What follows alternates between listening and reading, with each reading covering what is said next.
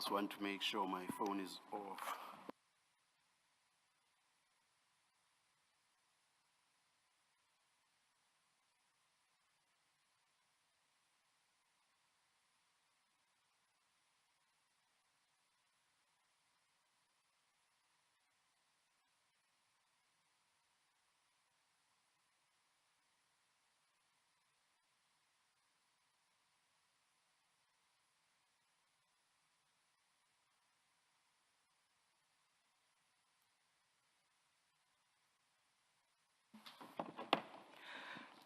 Good morning, Mr. Shaskalsin.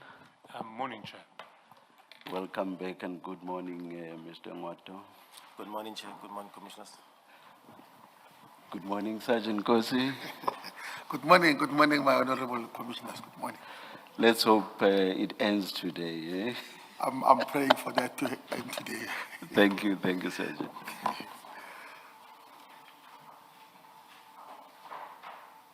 Thank you, Chair. I'm also praying it ends today, Sergeant. Please. No disrespect intended. Sergeant, I want to start today by taking you to a handwritten statement that you gave to the police officers who raided your house in October. And that statement starts on file 3 of the recent statements, of the recent files, and it is at page 1335.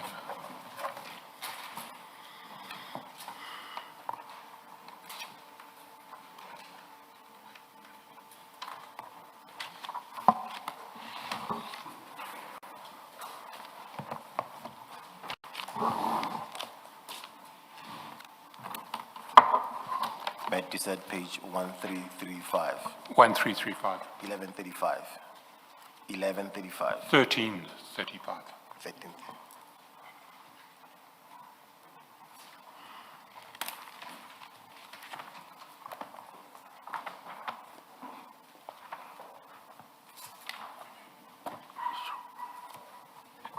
Do you have the statement, Sergeant? That's correct. And Can you just wait? I need to get there.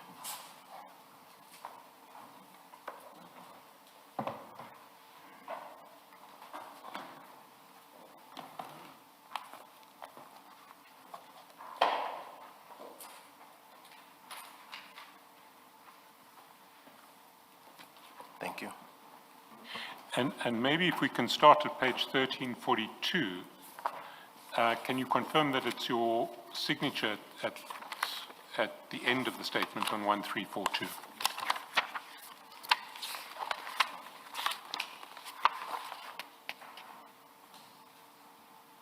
Yes, I confirm. And can you tell the Commission the circumstances in which you wrote this statement? Oh, sorry, and is the handwriting your own? That's correct. And can you explain to the Commission the circumstances in which you wrote this statement?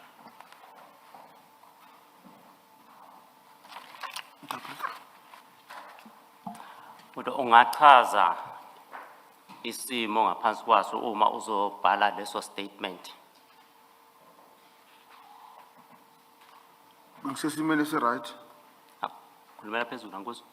Bengisesimeni esi-right. I was in a normal condition. I don't think that's the question, Sergeant. I think the question is,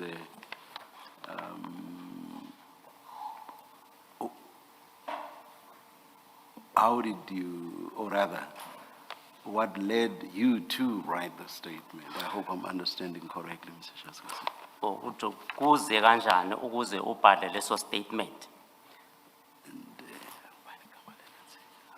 Ngamane ngasibhala. I just wrote it. We were not given your name. Apologies. Please, give me your name. Good morning, Chairperson and Commissioners. My name is Ephraim. The surname is Seritsane, S-E-R-I-T-S-A-N-E.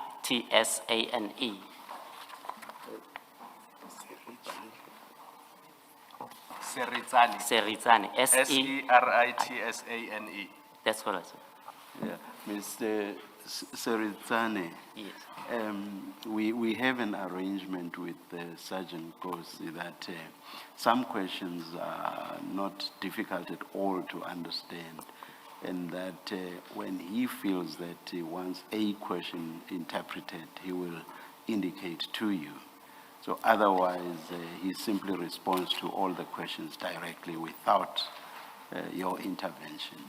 Thank you, Chairperson. Thank you very much. But please, he had already responded to the last one. You think so?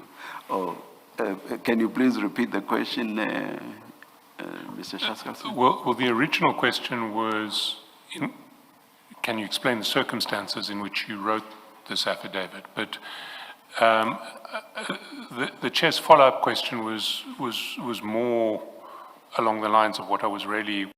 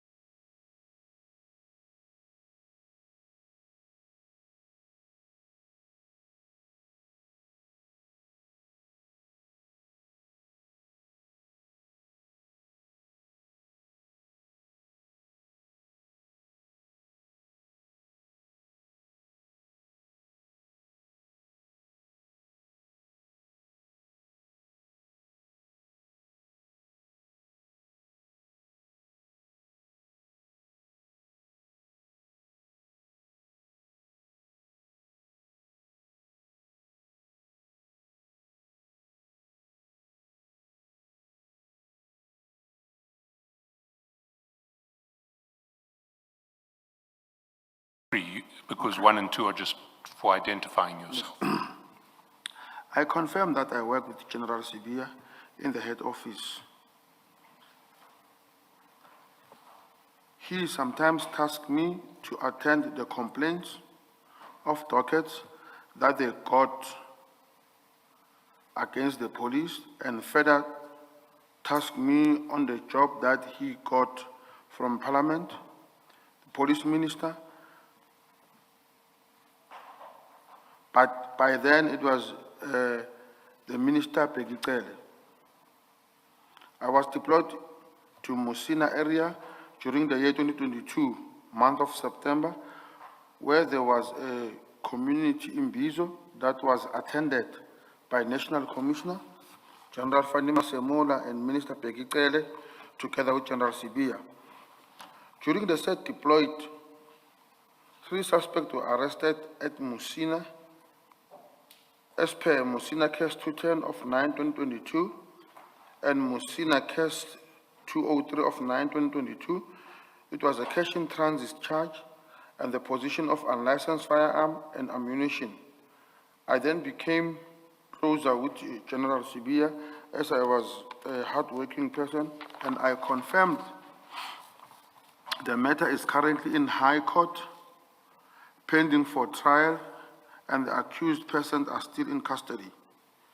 During the month of 2024, around January, while I was in the office of General Sibia, I was told by him that he wants me to go and collect someone from downstairs in the security area. The said person was the complainant according to him.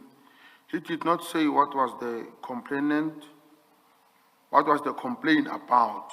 I then went there. On my arrival, I found that it was someone I knew as Mr. Ket Matlala, known to me as a businessman in the security industry, and he also ran some few hospital projects according to me. I know Mr. Matlala, Ket in bracket, as he used to bike long ago, and I'm still biking, and also know him as he was the main security guard to the late Mr. Jotamon Sibi, known as Mswazi. The last time I saw him before 2024, it was when Mr. Msibi was still alive. Then I saw him again on the day mentioned before above. He then took my numbers again because he told me that he misplaced them. I then passed him with my numbers, as I still had his old number, even though I never contacted him or he contacted me. I further taken him to General Sibia's office, where I left him at his office.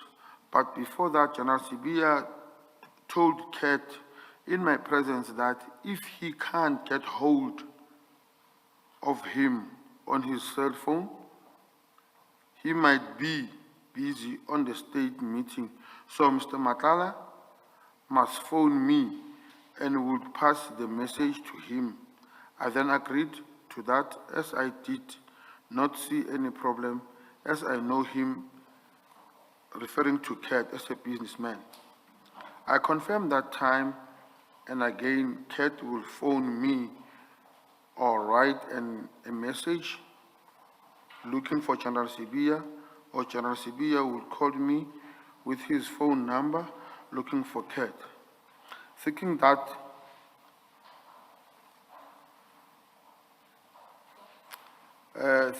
I might have seen or heard from him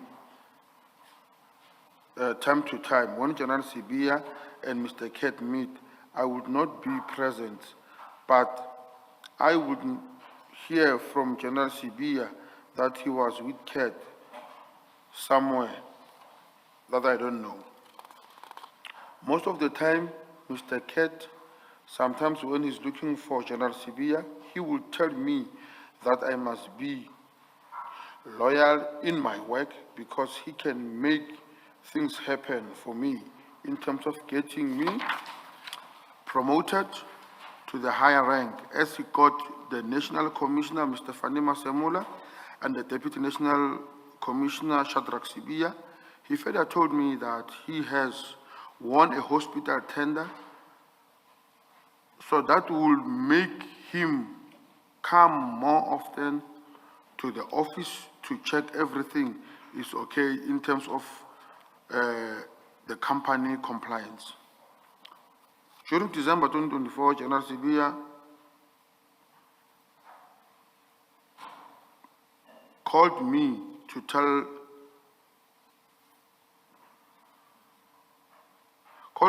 me that I must come see him in his office.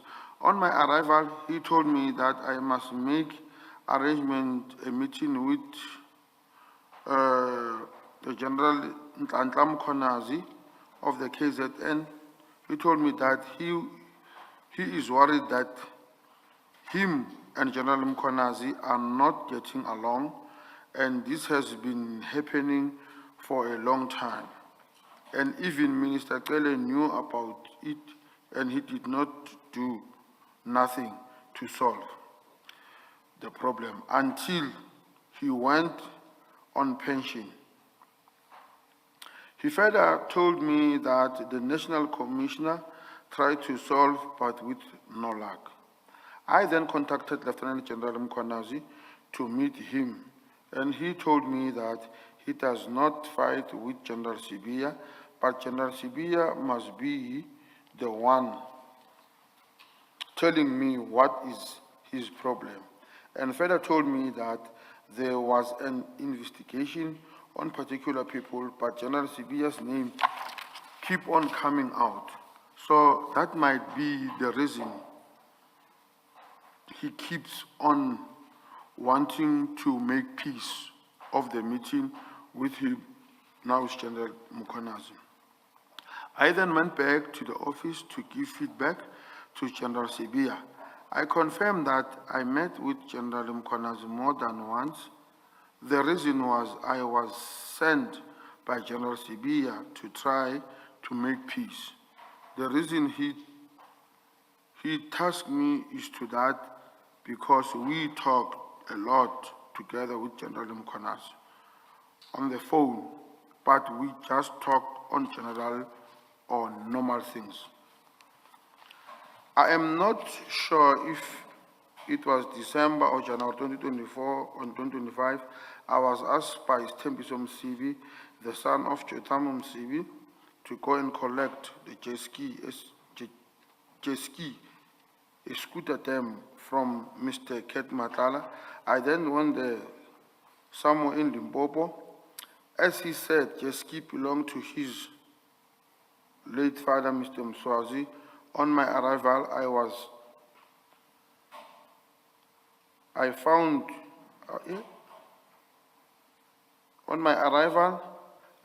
him when I got there. That is Mr. Matala. Then I took it away, but later on that week, he phoned me telling me he is looking for the card, and a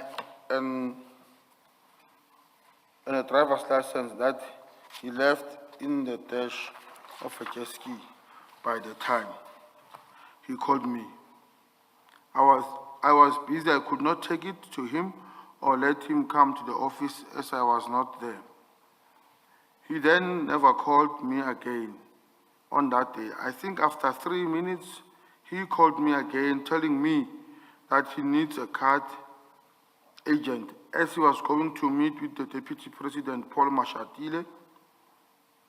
Then he met, and then he will meet General Sibia after that. I then took pictures of the said card. It was black in color. Then I sent it to his phone. That was the last time I spoke to him on the phone. During the same 2025 or 2024, he called me and told me he lost his cell phone and I must send him numbers of General Shibiri, General Sinona, General Sibia. Then I did send him such numbers without suspecting anything because I know him as a legit businessman, and he confirmed that he won the tender with subs, so I must communicate with everyone, okay. He must communicate with everyone on the management side. I confirm that I did not know Mr. Matala as a criminal. I just know him as a businessman. I was surprised when I received a call from Mr. Likukela Mpo. He was with his friend, Mr. Abi Dikale, whom they told me that there was a kidnapping that occurred where a child was taken and his mother. I then proceeded to the scene. Then I have interviewed the victim, Mr. Abi, whom he told me that he suspects Mr. Matala, but he did not want to make a statement. I immediately contacted Lieutenant General Sibia to inform him on what happened, on what has happened. Then General Sibia told me he was in Cape Town, but will set up a team to investigate the matter. Indeed, the team was tasked. Then head of investigation was Brigadier Ramangwa. Then the operation was conducted and at Atteridgeville, but the victims were not found. So from that time, the team was busy with the said investigation. When they told me, as I was not part of it, they said it was at advanced stage and arrests are imminent. That is all I can say. And now, Sergeant, are there any parts of the statement that are not correct that you would want to disavow or correct? I can't be sure of that, but by the time I was writing this statement, this is what I remembered. So, and the statement was written on 8 October last year? That's correct. And it might happen that maybe I might have omitted some important things, but not deliberately because of I was lying, or maybe I wanted to shift something. No, it was maybe an honest mistake if I've omitted.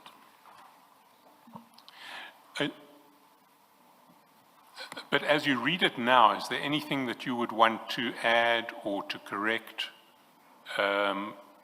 before I start questioning you about specific details in the statement?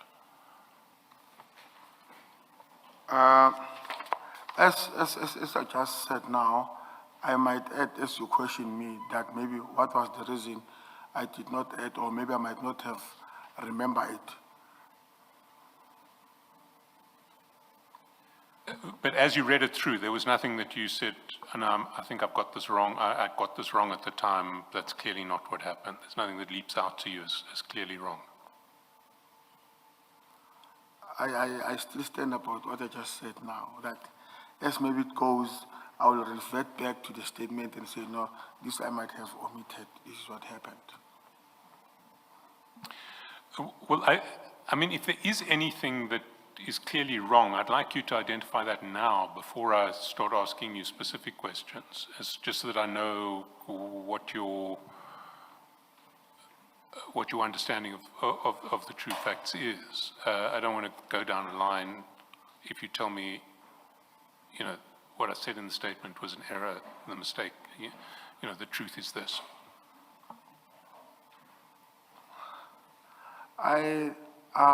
According to me, I wrote it to the best of my ability, but I don't want to close it as fully so that I must not be seen as someone who's not truthful to the commission.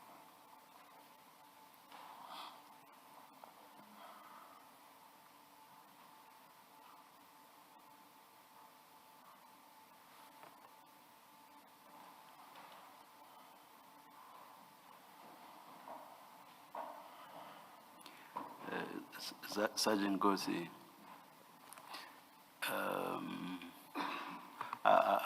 I hope that this will not come out negative, but the second last response you gave sounds like you are hedging, so to speak, hedging your bets, as it were, because you say as we go on, then I may revisit certain parts of the statement. It sounds to me as though you are basically saying, if you are asked a question that you may feel puts you in a difficult position, you will then say, actually, what I said in paragraph 9 of the statement is not accurate. And you will only say that upon being faced with a certain situation arising from a question. Am I correct, or am I wrong to understand your response to that second last question? Thank you, Commissioner. I don't know if maybe I would be answering correctly. I'm saying, I don't want to say some statements that I wrote here or words are incorrect or are false. I say at that time they were correct. I might have maybe omitted something that I was supposed to write and I did not write it. But for me not to write it, it does not necessarily mean it's a lie or I'm changing a statement. It would be in addition to that what I've wrote here. Okay, you are talking about things that you may not have written. Let's focus on those that you have actually written. Yes. As you read the statement this morning, did you think, paragraph 8 is not conveying the, I'm just giving 8 as an example. Yes. Paragraph 8 is not conveying what actually happened?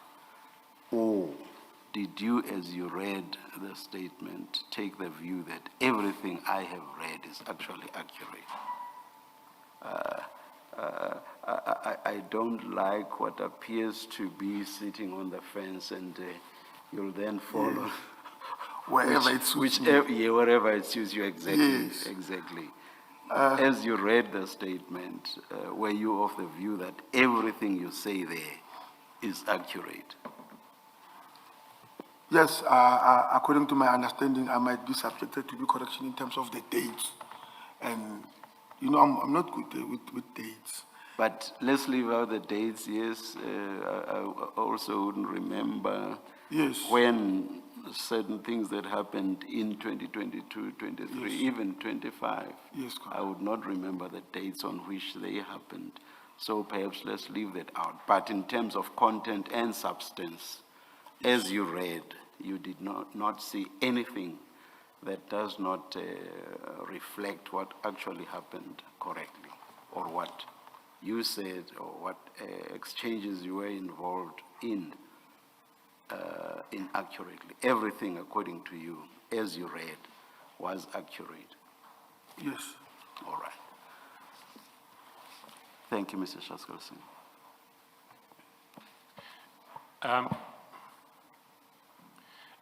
Can I just get clarity on a couple of issues in this statement? The first is at page 1340.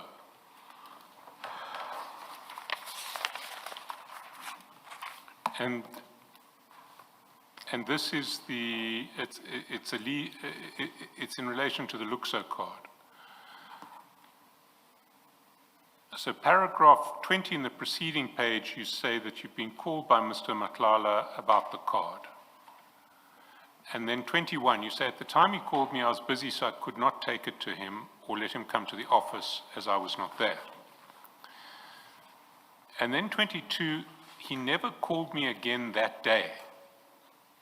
I think after 3 minutes, he called me again, telling me that he needs the card again, urgent, as he was going to meet Deputy President Mashatile, brackets Paul, then meet General Sabia after that. I then took pictures of the said card. It was black in color, then sent it to his phone. That was the last time I spoke to him. Can you just clarify what's going on in paragraph 22? You say he didn't call me again that day, but then you say after 3 minutes he called you telling him he needed the card urgently as he was going to meet Deputy President Mashatile and then meet General Sabia. Can you just explain, did he call you again that day? Okay. Was the call about General Sabia and Deputy President Mashatile that day? Okay.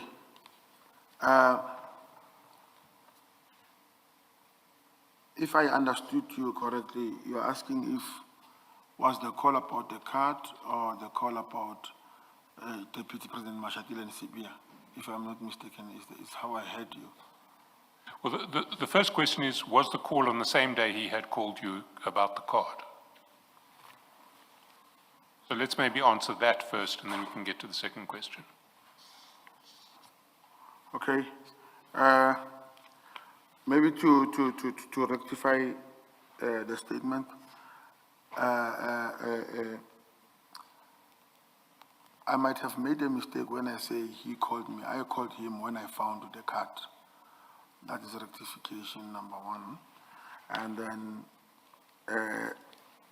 this call that he made, it was a call now after I informed him that I found the card.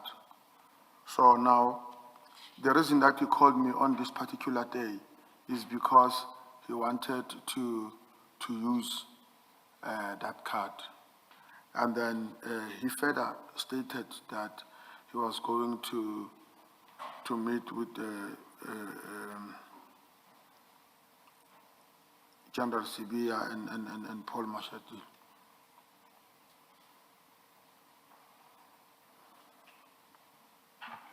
I mean, we'll come back to who called whom, but what your written statement says is he needs the card urgent as he was going to meet Deputy President Mashatile and General Sabia. Was your understanding that he needed the card in relation to his meeting with the Deputy President and General Sabia?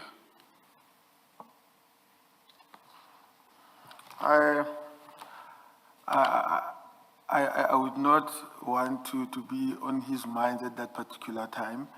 I thought he wanted that card because of it belonged to him, but I did not see the picture of how he's going to use his card. But what you said was he needs the car urgently, or urgent, as he was going to meet Deputy President Mashatile and then meet General Sabia after that. How did you understand the relationship between his urgent need for the card and the fact that he was going to meet the Deputy President and then General Sabia? I mean, you're the one who's linked those two. I'm the one who's what? Your statement links those two. It says he needs the card urgently as he was going to meet Deputy President Mashatile and then meet General Sabia after that. So I want to understand, why was the urgency related to the meetings with the Deputy President and General Sabia? I would not know why that he needs the card because he was going to meet the Deputy President and General Sabia. My understanding at the time, he wanted his card and it was in my possession. But was he the one who said to you, I need this card urgently as I'm going to meet Deputy President Mashatile and then General Sabia after that? That's I mean, correct. were those his words? That's his words.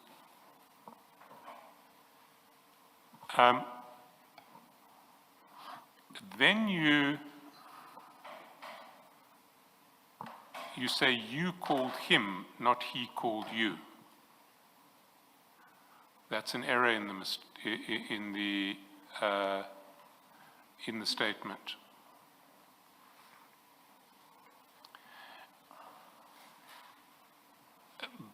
But if we look at the statement, it's not consistent with that being an error. Let's start at paragraph 20 at 1339.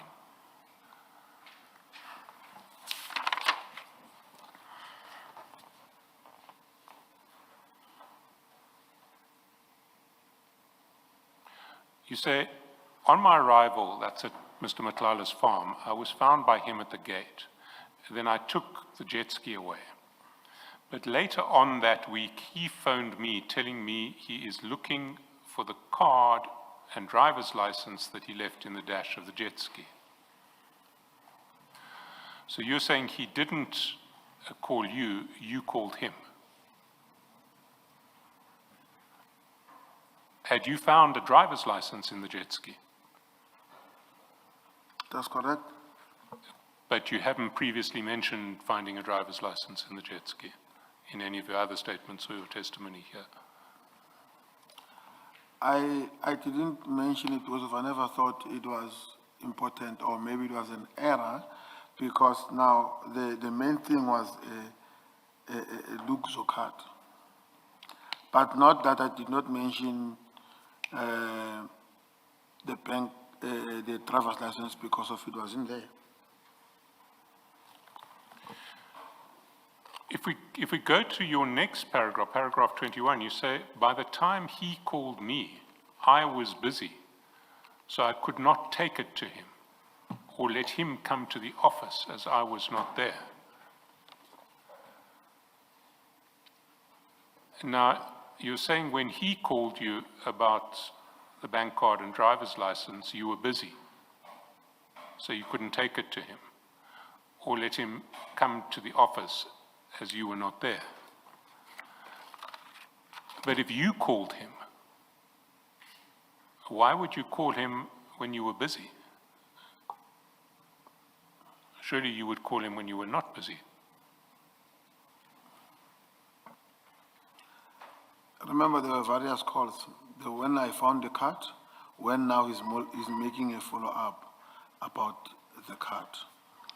And then even if I was busy, I knew that he wanted to come and collect the card. I would have phoned him. But you'll recall when we dealt with the topic of the card last week, your testimony was that when you found the card, and when you found the card, you were at Hartbeespoort. That's correct. And is that what you were referring to in paragraph 21 when you said, I was busy, so I couldn't take it to him?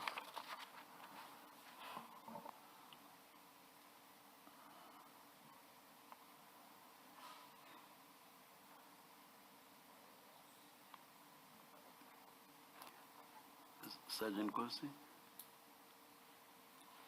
Oh, I still maybe, I thought he was still... No, that was the end of my question. Is that what you were referring to in paragraph 21 when you say I was busy, so I couldn't take it to him? So you're saying I was referring to my play in Hartbeespoort? Yes, were you busy at Hartbeespoort Dam when this call happened? No, I can't remember where I was busy with. But in the statement, this is the call where you are alerted to the fact that he has, that the card is in the jet ski.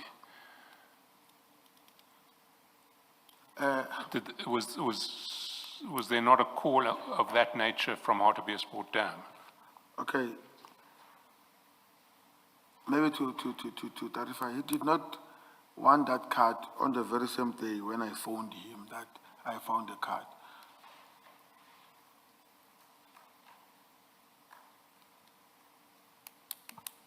When did he want it? After I've alerted him, I can't remember when, but it's somewhere here that when he phoned.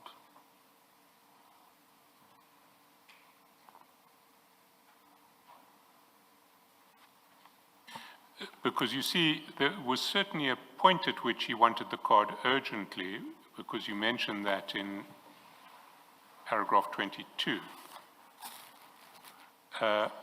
where you say,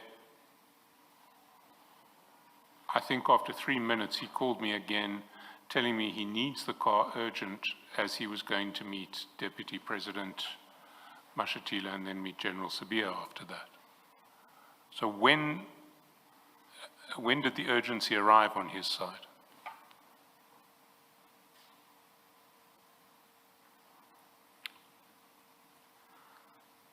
I would not know. Well, if we read on, so you've just recorded his conversation with you.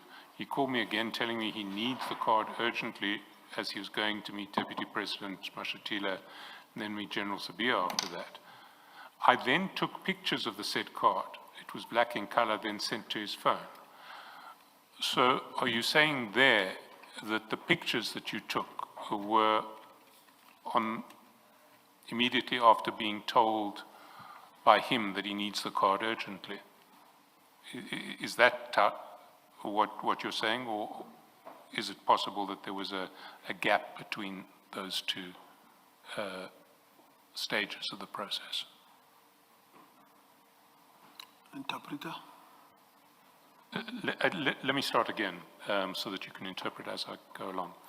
If we read paragraph 22, you say, he called me again telling me that he needs the card urgent.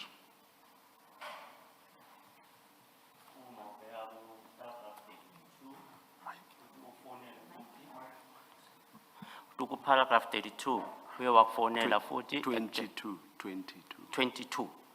Ekutshela ukuthi ke ufuna ikhadi ngokusheshsha my agent. As he was going to meet Deputy President Mashatile, then meet General Sabia after that. Njengoba eyohlangana no Deputy President Mashatile and emva kwaloko eyohlangana no General Sabia. I then took pictures of the said card. It was black in color, then sent to his phone. Wabusuthwebula ikhadi leyo wathatha ifoto yakhona imnyama ngombala wabusuyithumela kuye. Now, are we to understand that it was immediately after he told you that he needed the card urgently that you took the pictures of the card and sent them to his phone? Uthi kusemva ukuthi akufonele athi udinga ikhadi njengoba uthatha isithombe umthumela yona.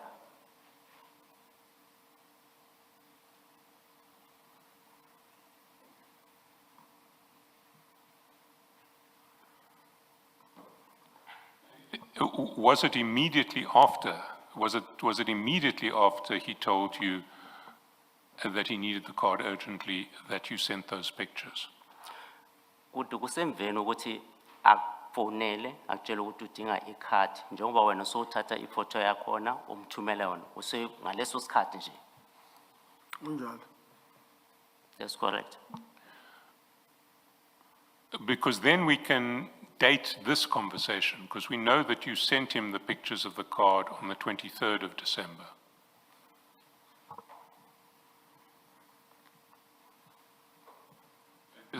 Sorry, interpreter, can you interpret and then I'll go on? So then we can date this conversation with him, because we know that you sent the pictures of the card on 23 December 2024. I didn't get the first word. So date, we can date this conversation. Uthi bangadata leyo information ubhane ngayo yekhadi noma inkulumo le yenu enaba nayo ngaleso sikhathi. Missing.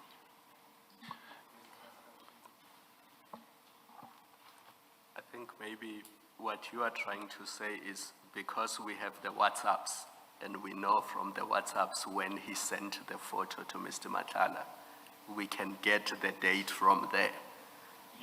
Yes, Commissioner, that is what I'm trying to say.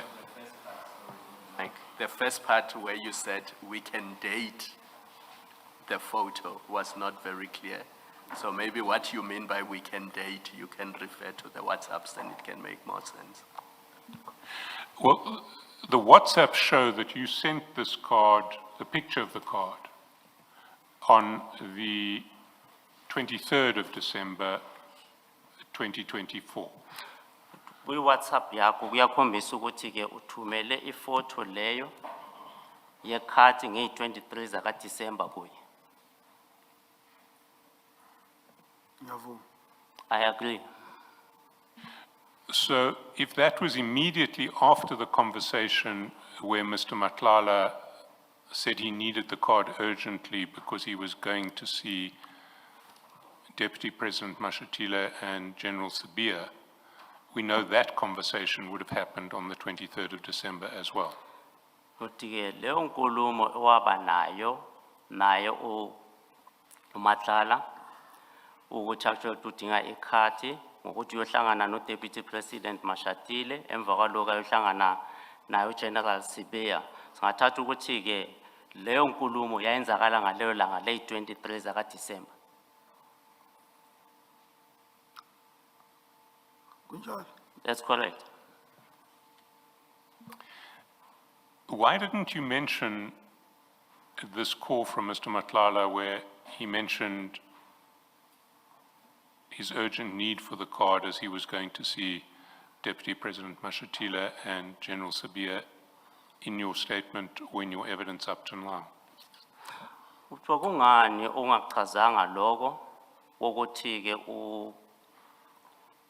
kule nkulumo ukuthi ke wayedinga ikhadi ngokusheshsha ukuthi uyohlangana naye uDeputy President Mashatile kanye noGeneral Sibiya uma uthula ubufakazi bakho. Ukhona lapho ngibhale khona kule evidence engisubmitile ngaphambi kweCommission, hayi kule statement. It is mentioned somewhere in a statement that I've submitted to the Commission. We can go to that statement. It's in the statement file.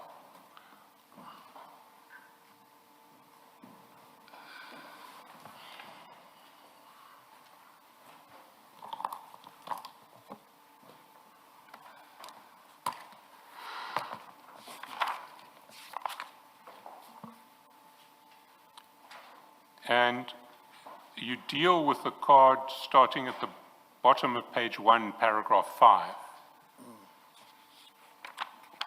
And that runs through to page 2, paragraph 7. But there's no mention of a conversation about Mr. Matlala going off or needing the card urgently because he's going off to meet the Deputy President.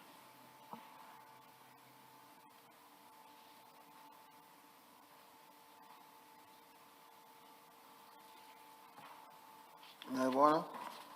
Sorry. Ngiyayibona. I can see it. So my question is, why did you not mention this? Kungabe kuyi-human error, It could be a human error. kodwa ngisaphinda ngithi lokho engikubhale la iloko ngakuzwa ngoMr. Matlala leso sikhathi. I can say that what I have stated there, that is what I heard from Mr. Matlala at that time. Eish, interpreter, I think So, another problem again here.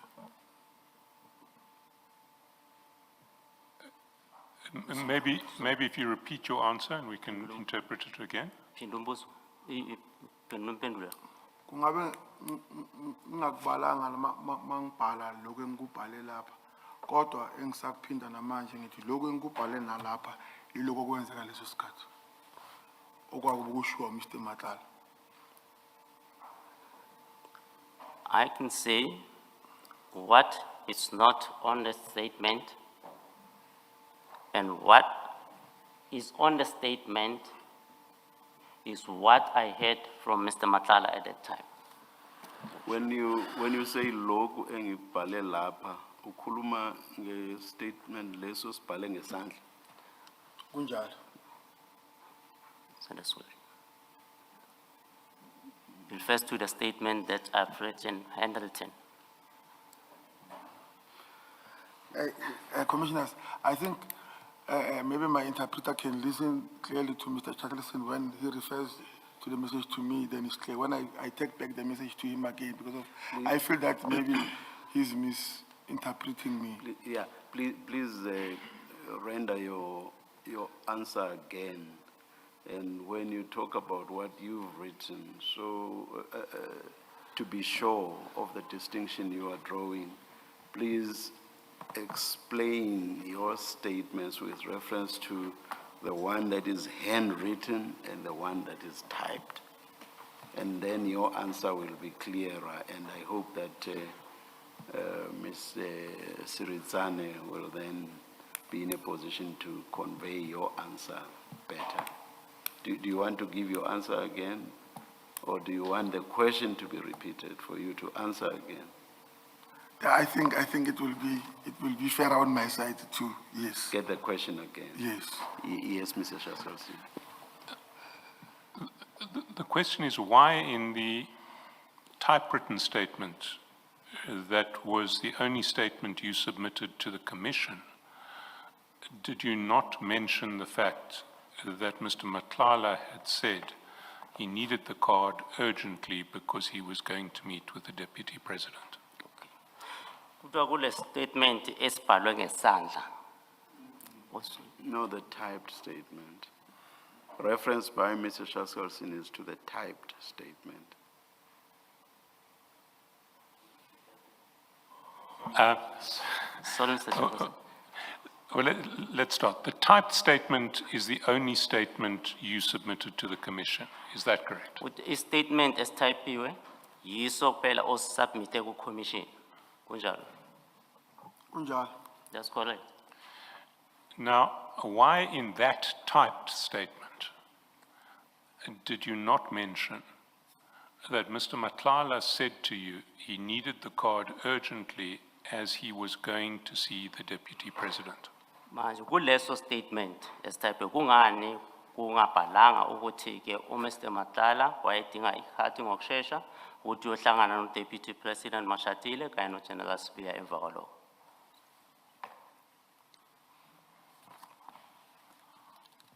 Kungabe kube impazamo embhalweni or ekubhalweni kuyi-type statement ngakubalanga lokho. It could be a mistake on a statement or when the statement is written that I omitted that. Futhi ke engikubhale kule statement engibhale ngaso ngesandla akusho ukuthi siyamanga ngoba lokho angikufakanga la. And again, on the handwritten statement, doesn't mean that it's a lie because I didn't mention that on this statement, On the type statement. on the type statement. So what's in the handwritten statement in this regard is true. Ukuthi okuse statementini esibhalwe ngesandla kuyiqiniso. Ukuya ngale paragraph. Just the statement that Mr. Matlala told you he needed the card urgently as he was going to meet the Deputy President. Kuthi kule nkulumo yokuthi uMnumzane Matlala ufuna ikhadi ngokuthi uyohlangana no Deputy President. Kunjalo. That's correct. Now, why would you forget to mention something like that in your statement to the Commission? Kungani ukhohlwe lokho ukufaka kule statement osubmitile ku commission? Uma nomunye umuntu yawayenza amaphutha kungabe ngikhohliwe ngaleso sikhathi maybe ngokufake ngenhliziyo kanti ngokumbhalo ngokufakanga. Everybody can make a mistake in writing, and maybe I thought I have written it just by where I was thinking, and I did not put it in. It wasn't just in the statement, it was also when I questioned you in relation to the card and your conversations with Mr. Matlala relating to the card in the hearing. You didn't mention it there either. Is there a reason?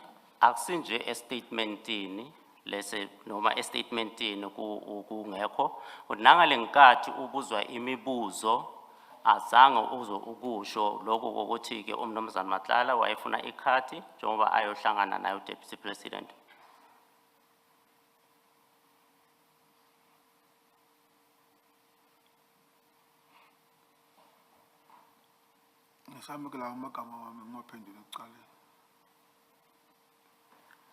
I'm still standing on my answer. You answer that it is the truth, but you just made a mistake in not mentioning it. Amazwi akho ukuthi kuyiqiniso kodwa ukhohliwe ukukhulu ukumenshina lokho. That's correct.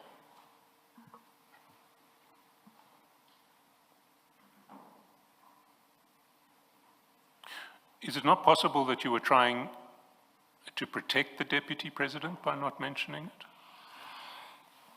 Akuseqiniswa ukuthi mhlambe wawuzama ukuprotecta uDeputy President? Cha. No.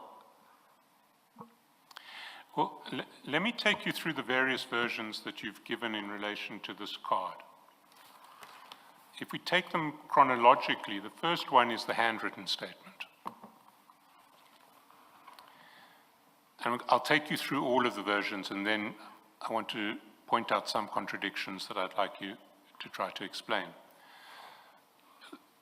The version in the handwritten statement is that in December 2024 or January 2025, Mr. Msibi's son asked you to go and fetch the jet ski from Mr. Matlala. You collected the jet ski from Mr. Matlala's farm. Later that week, Mr. Matlala asked you to look for a card and a driver's license in the dash of the jet ski. You couldn't take it to him because you were busy. You couldn't ask him to come collect it from the office because you weren't there. It implies that you had the card at the office. He wanted the card urgently because he was going to meet with the Deputy President and then General Sabia. So you took pictures of the card and sent them to him. And that statement doesn't mention when the card was returned, but we do know that the pictures were sent on the 23rd of December. That was the first version. Sergeant Nkosi, you confirm everything that Mr. Shaskalsina just said. I do confirm my... Thank you. The second version was in the statement that you gave to the Commission. In that statement, you didn't mention collecting the jet ski from Mr. Matlala's farm. You didn't mention a call from Mr. Matlala. You didn't mention Mr. Matlala saying he needs the card urgently because he's going to meet the Deputy President and then General Sabia. What you did say is at paragraph 5,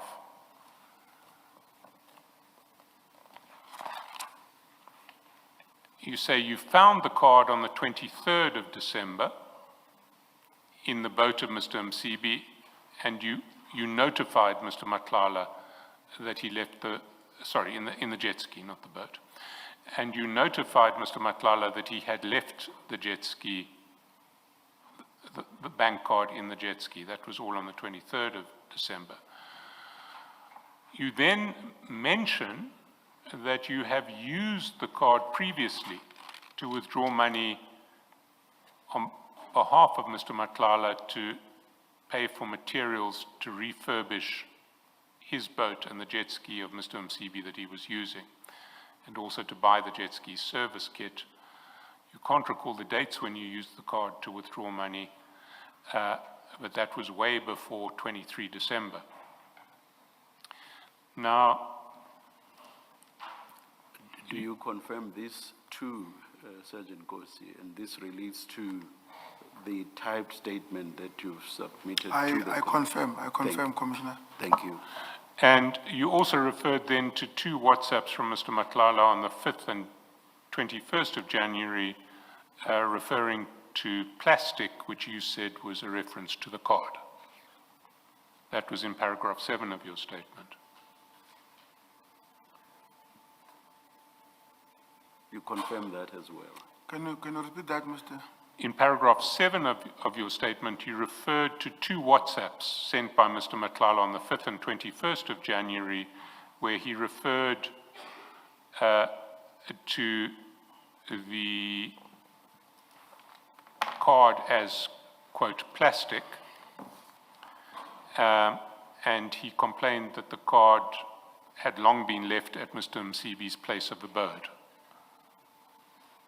I can read the statement to you in your statement. I further aver that the plastic referred to on the WhatsApp's message dated 5 January 2025 and 21 January 25, he was requesting I return to him his card, averred above, as it was long left at Mr. Msibi's place of abode.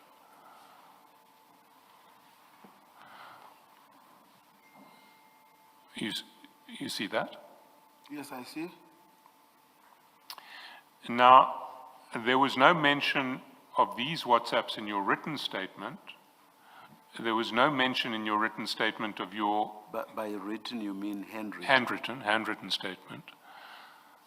There was no mention of the fact that you had made withdrawals on the card to fix the boat and the jet ski.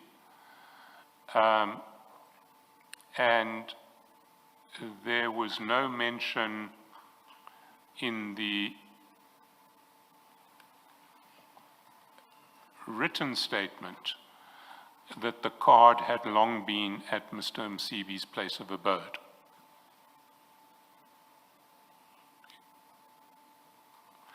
The third version was your first version in oral evidence. It was that you found the card in the jet ski on your way back from Mr. Matlala's farm, and you dated that trip back from Mr. Matlala's farm with the jet ski at approximately September 2024. And then your fourth version was another version in oral evidence. Should we not deal with these one by one and get responses here? Well, let me take you to your... Perhaps the third version. And let's get a response. I say, can you explain the circumstances in which you found it, talking about the card? Was the jet ski at Hammanskraal when you found it? Was the jet ski somewhere else? You say, I found it on my way back. I say, on your way back? You say, to collect it, yes. On my way back to collect the jet ski. And I say, to collect the jet ski from where? And you say, from the farm where it was, at Mr. Matlala's place, Mr. Matlala's farm. So you found it on the way back from collecting it from Mr. Matlala's farm, and you have earlier in your evidence on the same day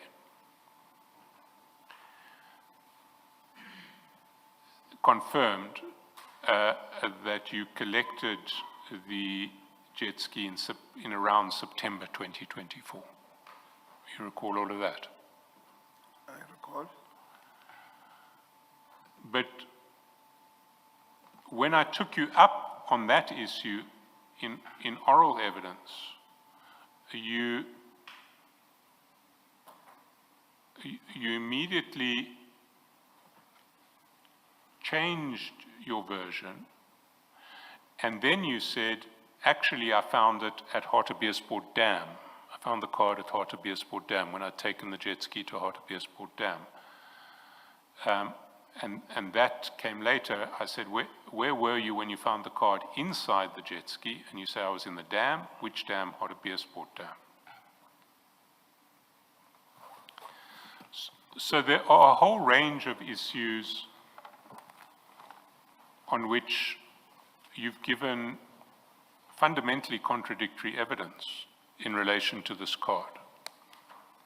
I disagree. Well, the first issue is, did you find the card in September, or did you find the card in December? You've said, on some occasions you've said it was when you were fetching the jet ski, or shortly thereafter, which would have been September.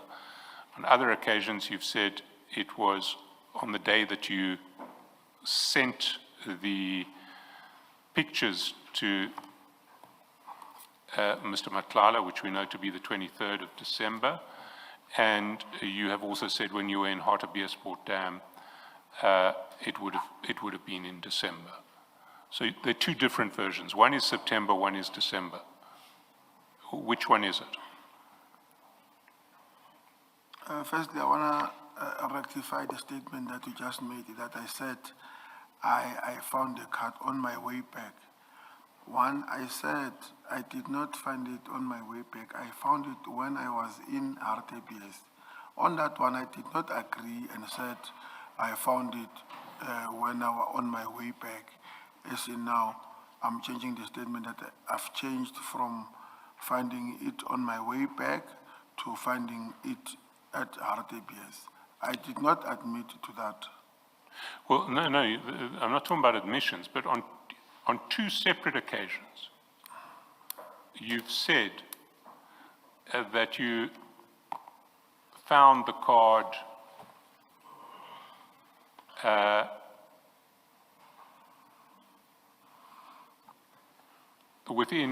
either on your way back from Mr. Matlala's farm in September or later that week.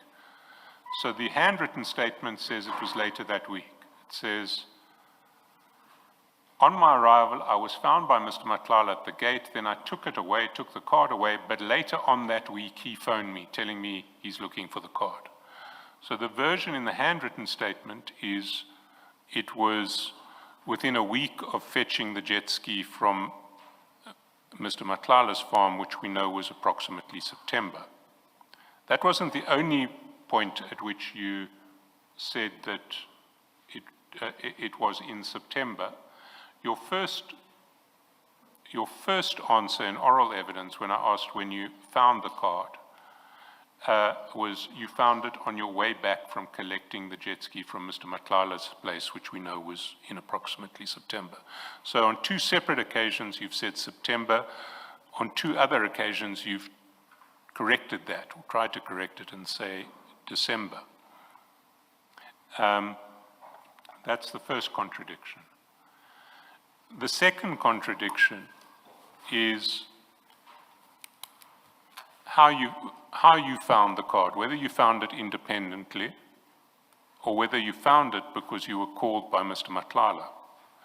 So in the handwritten statement, it was Mr. Matlala who alerts you to the existence of the card.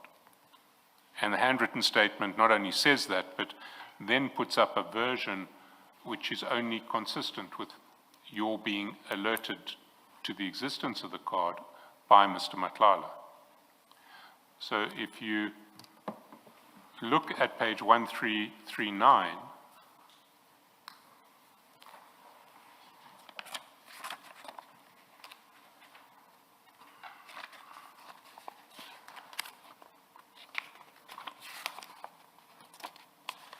same paragraph that I have just mentioned from the handwritten statement, paragraph 20. On my arrival, I was found by Mr. Matlala at the gate, and then I took it away, in other words, the jet ski, but later on that week he phoned me, telling me he is looking for the card and bank card and driver's license that he kept in the dash of the jet ski. By the time he called me, I was busy, so I could not take it to him or let him come to the office, as I was not there. So it is very clearly in the handwritten statement Mr. Matlala who's calling you and alerting you to the existence of the farm of the card for the first time. It's not you independently discovering the card and then calling Mr. Matlala. So that's the version in the handwritten statement. But in the typed statement, the version is different. It's that you found the card and you then called Mr. Matlala. That's the second big contradiction.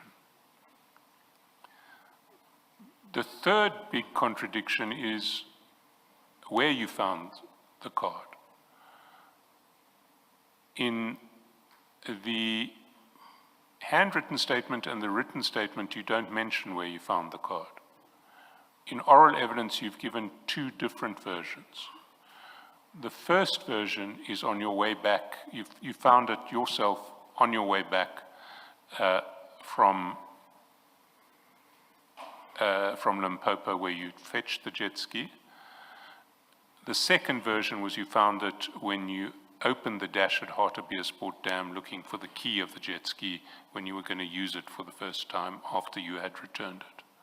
So those are two contradictory versions. It's a third contradiction in your story of the card. Do you want him to comment? Well, ultimately, I'm going to ask you to comment on all three contradictions. I've already asked you to comment on the failure to mention Mr. Matlala's linking of his urgency to recover the card with his visit to the Deputy President. So let's take those contradictions one by one. The first contradiction is when you found the card. Was it September or was it December? December. Why then did you twice give a version that could only be consistent with having found the card in September? That the card was found within a week of either on your way back from returning from Mr. Matlala's farm or later in that same week. Why do we get those two versions from you, one in your handwritten statement, one in your oral evidence? As I've stated that it might have been a human error. But it's an error that is repeated. It's not a once-off error. It's an error that's repeated. It first appears in the handwritten statement, and then it repeats itself in the oral evidence.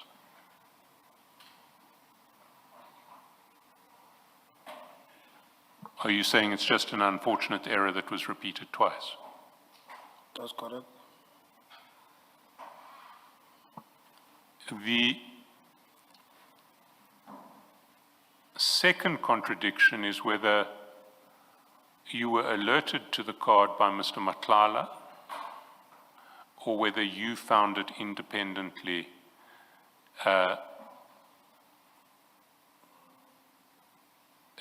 yourself. In your handwritten statement, you say that Mr. Matlala called you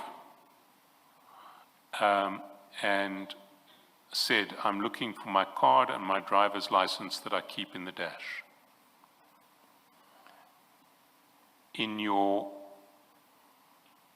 oral evidence, it's you who found the card without any intervention by Mr. Matlala. Which is correct? On that part, I did not contradict myself. I said, I phoned him first when I found the card, then from there he made the follow-ups. So it's you found the card before Mr. Matlala had told you about its existence? That's correct.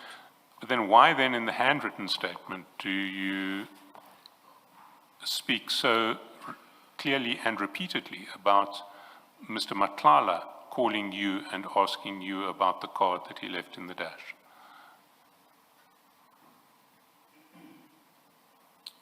It was a follow-up call from Mr. Matlala. I have phoned him first to let him know that I found the card. But that's not what you say in your statement. You say that Mr. Matlala phoned me, telling me he is looking for the card and driver's license that he left in the dash of the jet skis. He wouldn't say he's looking for it if he knew that you'd already found it and had told him where it is. As I've said, that it might have been a human error on my side. So that's a second error in this handwritten statement. The third error, or the third contradiction, is where you found the card. You have given a version in the handwritten statement. Well, you gave a version in oral evidence that you found the card on your way back from Mr. Matlala's farm, and then you changed that evidence and you said, no, well, actually it was when I took the jet ski to Hartebeespoort Dam for the first time after I had returned it to Mr. Msibi's house. Which one was correct? I did not say it, you said it. I was rectifying you that I did not find it on my way back. I found it when I was in Hartebeespoort. I'm not the one who said I found it. You are the one who said that. No, Sergeant, it was you. No, it was not me. No, I've got a transcript of your evidence. I said, was the jet ski at Hammanskraal when you found it? Was the jet ski somewhere else? Your answer was, I found it on my way back. I say, sorry, on your way back? You say, to collect it. Yes, on my way back to collect the jet ski.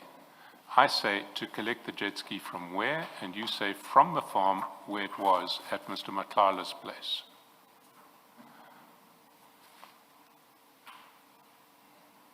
And then you say, and so I say, you found the card in the jet ski? Yes.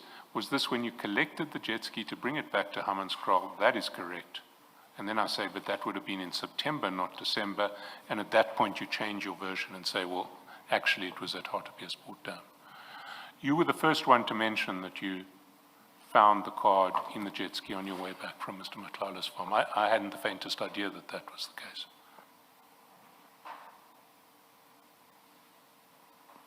That is not what I've said. Well, the record will speak for itself in that regard. And if needs be, we can play back the recording to you. You were the first one to raise that you had found the jet ski on your way back from collecting, sorry, you had found the card on your way back from collecting the jet ski from Mr. Matlala's farm.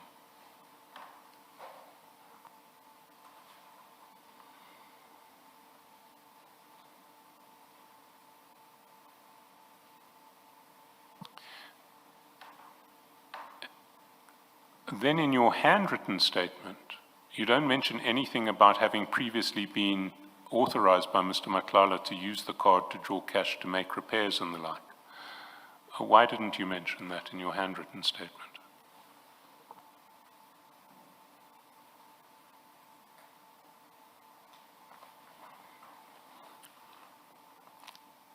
I don't know why I have not mentioned that. But I remember going back to that statement that I've said that I might have mistakenly thought that I wrote it here, but it was all in my mind. You see, I have my own theory about what that card was about. My theory is that that card was given to you by Mr. Matlala as a means of allowing you to draw cash from Mr. Matlala's accounts. In other words, essentially to pay a bribe either to you or to General Sabia through you. And that the reason for all of these contradictions is that you're trying to work out a version that would plausibly explain your possession of the card in innocent terms. Well, what's your answer to that?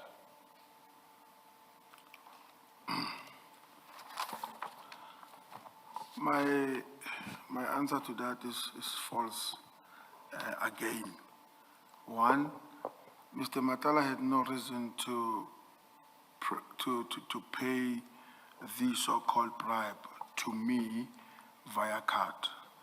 One, to elaborate on that, I did not have anything or means to make nor to push Mr. Matala to pay bribe on me. I was not investigating him. I did not do him anything or any favors. The only thing that I did, it was only these jet skis and the boats. Two, I don't know what kind of bribe will be enough for General Sibia to be out on a card, according to say it was a bribe from Mr. Matala to General Sibia via me. If it was a bribe, I don't think that maybe I would be so dumb to let a paper trail follow me if it was a bribe. Because of automatically, if it was going to be investigated, I was going to be caught that indeed it was a bribe for General Sibia. So I totally disagree with your statement. Well, let's take your last explanation. If we assume that the impalas that Mr. Matlala delivered to General Sibia were a bribe, that was a bribe that was delivered through arrangements that were made through you. Is that not correct? If we assume that it was a bribe, just make that assumption. I would not even comment on the bribe issue. No. But the impalas that Mr. Matlala arranged to be delivered to General Sibia's home are impalas in respect of which the delivery arrangements were made through you. Mr. Matlala sent you messages, you forwarded them on to General Sibia, you had calls with General Sibia, you came back to Mr. Matlala, and that's how the delivery was done. No contact between Mr. Matlala and General Sibia, but contact between Mr. Matlala and you and General Sibia. You recall that? I recall that. Now, and we saw in relation to Tswani this modus operandi of people not wanting to be seen talking to each other or doing transactions with each other, intermediating their communications through you. We saw that repeatedly with the CFO and General Dlamini. You recall that? I distance myself from that statement you made that people don't want to be seen communicating with other, and then they communicate through me. No. Well, I want to put it to you that that's what we saw in Tswani. You can dispute it, but I'm going to put it to you. Are you just disputing it? Yes, I'm disputing it. You see, it seems to me that this is another example of that modus operandi, that if Mr. Matlala and General Sibia don't want to be seen communicating with each other, and communicating with each other in relation to money that Mr. Matlala will pay to General Sibia, they would probably have made arrangements to structure their dealings with each other through you. What's your answer to that? No, that is your version, not mine. Well, let's see. Let's go to the bank transactions on that card. And if we go to page 1325,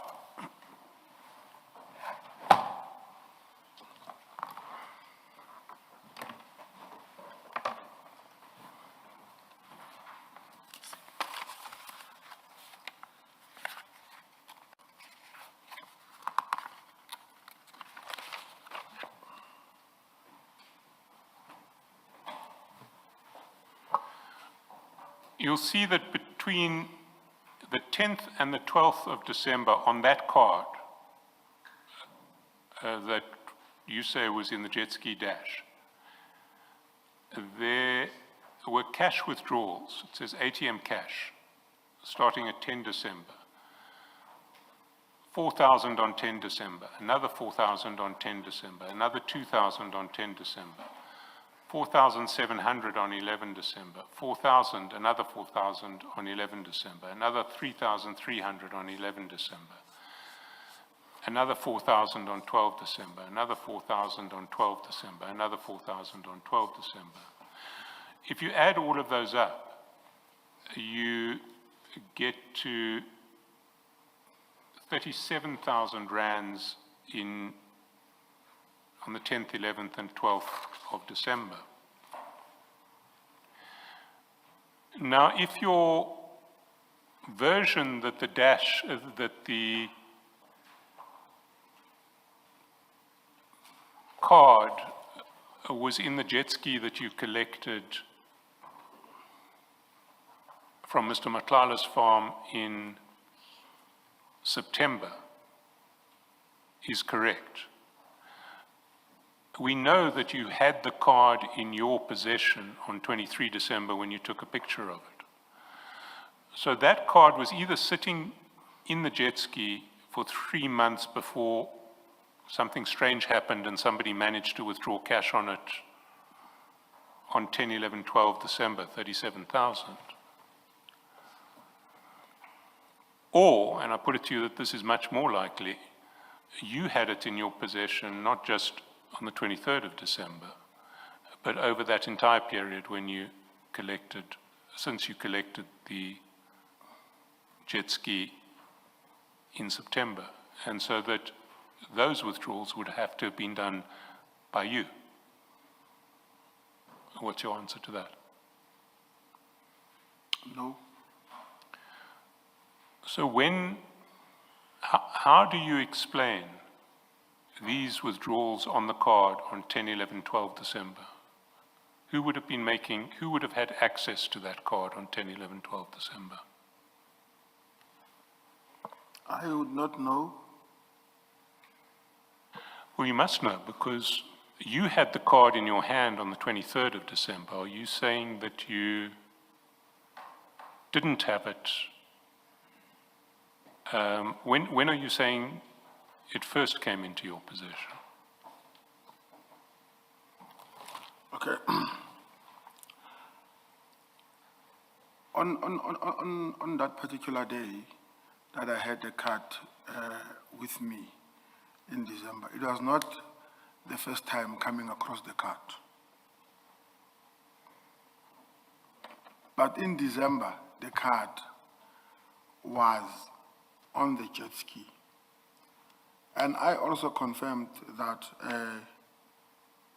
even in my statement, I stated that there are things that I used with that card, with the permission of Mr. Matlala, to buy the boat seats, boat cover, and a service kit for the jet ski and the boat. But you're not answering the question, Sergeant Nkosi.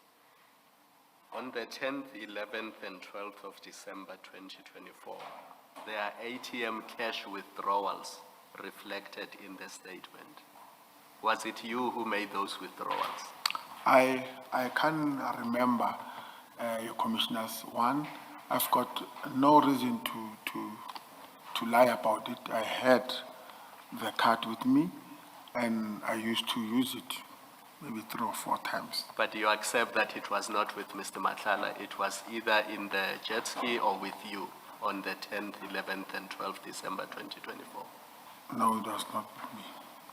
It was with Mr. Matlala? Yes.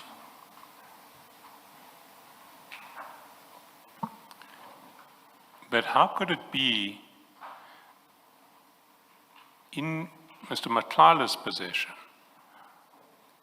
on the 10th, 11th, and 12th December, if your consistent version across all of your explanations is that the card was found in the dash of the jet ski?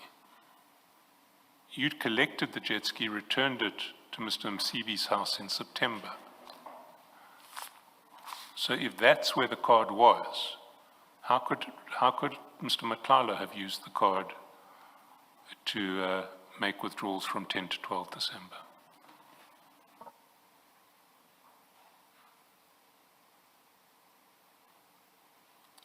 I don't know. You don't know? Yes, I don't know. You see, I don't think I put it to you that it is extremely improbable, if not impossible, for Mr. Matlala to have used a card that was in the dash of the jet ski when you collected it in September, and that he was still looking for in December. How on earth could he have used that card to make withdrawals from 10 to 12 December?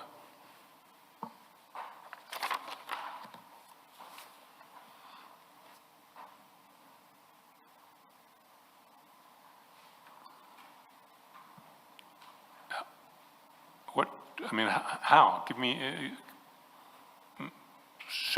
give me a suggestion that suggests that this would be possible. How would it have happened? But if you see there, according to me, on the 10th, the 12th, there was money withdrawn, there was money, there was orders made on the 13th, 14th December, many statements withdraw from the card, and it was done through, you said, VM Matlala. So I can't comment on that, what really happened on that card. No, I mean, one does see FNB app transfers from VM. Now that I can understand. Mr. Matlala will have an app on his phone that will enable him to access money in the account to transfer or to make payments. But ATM cash withdrawals, you need the card. Yes. And those are the ones that I'm interested in. Those are the ones that happen at a time when I don't see how Mr. Matlala could have been in possession of the card.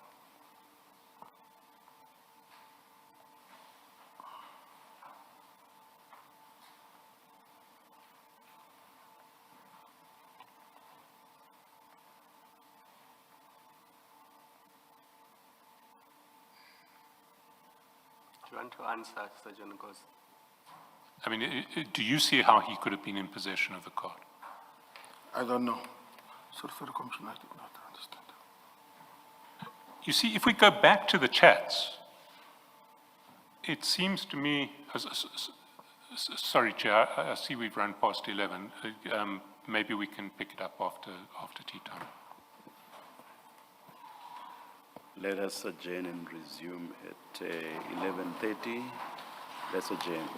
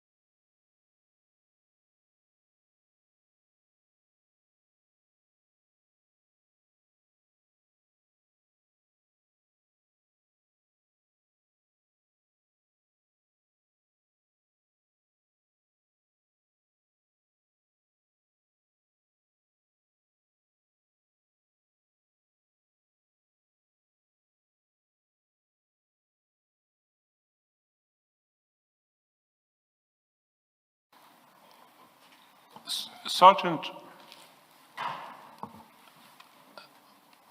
what I want to put to you is that if we look at the chats in relation to the Luxo African Brands card in their context, it makes a lot of sense, I want to put to you. So let's go to that context.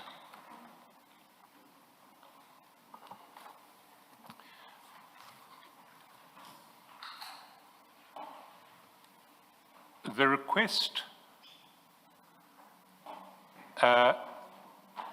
request for the card is initiated by Mr. Matlala. The request for the pictures of the card is initiated by Mr. Matlala. And if we look at where it is, it's on page 74 of file 104.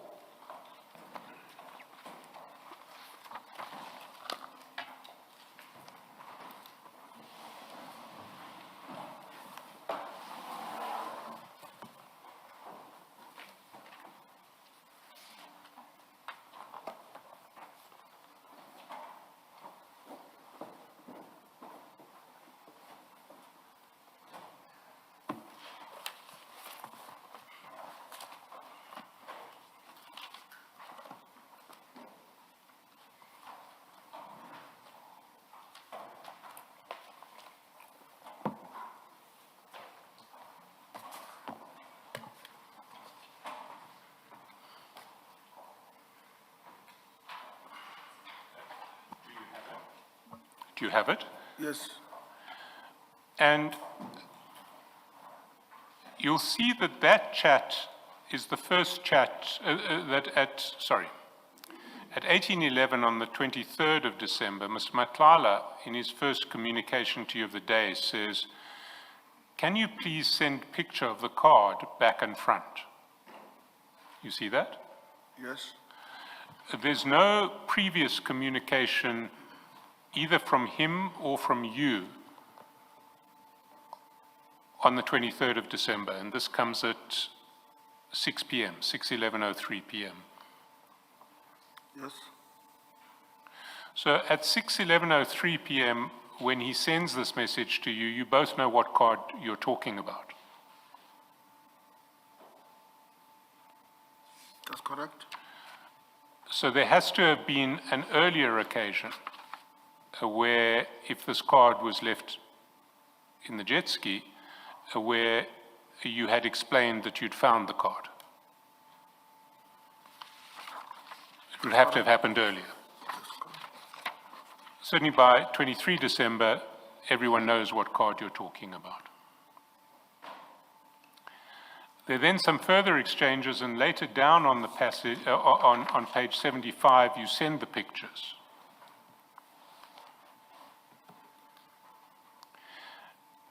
Now, let's see what's happening immediately before Mr. Matlala asks for the pictures of the card.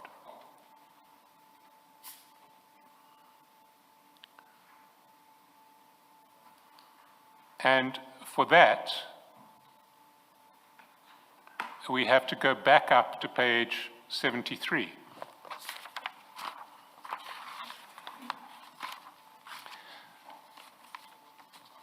And the day before is the 22nd of December. And there you'll see on page 73 are your exchanges with Mr. Matlala in relation to the fact that he has mentioned General Sibiya in his affidavits in the High Court proceedings. You remember we dealt with this at length back in February. So for the whole of the 22nd of December, Mr. Matlala is trying to make things better with General Sibiya through you in relation to the fact that he has mentioned General Sibiya in affidavits which are now public. And a journalist is asking about the relationship between Mr. Matlala and General Sibiya. You recall that? I recall that. That takes the whole of the day of the 22nd of December. It culminates in that a WhatsApp at 7 minutes past 7 in the evening, chat number 3 on page 74. And we went through this at length previously, where Mr. Matlala sends you, for forwarding to General Sabia, a copy of his correspondence, of his WhatsApps to his lawyers, trying to get them to qualify what was said in the affidavit so that it won't implicate General Sabia in a relationship with him. And he sends that WhatsApp at 19:07:21 with a message saying, please show him, and you have shown that. You then forward the WhatsApp to General Sabia. We've been through all of this at length previously. His very next communication to you after that is, can you please send picture of the card back and front? And I want to put to you that what's happening here is that Mr. Matlala is feeling vulnerable in his relationship with General Sabia and yourself because he has caused difficulty for General Sabia by publicly disclosing part of that relationship. And in order to recover some power in that relationship, he has said to you, send pictures of that card back and front, because he is wanting leverage over you. He is wanting to have a picture of you holding his credit card so that he has some leverage over you. That I put to you is what is going on in these chats. What is your response to that? I would not know what he was thinking at that time. Well, that wasn't your version earlier in relation to why he wanted a picture of the card. Why did he want a picture of the card? Of you holding the card? According to me, maybe he wanted to replace it or do something, but he wanted me to send that picture. He doesn't need you to send him a picture of the card if he wants to replace it. He can go onto his FNB app that we know that he uses, and he can get full details of the card from his FNB app. Why would he want a picture of you holding the card and a picture that comes from your WhatsApp?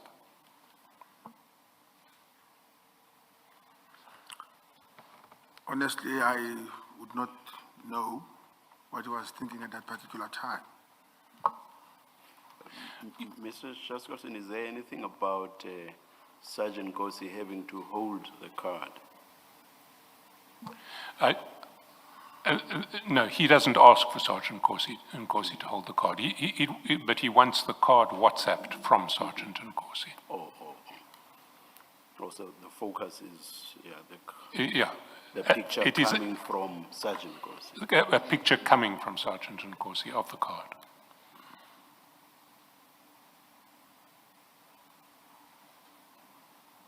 You see, the only reason that I can think of him wanting a WhatsApp of the card coming from you is for him to have some leverage over you.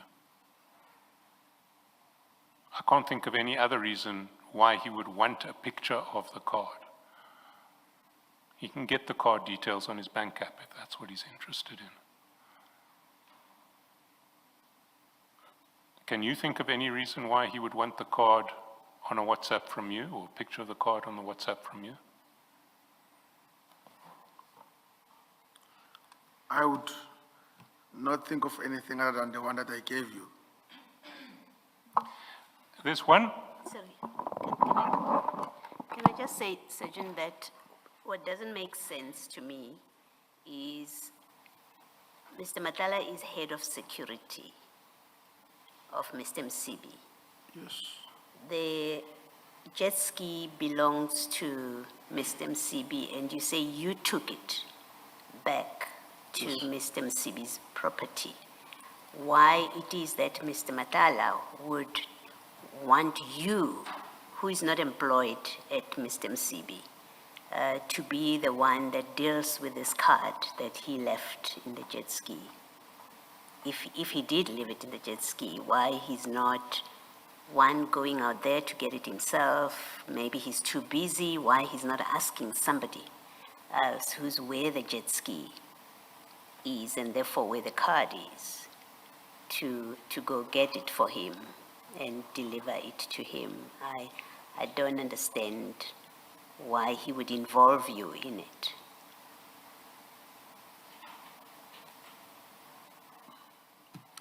It doesn't make sense, that sequence of facts, that you are now doing the runaround and about this card when in fact you are far removed from the jet ski apart from having collected it and dropped it off. Do you want to explain this, which doesn't make sense? I think, my Honorable Commissioner, it is the matter of, I was, at that particular time, I was the one suitable for it to be handled by me. Not that it was the matter of why do I have to handle it because if I'm not working for Mr. MCB. It's because of maybe at that time I was. Yeah, you see, this makes sense only if you had the card on you. If you took the card and kept it on you, however you got it. If it was on you, then I understand why Mr. Matlala would be talking to you and saying, send me a picture of the card and sending that message, I need my card urgently. I would understand why he's speaking to you over time about this card. But if it was not on your person, then it does not make sense that he's engaging with you about returning the card to him. You understand the difficulty? I understand, Commissioner. Yes. Thank you. Thank you, Mr. Chesterton. There's one last aspect about these chats in relation to the, sorry, are you wanting to Do you want to answer? respond? I'm sorry. Yes, I understand what the Commissioner is saying, but I don't agree with it. I just wanted to say that.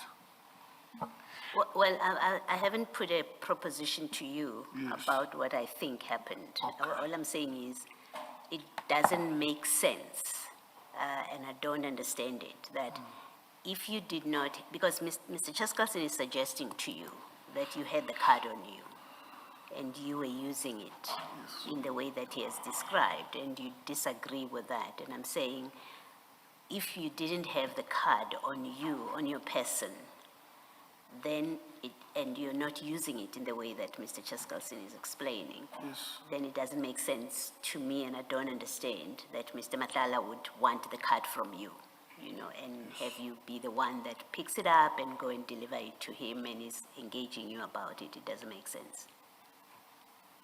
That's all. Yeah, I wasn't putting any proposition to you. Not today, not yet. Oh. Thank you. Can I just follow up, because Sergeant Nkosi, you see, that's the problem with your many contradictory versions. What Commissioner Baloyi is saying is that you must have had the card with you on this day, and that's the only way it can make sense that Mr. Matlala asked you to take photos of the card. And that is correct, because in your statement you say, before this day, you bought a service kit for the same jet ski using that card, which means if we take what your written statement to the commission says, the card was already with you, because the only way you could have bought a service kit with this card, to quote your statement, this was done before 23 December 2024. I cannot recall the dates on which the transactions were made. It means you already had the card in your possession and you were already using it when these texts were sent to you. So I don't understand why you're disagreeing with that, or you have difficulty with it, because it must be correct. How else would you have done the transactions to buy the service kit if you didn't have the card with you?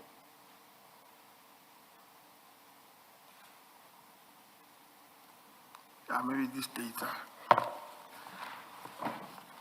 But there is no way that I could have bought the service kit without that card. So you must have had it with you. Yeah, I think so. And that's Commissioner Baloy's point. Okay. Well, Sergeant, in fairness to you, I should draw your attention to the chat at 5 January 2025. If you go down to page 75, chat number 6, on the 5th of January, Mr. Matlala wants his card, and he says, I need that plastic, how will I get it? Your response is, my man, I can drop it tomorrow, same place as last. So that does suggest that you have been using the card before, and you have dropped the card back at Mr. Matlala previously. That's correct. Now, what place did you use for the drops of this card? At his office. Okay, maybe I did not hear well. Can you repeat that question? Yeah, what place did you use to return the card to Mr. Matlala when you were using it? Oh, at his office. Did you say what place did I use? What place? You say same place as last. Yes, And so you're saying that's the office. yes. And is there any reason why you didn't say, can drop it tomorrow at the office, as opposed to same place as last? Maybe it's how I write my statements, you know, it depends on, Did you use the card on a previous occasion and drop it off at Mr. Matlala's office? On the occasion other than the 5th of January 2025? So was there a prior occasion when you had the card with you and you returned it to the office? Before the events we are talking about here? can you repeat that? I just wanna, All right, we are on the 5th of January 2025. that's correct. Was this the first time you returned the card to Mr. Matlala's office? Or was there another occasion previously when that happened? No, I think it was only 2. Remember, I once used it to buy a battery and a service kit for the jet ski, other than the upholstery. So it was just the battery. And then on that occasion, you returned the card to Mr. Matlala? Yes, that's why I'm saying I said I will return it to the place as last. Okay, thanks. But as you point out in the statement, that was done way before the 23rd of December, the jet ski purchase, the jet ski service kit purchase. So if you go to page 1 in your statement file, you say, I also bought the jet ski service kit through it on his request. That was done way before the 23rd of December 2024. I can't recall the dates. Which paragraph is that? Paragraph 5, the end of paragraph 5. On my statement. That's correct.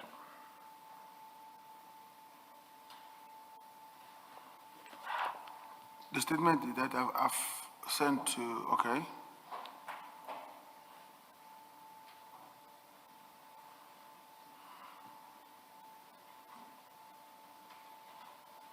It's up there, General. Sorry, Sergeant, it's up there if you don't have the correct page. Okay, yeah, thank you.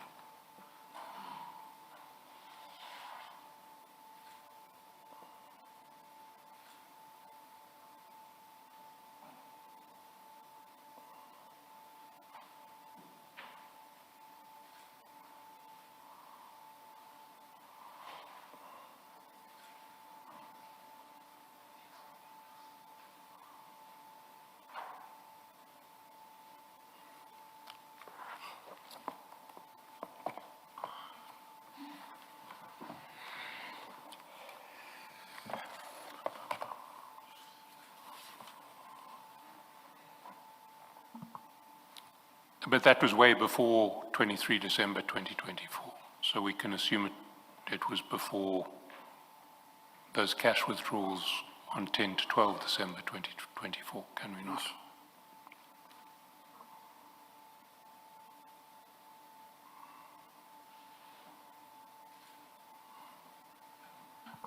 Sergeant, I'm going to move to a different topic now.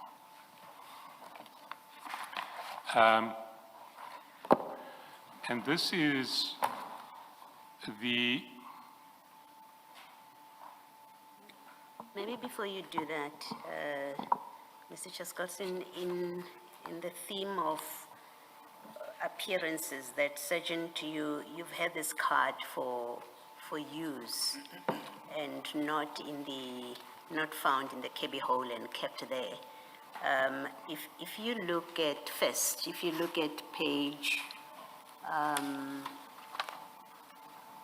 if you look at page 77, the one that you were looking at with Mr. Chaskalson, and maybe just to complete this discussion, at page 77, you have check number 7. Mr. Matala says, I'm still waiting for that plastic, and that's on the 21st of January.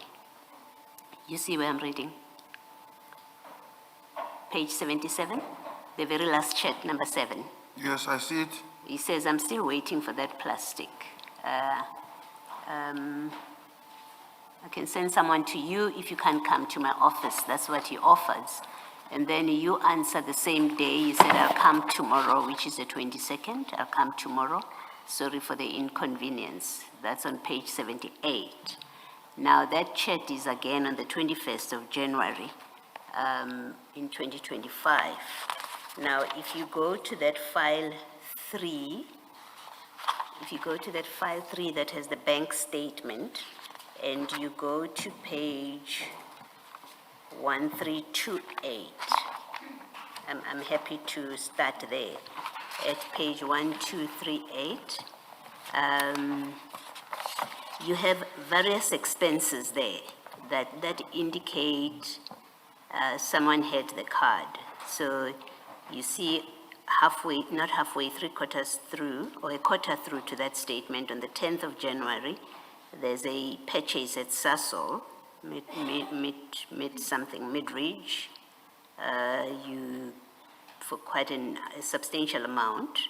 And then you go on the 11th, there's a purchase at Habanero, Menlin, and then you've got another purchase on the 13th at Tasha's, and so on and so on. So that's the 13th, and that page, as you would see, ends on the 21st of January, the list of items. But the point I'm making is you have these purchases on the card, on the 10th, the 11th, and the 13th, which suggests that, and then you've got again on the 16th at Sasol, twice at Sasol, and quite a significant amount of money, which suggests that, and then you've got another one at Koi on the 20th, which suggests that whoever was in possession of the card in that period was using it to pay.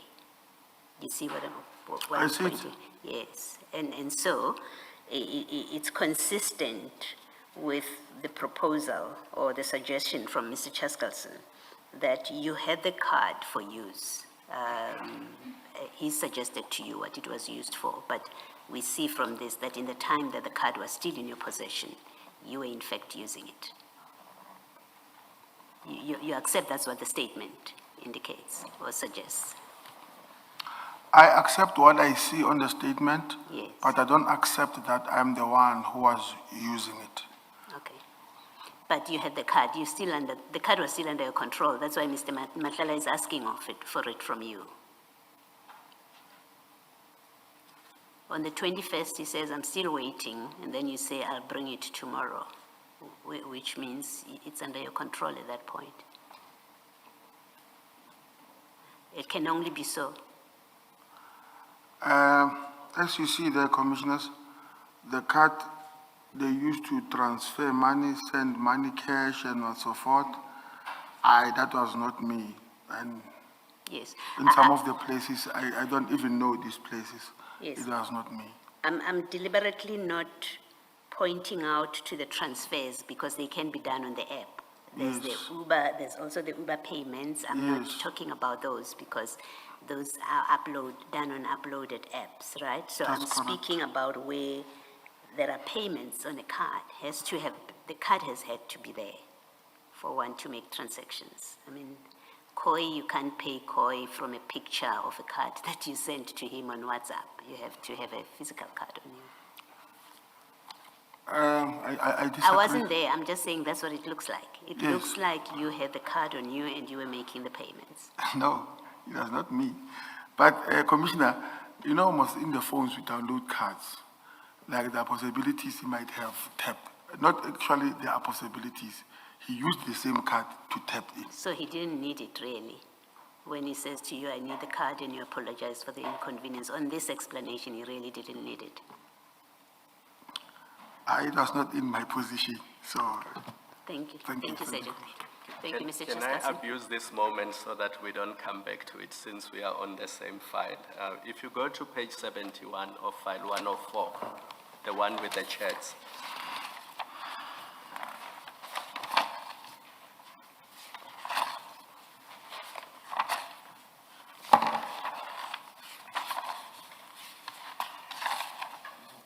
Are you there, Sergeant?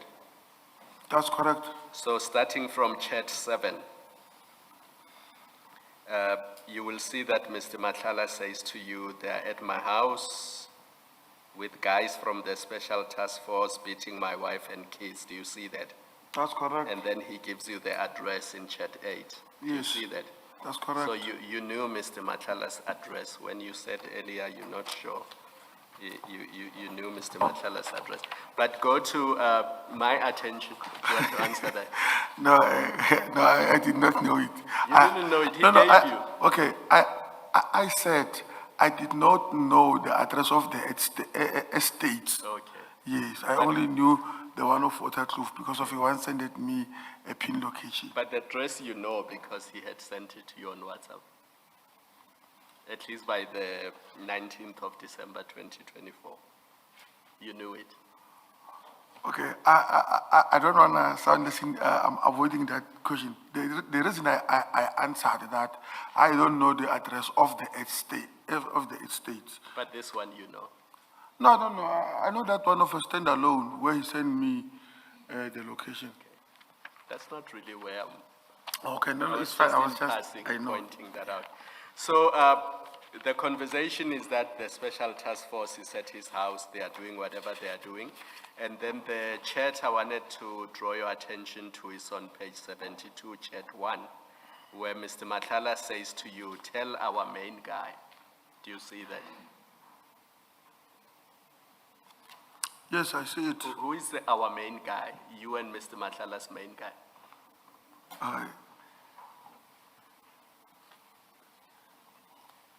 Maybe I assume maybe he was referring to General CBA. You have to stop assuming.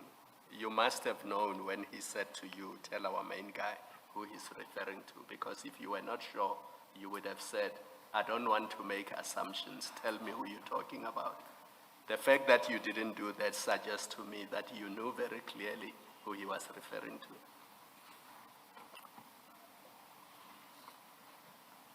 I don't want to do what Chair did on Friday. I want you to answer directly because it's a fairly straightforward question. When Mr. Matlala says to you, tell our main guy, who is he Yes. referring to? Yeah, you might, I don't want to use might and assume. No, because I of- don't, that's exactly what I yes. don't want you to do. I don't want Yes. you to guess. I don't want you to say maybe. Because if you were not sure, you would have said to Mr. Matlala, who are you talking about?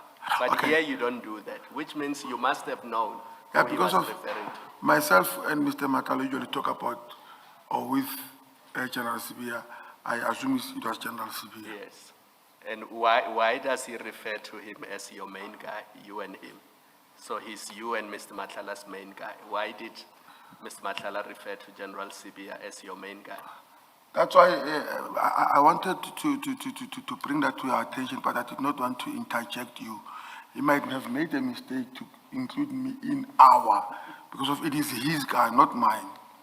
What do you mean it is his guy? How is No, General no, Sibia I'm- Mr. Matlala's guy?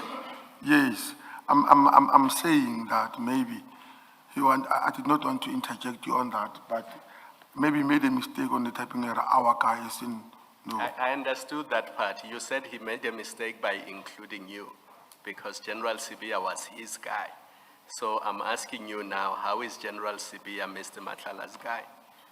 Mr. Matlala's main guy?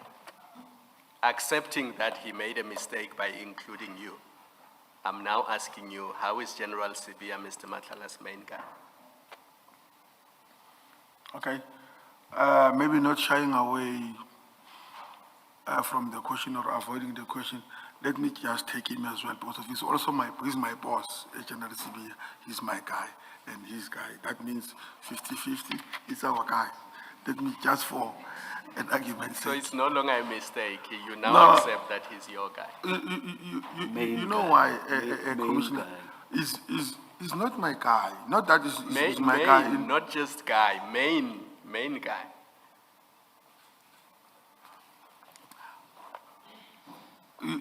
I don't want. I don't want to say something that will at the end of the day I will contradict myself.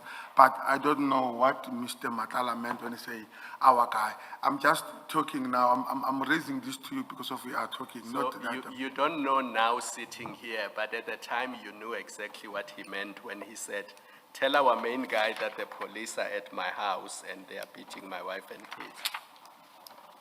But obviously he was referring to General Sibia, Commissioner. But why are you avoiding the issue? Why does he refer to General Sibia as the main guy?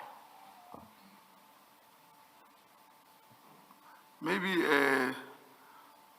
the word our, it sounds a bit. No, forget about our, I'm saying main guy, the main guy. Why does he refer to General Sibia as the main guy?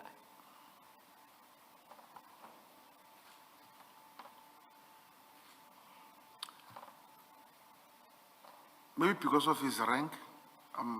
No, but he's not the main guy at SABC. We know General Masemula is the main guy. So his rank does not justify being called the main guy. We know that General Masemula was the main guy in terms of the rank. Why specifically General Sibia? Why does Matlala say General Sibia is the main guy? Forget our, his, or yours, just the main guy. I don't know. Okay, you don't know. Why does General Sibia why does Mr. Matlala want you to tell Mr. Sibia, General Sibia, that the police are at his house? I took it because when we're now briefed by General Sibia, it was when you can't get off hold of me, Nkosi will pass the message whenever he sees me. So it was on those bases. I understand that part. But why does he want you to tell General Sibia? Why not Brigadier Ramangwa? Why not General Shibiri? Why does he want you to tell General Sibia that the police are at his house?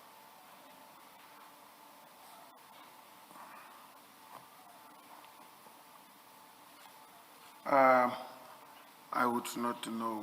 Isn't that exactly what you did on the 6th of December 2024 when they were also at his house? That you immediately called General Sibia to tell him that the police are at Mr. Matlala's house? No. Did you not call General Sibia after you put the phone down? You said in your evidence, Matlala told me to put the phone down because the police are outside his house or they are already inside. And then you immediately called General Sibia to tell him. I phoned, I never said I immediately, I said I informed Brigadier Ramango and Colonel Mashabela. Yes. Then I also informed General Sibia. Yes, you did inform General Sibia. Yes. So why do you act like you didn't do that? Yes, I did, and I said it, Commissioner, that I phoned General Sibia. So this was a consistent pattern on the 19th of December when Matlala says, tell our main guy.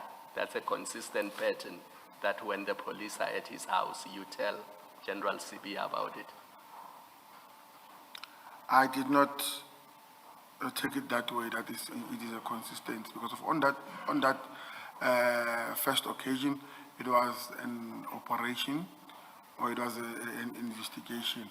So on this one, They are not the same, according to And me. what were you telling General Sibia to do? What was the purpose of telling General Sibia about this operation? It was just to inform him of what Mr. Matala has told me. So that he can do what? To be honest with you, Commissioner, I don't know. Okay. Thank you, Mr. Chaskausa.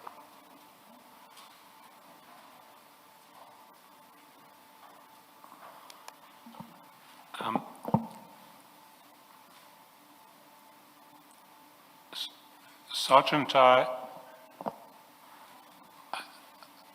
I'm going to move to a different topic. It's the topic of the cash that was found in your safe during the raid on 8 October. And Sorry, Chair, I'm a bit pressed, can I? Mr. Jen.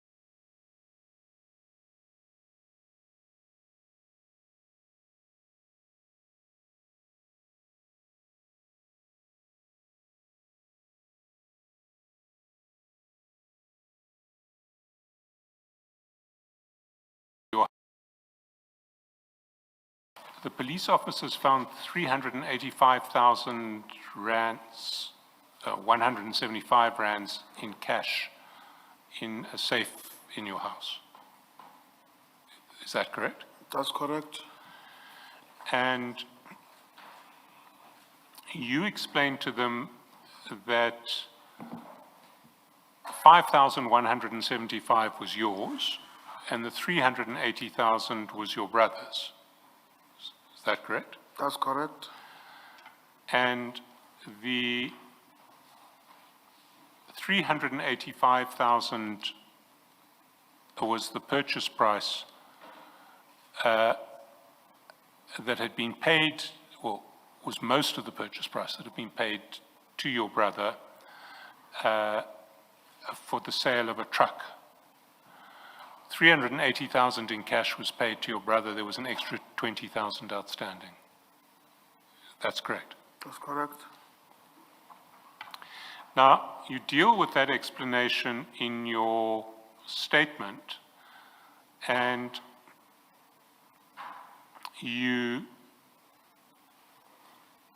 attach a range of annexures. So on page 4, you refer to these annexures of the statement. So you say, proof of purchase truck averred is attached as annexure B. Photos of the truck sold are attached as annexure D.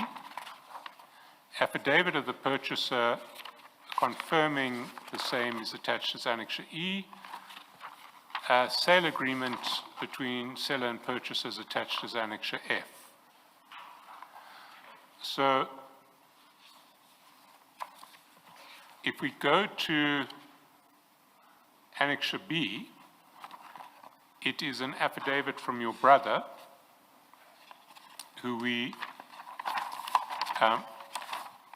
your brother Becky, whose full names are Abednego Bongani.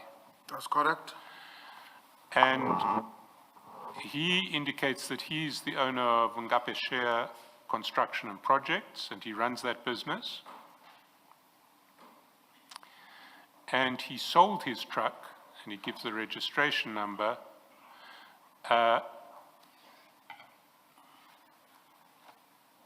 He says, I previously sold my truck to a man with registration, and he gives the registration number to Mr. Ngwato on behalf of the above-mentioned entity, to Witten Ngapeshia,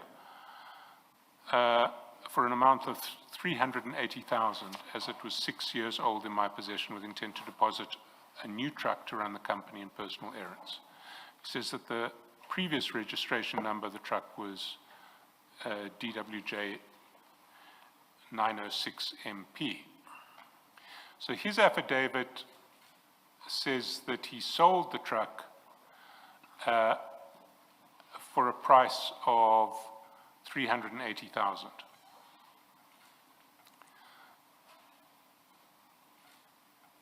Then we see a document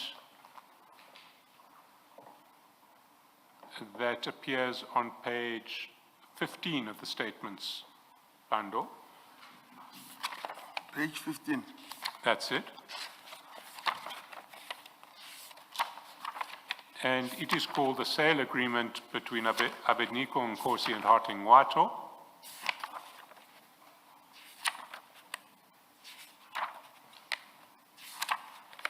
And it says,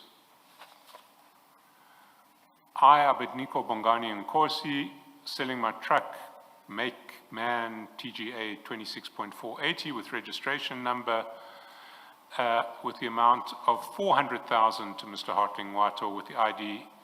He only paid the sum of 380,000 and promises to pay the balance of 20,000 in no time. Now, that document called the sale agreement is signed by your brother on the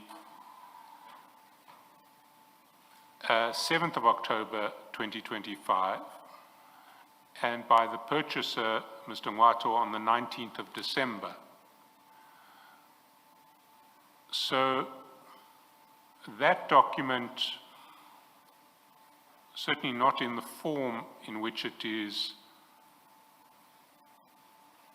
currently attached to your affidavit, that document couldn't have existed when your affidavit was commissioned, because that affidavit was commissioned on the 16th of December. You see, if you go back to page 4.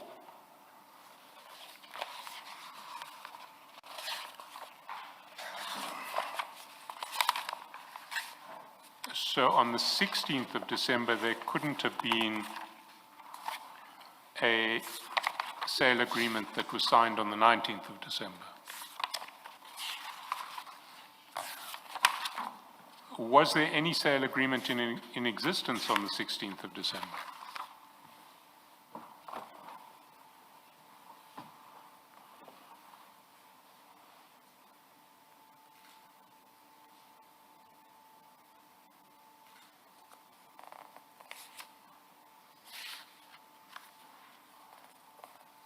No, there was not.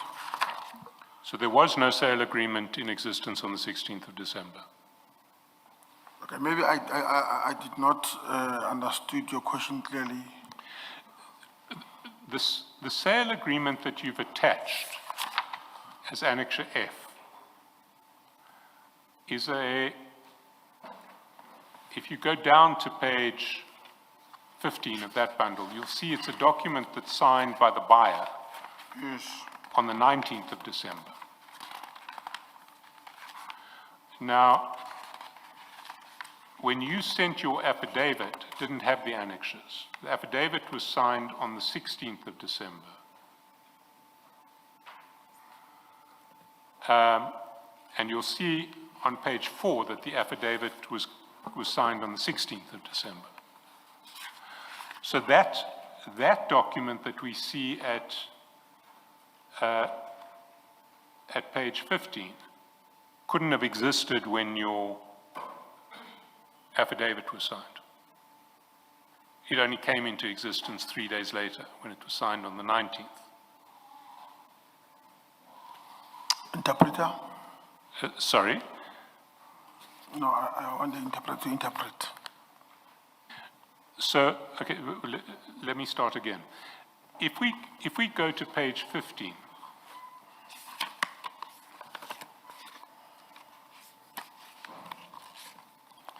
we see that the buyer's signature is dated 19 December.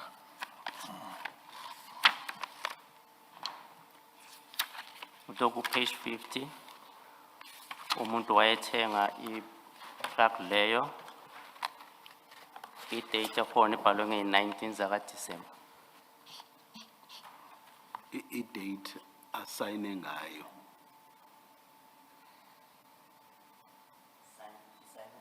Isayinwe nge-19 zaka December. Njalo. But if we go back up to your affidavit, we see that your affidavit is dated 16 December. That's on page 4.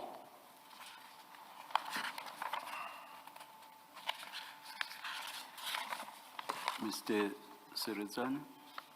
Udwa i-date uma kubhekwa i-date kuleso statements akho noma i-affidavit oyifakile, i-date yakhona ukuthi i-dated i-16 zaka December.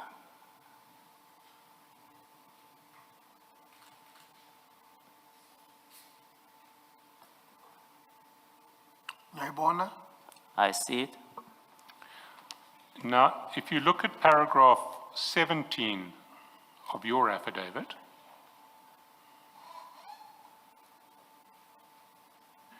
you'll see that the sale agreement that we've just looked at is supposed to be Annexure F to your affidavit that you signed on the 16th of December.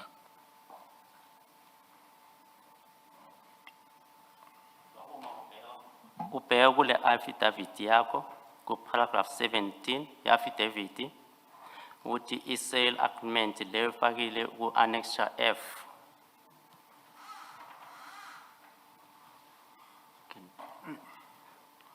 Mr. Charles, achaza ngakhona. The last statement. So if we look at paragraph 17 of your affidavit, which was signed on the 16th of December, Paragraph 17, affidavit we signing nge 16 December, umabheka kuyo. it says, the sale agreement between the seller and purchaser is attached as per annexure F. Kuthiwa isivumelwano sokuthengiselana phakathi komthengisi nomthengi. Ibhalwe idate yakhona i-agreement izwe 19 December. 17. No, Sorry. please repeat the question. It says, the sale agreement between seller and purchaser is attached as per annexure F. Mr. Skelton, I think the problem is there are 5 items there, or 6 items. So Sergeant Nkosi is struggling to find the item you are referring to. It's the second last item in paragraph 17. So that's what you are being referred to. Okay. Yes. Yeah, You see it now? now I see it. Yeah. Now, when we received the affidavit, it didn't have annexures.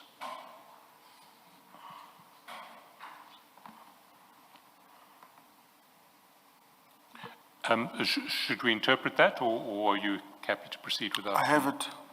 You, I heard you, yes. you heard me. Yes.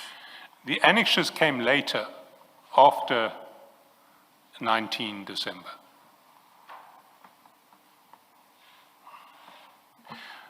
Your response, Sergeant Nkosi? Okay. Do you agree? You agree that the annexures came later? The annexures referred to in paragraph 17. Do you agree that they came later, that is later than the affidavit itself? Yes, I agree, because I remember getting the letter with that effect that they are outstanding. But I would not remember exact the dates when I sent them back again. Now, the annexure F that was ultimately sent to us, the annexure F that we see on page 17, sorry, page 15, page 15, 1-5, yes. 1-5.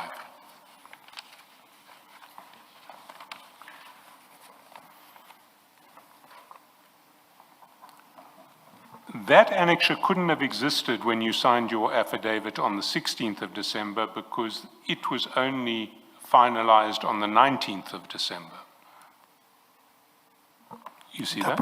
Interpreter?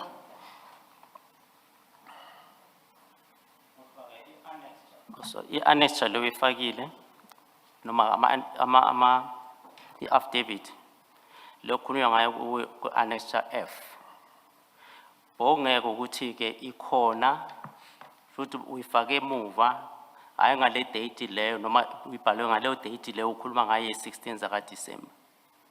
Mr. Charles, are you referring to the physical document or are you referring to a valid and binding sale agreement? No, the physical document, not physical no, there may have been another sale agreement. I'm going to get to that later. Ukhuluma ngesivumelwano sokuthengiselana.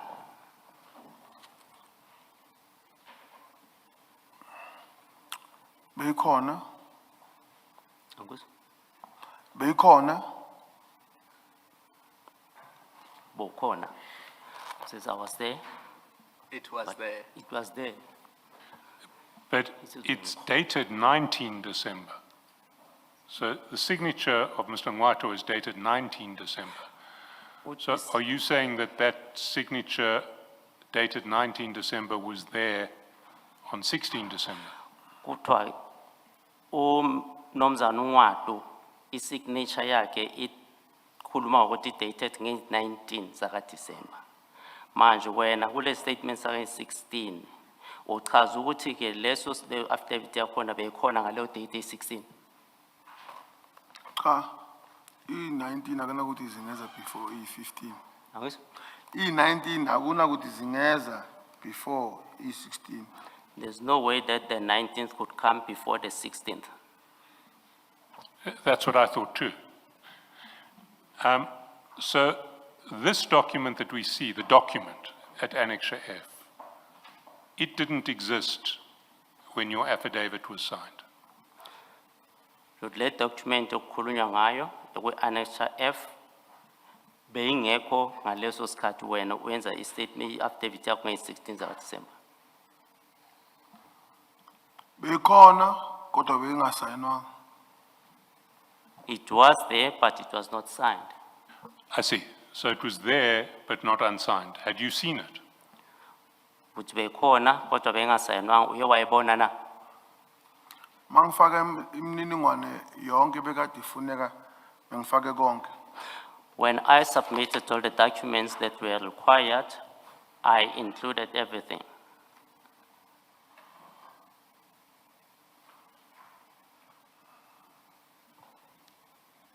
So had you seen an unsigned version of that affidavit, of that sale agreement? Ngabe wena i-sale agreement leyo engasayinwanga uye wayibona na? Kunjalo. That's correct?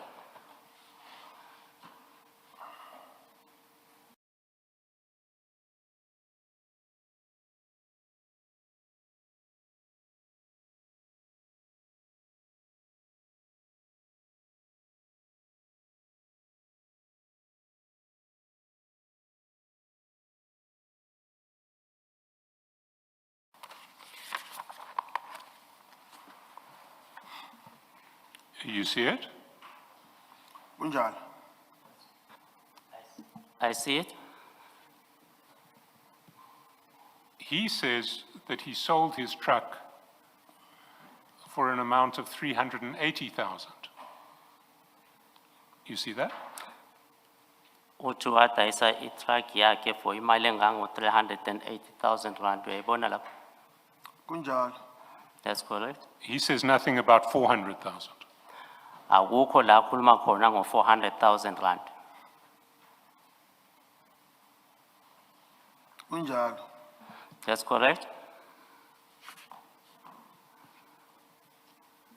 And his affidavit is commissioned on the 19th of December, we see on page 8, also by Ms. Lingwato.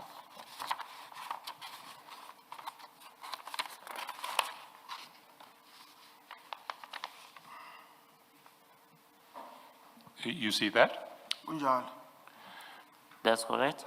Now, according to you, both your brother and Mr. Ngwato knew that the real purchase price was 400,000. Uthi okuya ngawe ukudayiselana kwale truck phakathi kobhuti wakho kanye no Mr. Ngwato kuya ngawe yi-400 bayathengiselana ngo-400,000 rand. Kunjalo. That's correct. So why does your brother's affidavit speak of a purchase price of 380,000?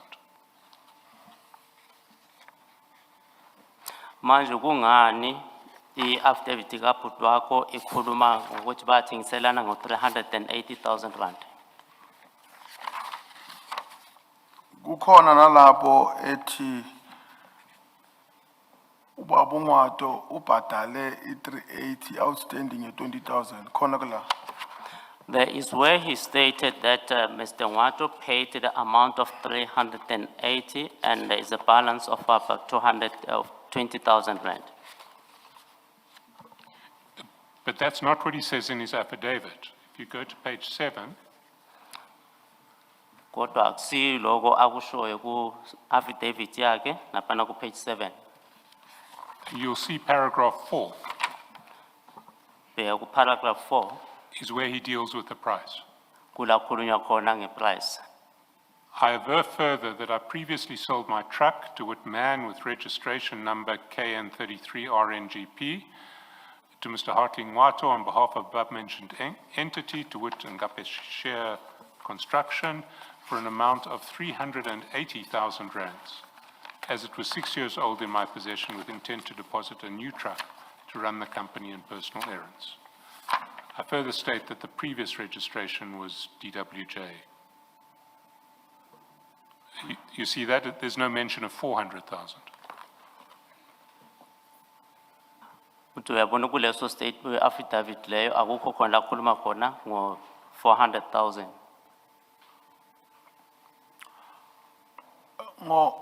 Ngokwazi kwami nangesivumelane sakhe i-truck behamba ngo 400,000 yingako mawuvula lapha ku annexure E page 13 uzothola lapho uMr Ngwata echaza khona kangcono noma kalula ukuthi i-price noma inani le trucker kwaku 400 outstanding kwaku 20,000. According to me and my knowledge, and also what I know, I heard, now, if you check on Annexure E, page 13, there is where Mr. Nwatu explains clearly about the purchase price of about 400,000. Yes, I see that in Mr. Nwato's affidavit, but it's not in your brother's affidavit. He just says the price was 380,000. Uyakubona lokho ku affidavit ka Mr. Nwatu, kodwa ku affidavit ka bhuti wakho akukho la kukhulunywa khona ngaleyo mali 400,000.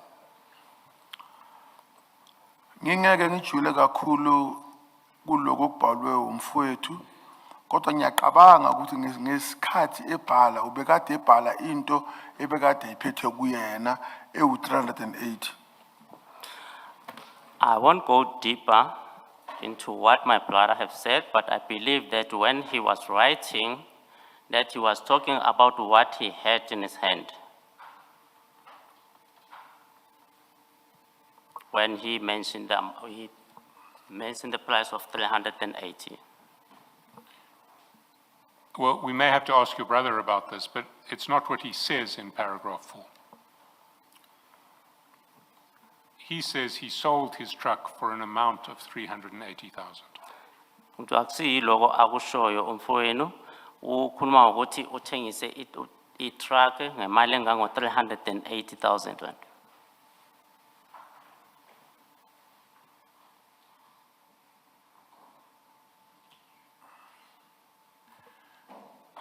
Now, if the agreement of sale that we see on page 15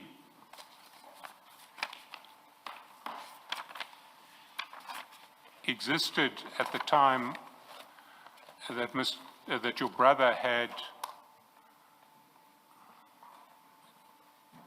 deposed to his affidavit, do you think it's likely that he as the seller would have said the purchase price is 380, not 400,000? Uma kubheka lapha ku page 15 kuleyo affidavit, uma kwenza leso sivumelane sokuthengiselana, ngabe ubhuti wakho wayengeke aze akhulume ngaleyo amount ye 380,000 ukuthi bathengiselana ngayo?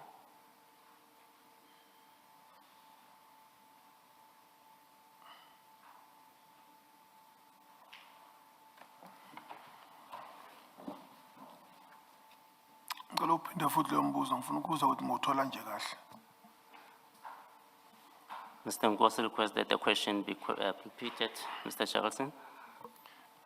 If the agreement of sale providing for a 400,000 purchase price existed at the time that your brother deposed to his affidavit, do you think it is likely that he, the seller who was entitled to the price, would he have mentioned the price as 380,000, not 400,000? Kuthiwa ngalesikhathi ubhuti wakho asayina i-affidavit yakhe yokuthengiselana, ucabanga ukuthi ke bekungeke yena ubhalwe i-amount leyo 400,000 rand ukuthi bathengiselane ngayo? God, you can, you wanted to say something, Chair, or maybe. Please respond. You are already beginning to. Oh, maybe. I wanted to make it one package, but let me separate them.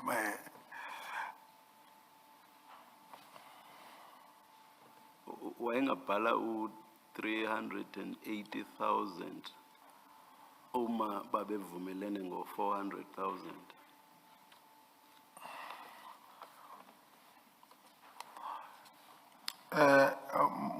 Mawubheka lapha ku annexure F ithi isivumelano sokuthengiselana uyichazile ukuthi uthengisa nge 400,000 and then kubhadalwa u 380 kuzosala u 20,000. Cha umnumzana Shaskalsin ukubuza ngalokhu okubhalwe ku paragraph 4 where affidavit come forward. Yebo mphathi. Ya manje ufuna ukuqonda ukuthi wayengabhala kanje umfowenu uma babevumelene ngo 400,000. Bese ngumphendulile kulokho ngithi maybe kungabe umfowethu ubhale lokho ebekade kuphethe leso sikhathi esandleni kodwa kuyabuya futhi ku F uyaqhaza kalula ukuba itracker ithengiswe ngo 400,000 kodwa kwakhokhwa u 380.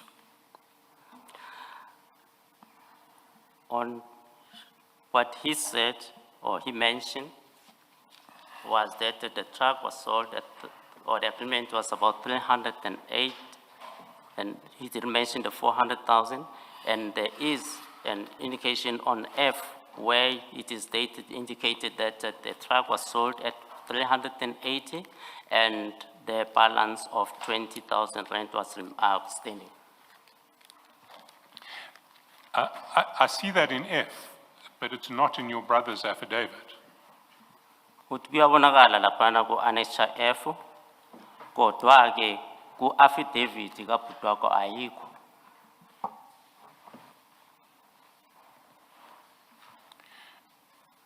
If we go to F, which is put forward as the agreement of sale,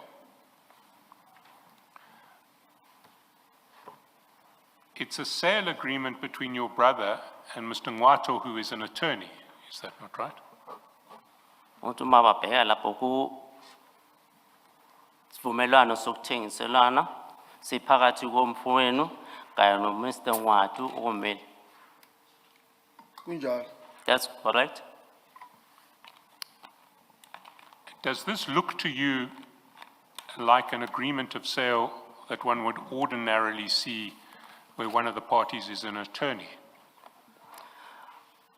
Kutho kuwe kuyabonakala na kuyabonakala ukuthi ke isivumelano lesi singaba khona phakathi komuntu othengisayo nalo okumele. Ukuthi be khona isivumelwano phakathi komuntu kanye nomeli sokuthengiselana itrust. I'm not sure that that's accurate. Can you please repeat the question? You see, well, let me ask it differently.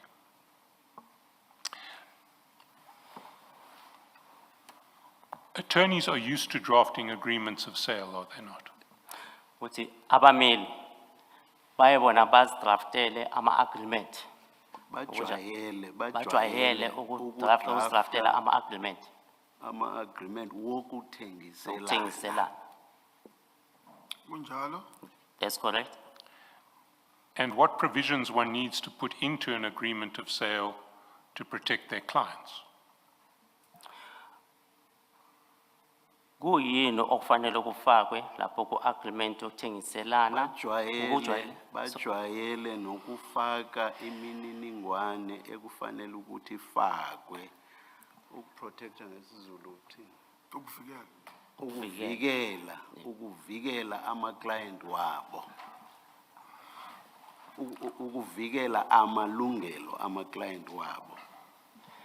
Ngiphinde bajwayele nokuthi bafake imininingwane yokuvikela amalungelo ama-client wabo.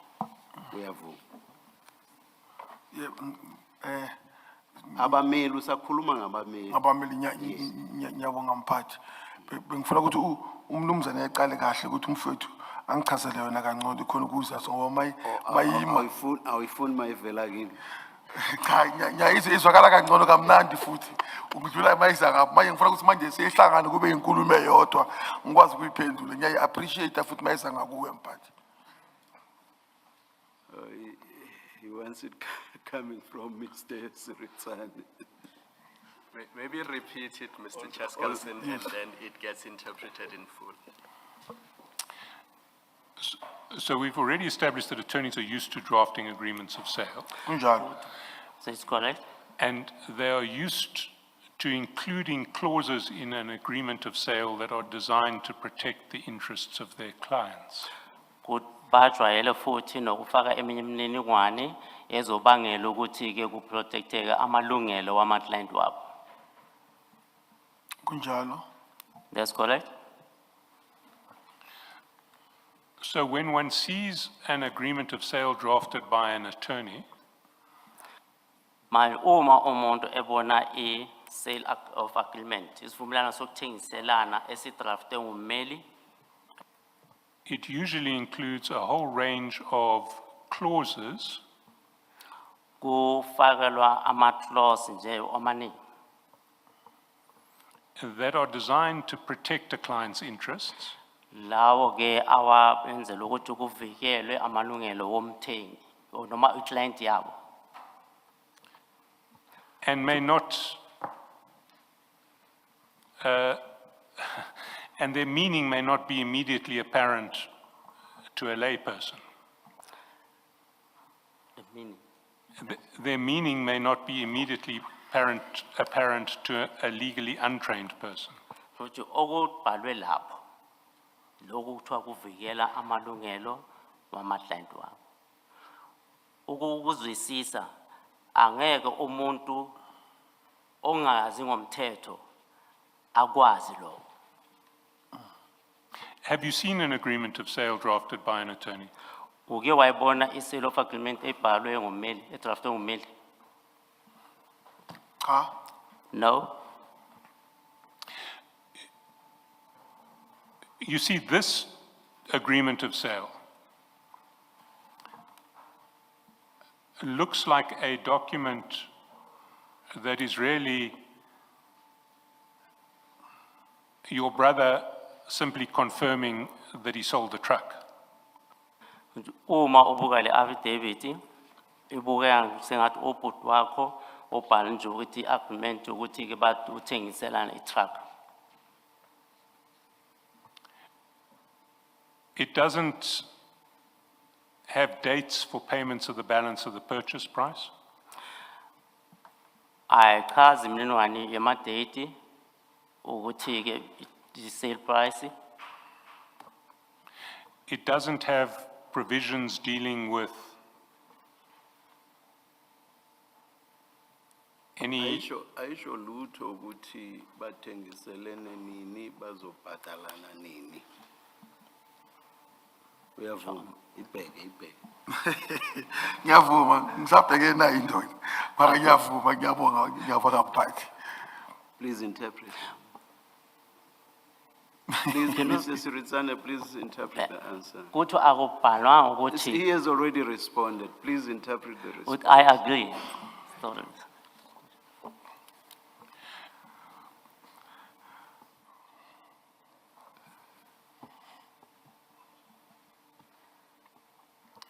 it doesn't have provisions dealing with ownership and risk of the truck until the final purchase price is paid, the full purchase price is paid.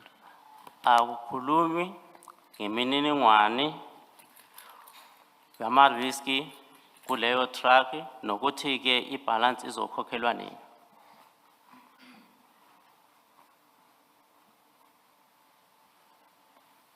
Do you agree, Mr. Sergeant Nkosi? Uyavumelana lokho? Engifuna ukuthola kahle ukuthi umnumzana uCharleston uyangibuza noma uyangitshela ngikwazi ukuthi ngiphendule kuliphi uhlangothi. Yes, he's asking you. What he's putting to you are propositions. Uthi uyakubuza lokho akushoyo uloko akutshela kona.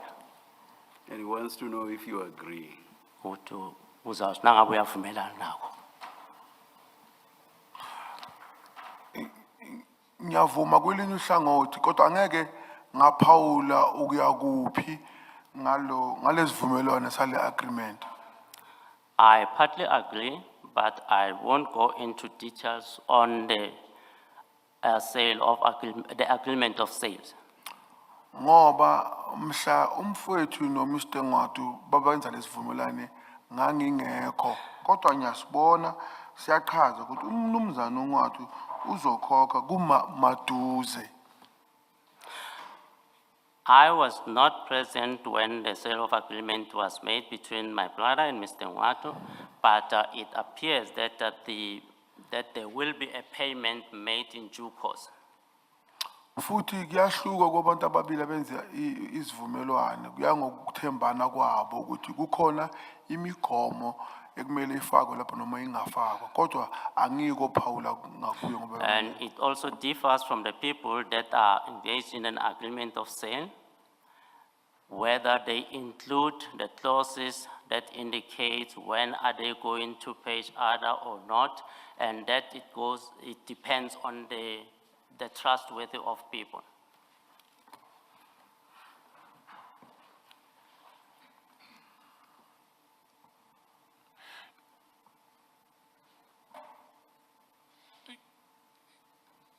You see what it looks like.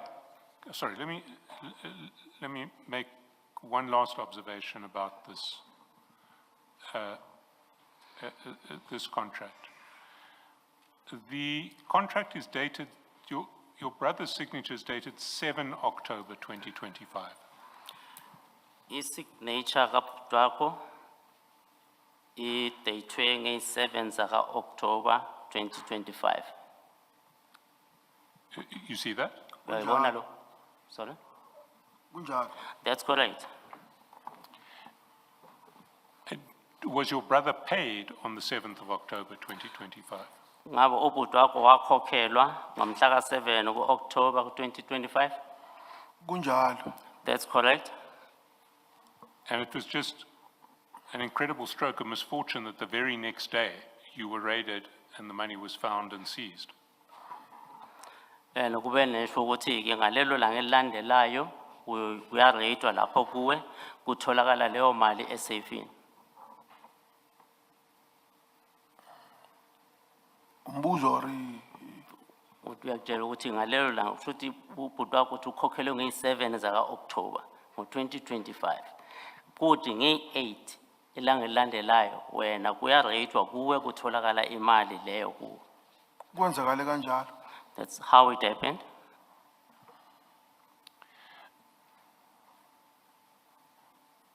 Because what this looks to me from the outside is an attempt to explain the presence of 380,000 rands in cash in your safe. Uma umuntu ubheka from ngaphandle ukuthi impendulo ukuthi ke ukuzama ukuvikela ukutholakala kwaleyo mali endaweni yakho. There are so many anomalies.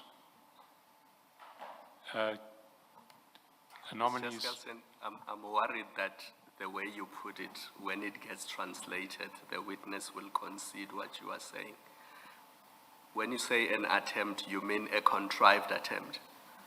Well, I don't want to say it's a contrived attempt because I don't know whether I can't say there was no sale of a truck. But it does seem to me that the documentation that was put together was documentation put together for the purpose of explaining this cash. The documents as opposed to the sale itself. Because the documents have so many anomalies in them, inconsistencies in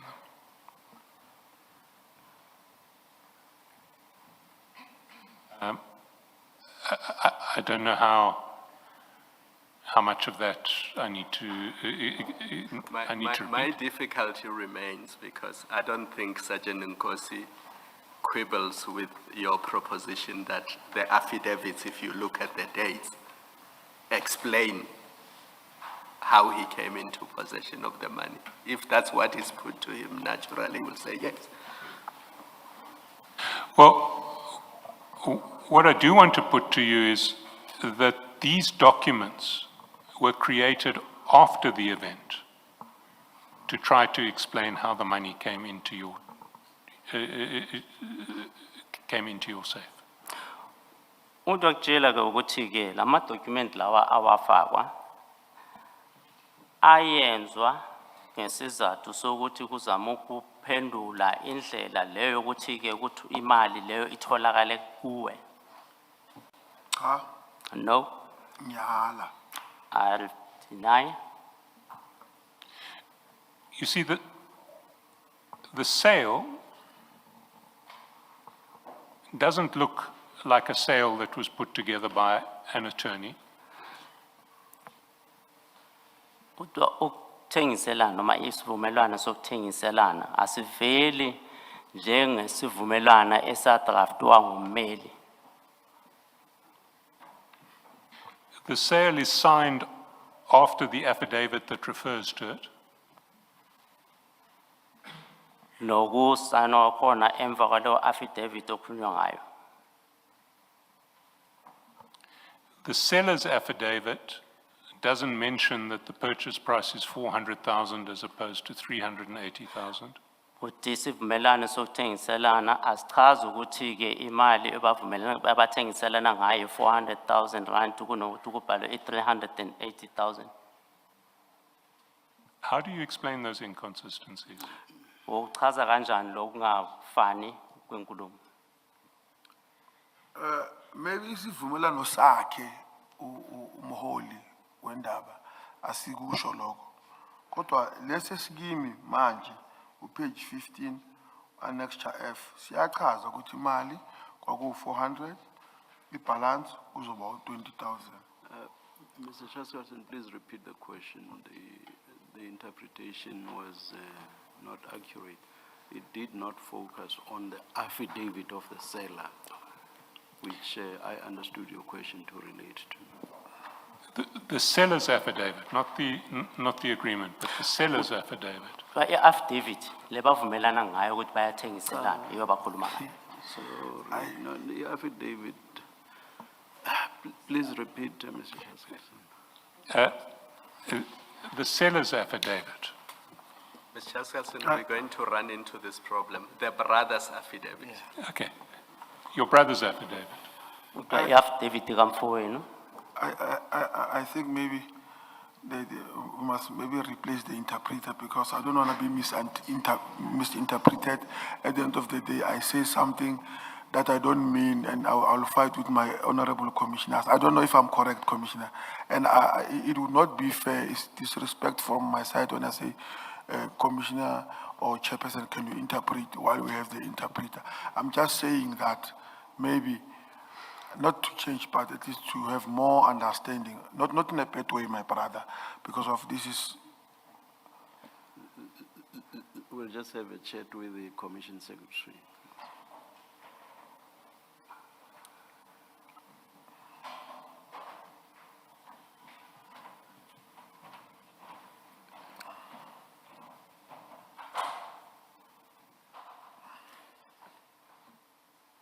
Let's continue, Mr. Chairperson, until 1 o'clock. Sergeant Nkosi, asizame kushaya i-lunch hour. Sizame nje kancane sibone ukuthi kuqhubeka kanjani. No problem, man. Yes, Thank you, yes, thank you. yes. The Commission Secretary says that she's going to see if we can get a replacement over the lunch hour. Yes, Mr. Chairperson. Your brother's affidavit doesn't mention a purchase price of 400,000. It mentions only 380,000. Kodwa ku-affidavit kabhuti wakho ayikhulumi nge-purchase price ye-400,000 rand. kodwa ikhuluma ngo-380,000.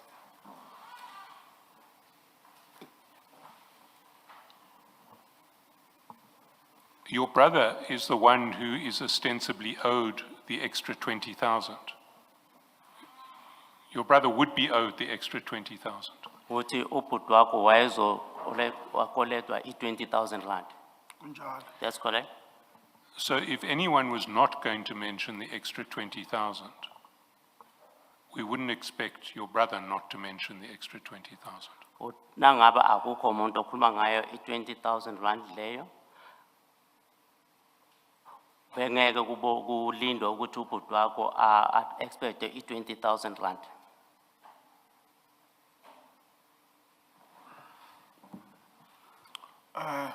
Can you repeat that, Mr. Chair?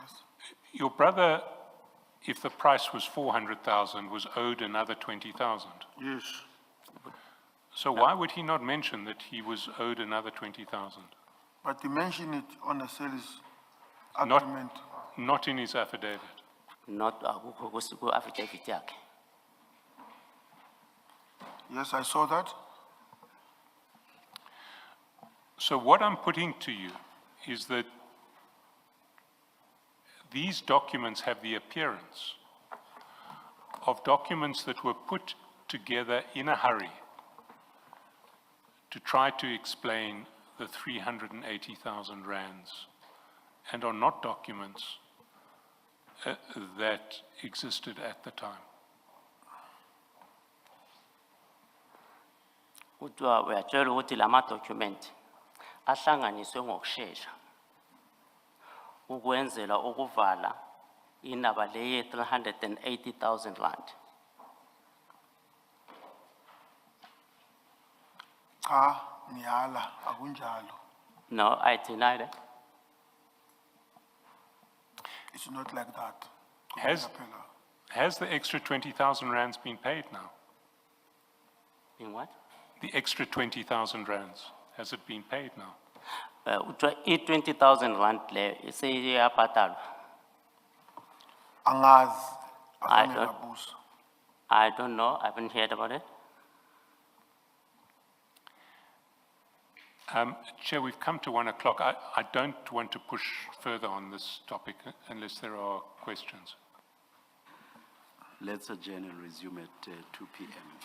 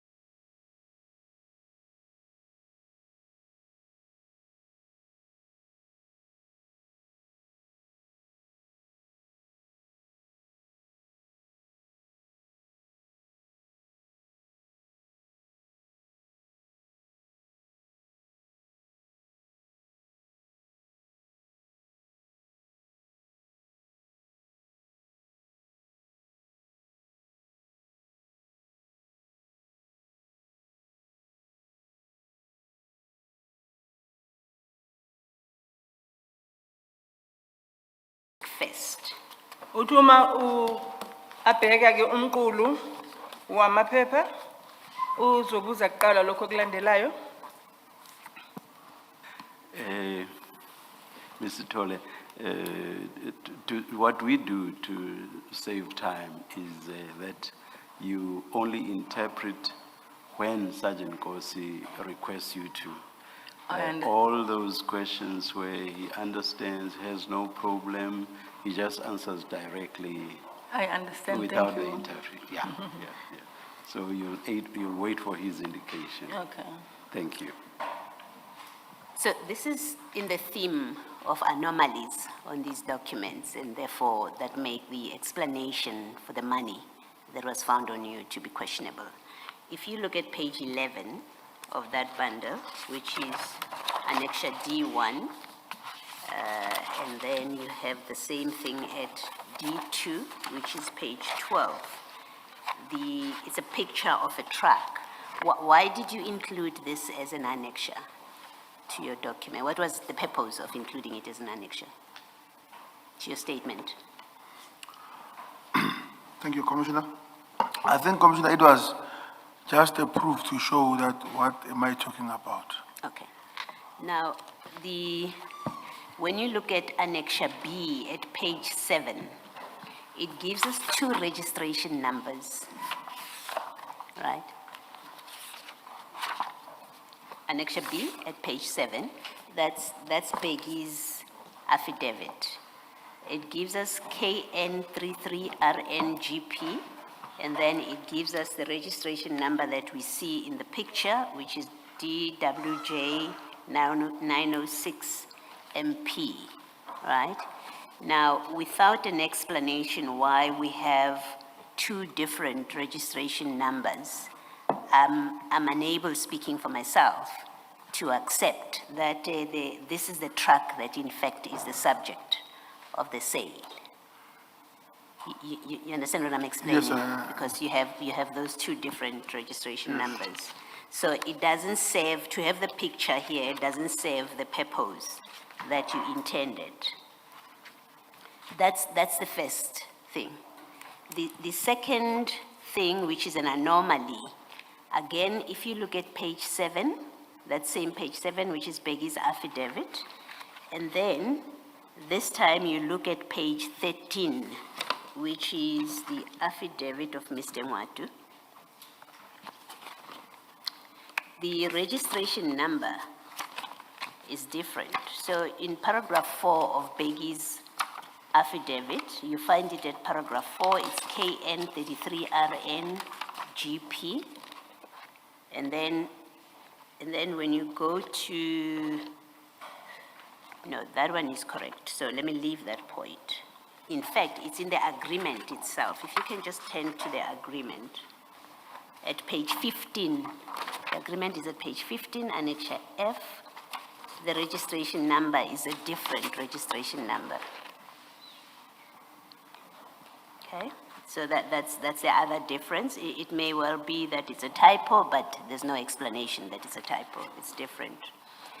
And then go back to page... You do see the difference, eh? I do. One I'll starts explain, with yes. all right. Okay, maybe then, as I point out something and you want to explain, you say you can explain it, just so that things don't get lost. Let me allow you to explain. Indicate to me when you want to intervene at that point or to interject. You say you want to explain these differences in registration numbers. Yes, that's correct. Okay, go ahead. Okay. I think here in page 7, paragraph number 4, maybe my brother here wanted it to be clear that what is the current registration number of the said vehicle and of which one was the previous. So he put it on those bases just to make it clearer. Okay, all right. It may well be that is the explanation, but it's not what the documents say, right? The document, including the agreement, the sale agreement, it says, I bought truck with that registration number. Okay. And then lastly from me, and this for me is very important, it is at page 7 this is Beggy's affidavit. He says, he owns a company, and on behalf of that company, Ngapesheya, he sold that truck on behalf of Ngapesheya. But when you look at the agreement at page 15, there's absolutely no mention of Ngapesheya. It is Beggy who's selling the truck, his truck. That's according to this agreement. Look at page 15. In fact, even Mr. Nwatu's affidavit makes no mention whatsoever of Ngapesheya. He says he bought the truck from Mr. Nkosi, from Madlanga Nkosi. You see the difference? Yes. And the significance of that for me is if this was a sale, a sale by Ngapesheya, the documents would be reflecting that. And these documents don't reflect a sale by your brother's company to Mr. Nwatu, and therefore they make their validity or their purpose to be suspect. And suspect, and in fairness to you, let me put to you that it makes it difficult to accept that these documents were indeed prepared in pursuance of a legitimate sale of a truck. And the likely explanation is what Mr. Cheskalson put to you, that they seem to have been a creation to explain why you had the 380, you say 85, why you had the money in your safe or in your possession, as you say, because these documents, the collective of them, just doesn't make sense. Do you want to comment? Yes, Commissioners, Ngapesheya is owned by Peggy.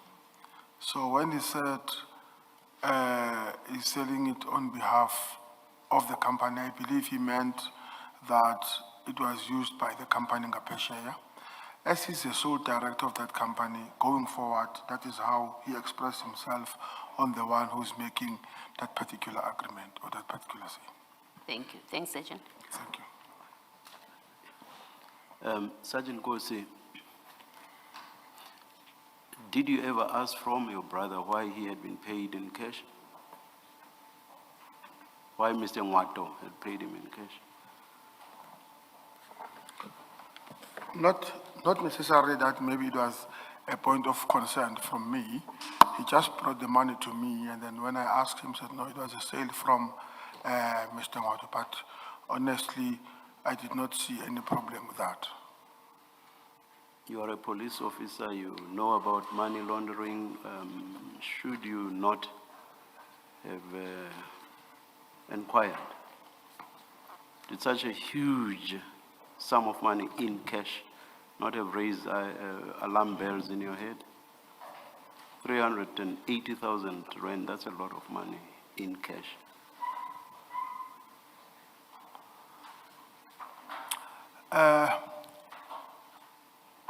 Commissioners, knowing my brother and knowing Mr. Nwatu that they are both business people, I did not see any problem on the issue of that money at that time.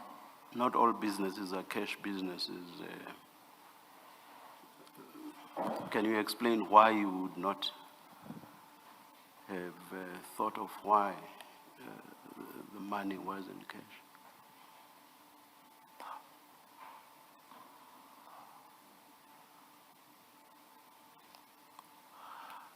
You are a police officer. You are a police officer. Yes, I am. I agree on that, Commissioner.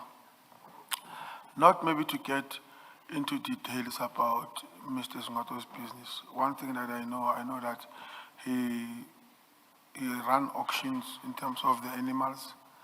He ran pubs, he ran boat clubs.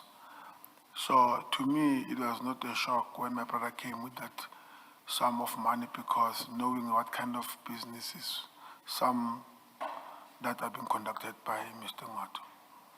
All right, all right. I guess that's an explanation. Thank you. Sorry. Did you ever come upon a receipt of proof of payment of this money from Mr. Nwatu to your brother? At that time, my brother only showed me, I think it was a sale agreement or the proof, something like that, that was only signed solely by him that he sold his truck to Mr. Nwatu and then he signed it, but Mr. Nwatu and the vice versa did not sign. It was only my brother. And when you deposed to your statement, why did it not occur to you to request proof that this is money that was paid indeed in relation to the truck? Because you are putting evidence before us to explain the money. And it would seem to me it's a very relevant and important part of your evidence and statement to give us proof. That's why you've given us pictures of the truck. That's why you've given us the agreement. It's because you want to show us that this was money properly received by your brother. And the most obvious for me would have been a receipt, even if it's a handwritten receipt, that shows that your brother received this amount from Mr. Nwatu. According to my understanding then, it was this one of an extra 15, if I'm not mistaken, Commissioners. That my brother told me that they hit an agreement with Mr. Nwatu. Okay, so you didn't ask him for a receipt? You just got this? Thank you. Just a point of clarification. You'll recall that over the weekend, you, through Mr. Nwatu, attempted to complain about language that I had used when I questioned you on Friday to avoid something, but in the end, I was made to understand that you accepted that you were mistaken and that I had not said the things that you were attributing to me through Mr. Nwatu. Just to avoid something similar, I am not at all suggesting that Mr. Nwatu was involved in money laundering.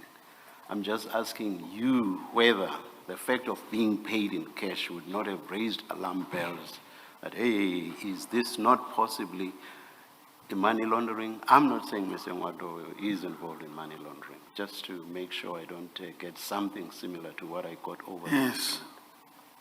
Thank you. Thank you, Chair. Sergeant Nkosi, do you remember early this morning you were asked about your handwritten statement? Yes, I correct. The one on 1335, and you were asked how that statement came about. Do you remember that? That's correct. And you explained that the statement came about as a result of the raid on the 8th of October 2024. Do you remember that? That's correct. Yes. Can you just explain to us why you did not mention this transaction in that handwritten statement? This transaction about the truck and the 380,000. Why is it not mentioned in that handwritten statement? Okay. I think the reason that this money was not mentioned is because of, by the time I was writing or finishing the statement, it was never mentioned to me that they're going to confiscate that money. It was not mentioned to you that day? It was not clearer if they are going to confiscate the money or not. That is the reason I did not. And what was the money confiscated on the same day? Yes, that's correct. Why did you not make a statement subsequent to the confiscation? Why did you not make a further statement explaining the source of those funds? Okay, the reason that I did not write down is because of, as I was verbally explaining to the officers who came to my house, they seemed not adamant to confiscate the money. So I thought that no, let me just leave it because of the money will be left in my. No, my question is different. You say the money was confiscated. So my question is, after it was confiscated, why did you not make a statement explaining the source of the money and how it came to be in your possession? No, I already was finished to write this statement. No, I understand that. After the money was taken, or maybe 2 days after, or 3 days after, or 5 days after, why did you not give a statement to the police explaining the source of those funds and how they came into your possession. Why do you wait until you are asked by the commission in December 2024? The period between October and December is a long period. I Why agree. at any stage between the 8th of October 2024 and, is it 2025, and December 16, 2025, when you deposed to an affidavit for the commission, why did you not explain the source of those funds? Okay, thank you, Commissioner. The reason that I did not explain at that particular time, I was waiting for the people who confiscated such money to come and make a follow-up on of where did I took that money, as I've verbally explained to them. So that was when I was going to. So you did not have interest in getting your brother's money back? You can ask them, I was phoning each and every day looking for that money. But you never explained to them that the money was legitimately in your possession and it's not proceeds of crime? I did.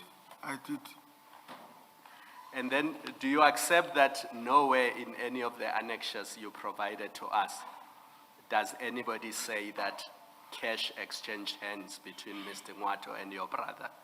In other words, there was no EFT transaction or there was no payment in another form. Nobody in any of these documents is saying that the purchase price was paid in hard cash. Do you accept that? I mean, if you read Mr. Ngwato's statement, nowhere does he say he gave your brother cash. Do you see that?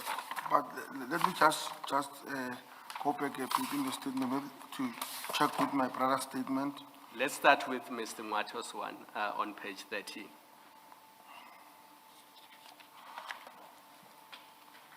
At paragraph 4. What he does is he mentions the sale price, but he does not say, I gave Abednego cash. Do you see that? Yes, but in my brother's statement, Annex B, page 7, it states that he gave me cash. Where does he say that? Paragraph 5.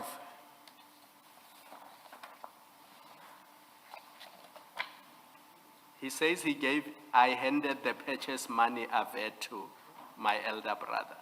Yes. But that's a different point. He doesn't say Mr. Ngwato gave him cash. But the issue here, Chair, not sorry, I mentioned Chair by mistake. Honorable, is that cash was handed to me.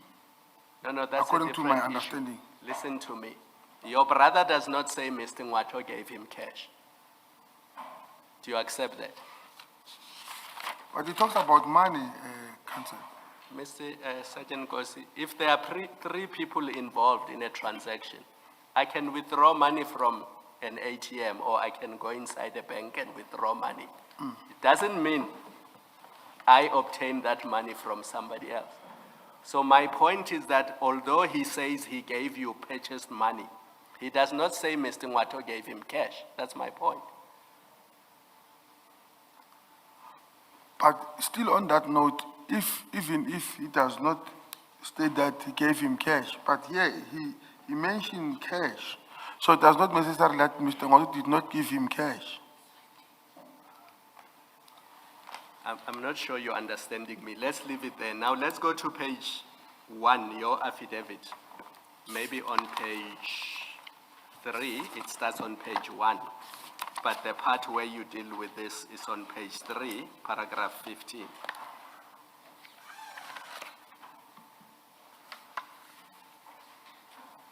You also do not say in that paragraph that you were given physical cash,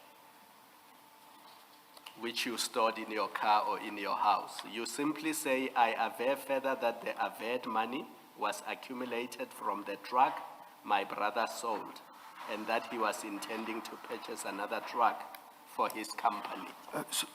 Sorry, Commissioner, is paragraph what? Paragraph 15 on page 3 of the same bundle. Okay.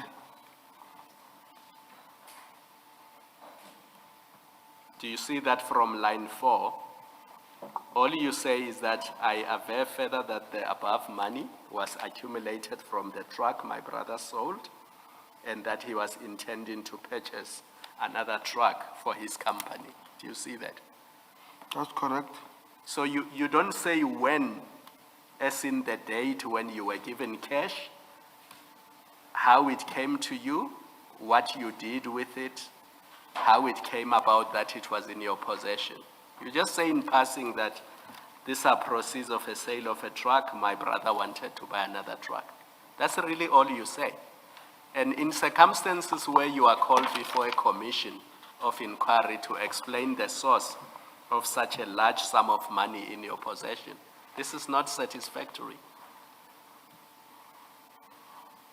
And I'm going to use stronger language than the one used by Advocate Chaskalson, that it appears to me that this is a contrived transaction put together to hide something even bigger than what we are looking at. Do you want to comment on that? And I think maybe to be fair to you, the interpreter must, I can't think of a simpler word than contrived. It's made up. It's a fictitious transaction.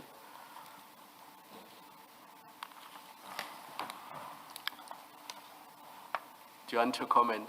That it appears to me that this is a made-up sale transaction. It doesn't look like a real sale transaction to me. No, I'm not stating it as a fact, to be fair to you, just so that we are clear. I'm putting a proposition to you, which you have the right to either dispute or to confirm. No, I dispute what the commissioner is saying. To you, this is a valid transaction.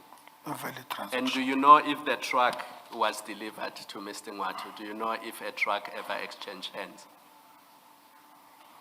I would not know, but I think Why- so. Why would you not know if your brother sold a truck to Mr. Ngwatu? Why would you not know whether he has delivered it to Mr. Ngwatu or not? Okay. Have you seen the truck in your brother's possession after the sale? What I know, after Mr. Ngwato paid the money, he did not take the cash. He did not take the truck. So the truck Immediately. remained in your brother's possession? At that time, I don't know now, but at that time, Mr. Ngwato did not, At the time that you deposed to the affidavit, where was the truck? it was still with my brother, if It I'm was not still with mistaken. your brother? Yes. So do you see why, from where I'm sitting, it looks like this is a made-up transaction? Because if you are selling a truck to somebody, one of the ways of proving that you have sold a truck is you deliver it to the purchaser. How is it that the truck was not delivered to the purchaser if this is a genuine sale transaction? I'm not saying by the time I deposited the statement, the truck was still in my brother. No, but that's I what s- you said when I asked you, Sergeant Nkosi. Okay. What I'm saying, maybe, is that maybe I'm quick to answer, or maybe I'm misunderstood by the commission. It can be like that. I'm saying, by the time Mr. Ngwatu paid for the truck, he did not take it immediately. When did he take it? I would not know, I don't So know. on the 16th of December, when you deposed to your affidavit, was the truck still with your brother? It was with Mr. Ngwatu, I believe so. He will, No, my you brother don't will know. be, If you're not sure, you must say you're not sure. But I'm you not can't sure. say I believe so. I'm not sure. Where was the truck on the 16th of December, 2025? I don't know. You don't know. Ms. Chaskalson, thank you.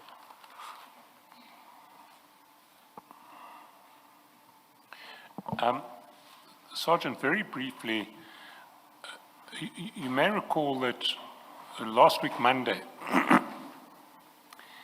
asked you about Natasha, SABC, who gave you a phone number for Mr. Kawula. And I put it to you that you had paid for the information, paid money for the information. You initially said no, and then I invited you to go back and look at your WhatsApps with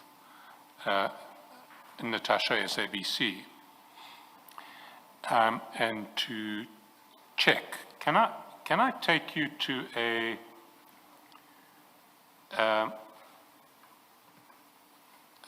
to page 443 of the annexure bundle. That will be file, I think it's 4 of 4 of the originals.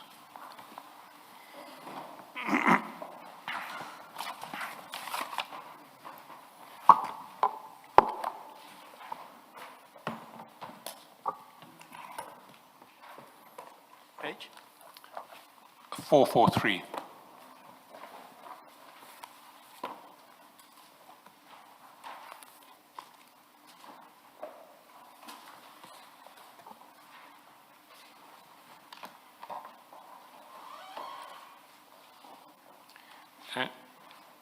And if you go down towards the bottom of the page, you'll see that on the 6th of November 2024, you sent 500 rands in cash with the reference "miss you." You see it? That's correct. Can you confirm that that 500 rands was sent to Natasha, SABC?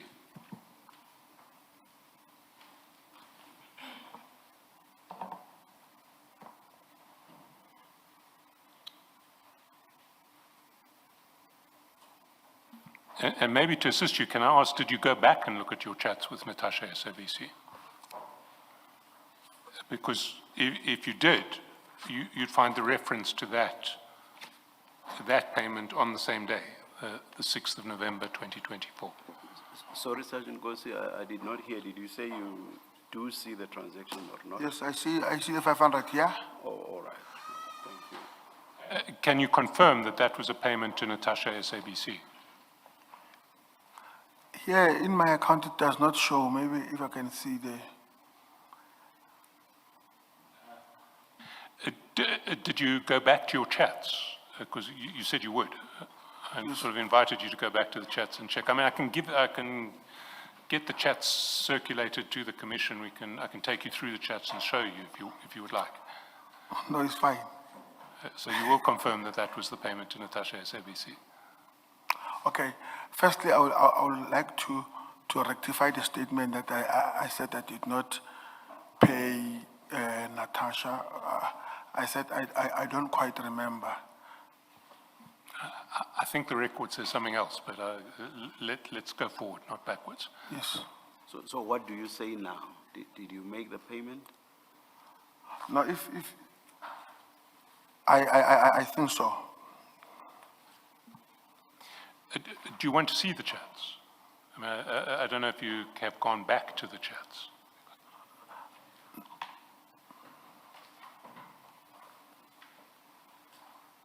No, it's fine. Can I just see quickly?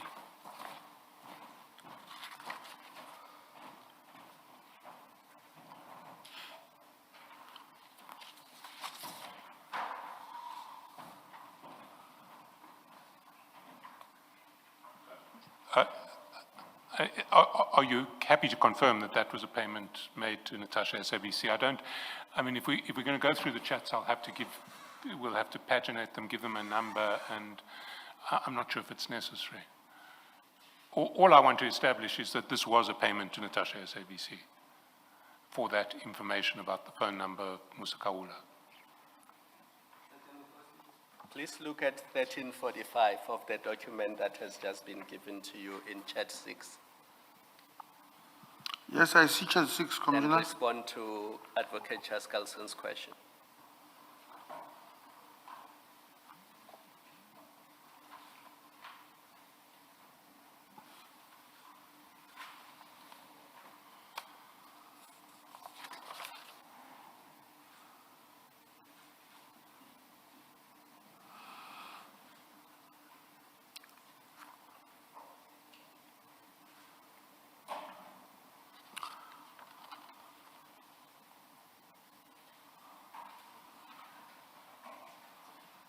I mean, if we are going to look at the chats, can I take you through where they begin? Okay, no. No, or do you want to be taken through the chats? No. I thought I was giving you a way out, Sergeant Nkosi. Yes, no, I did. If you don't accept my offer, Advocate Charles Kelson will take you through all the chats. Yes. What's your response now? Looking at what appears at page 1345, do you now accept that you did pay Ms. Natasha? Oh, it just says Natasha SABC presenter here. Do you accept that you paid her 500 rand? Maybe I can just, I accept. And Sergeant Nkosi, if you look at 1345 and you cross-reference it with the bank statement, the dates correspond. It's 6 November 2024. So if you go back to 443, that line item, you'll see that the date is 6 November 2024. If you go back to 1345, chat number 6, it's 6 November 2024. So why is it so difficult to respond to the question?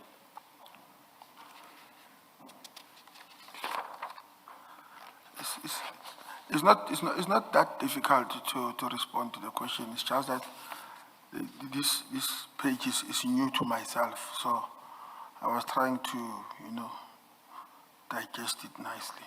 But now that you have seen it, do you accept that you paid Natasha 500 rand?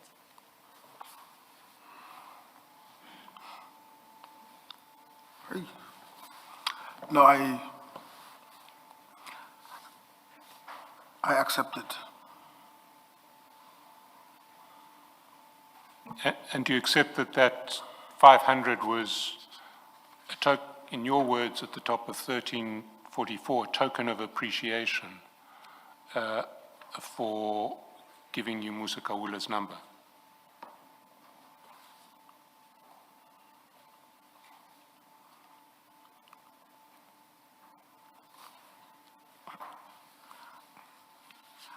I think I was gonna be in a better position to answer that if you gave me this before, but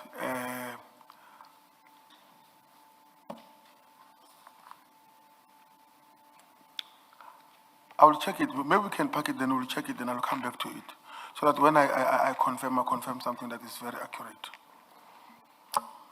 Had you not offered to go back to your chats, though?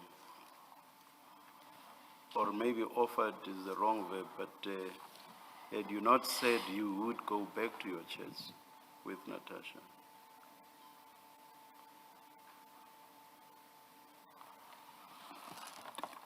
Did I say that now, maybe No, previously? at the hearing at some other stage.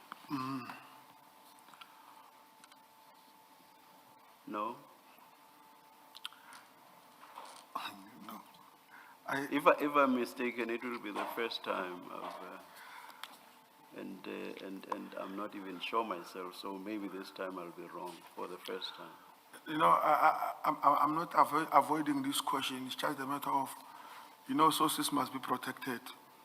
So I'm in that view that sources and their integrity must be protected. But as you see the chart is clean. It's a clean chart between the source and the police. So, or the source and, Look at 1344, chat 1.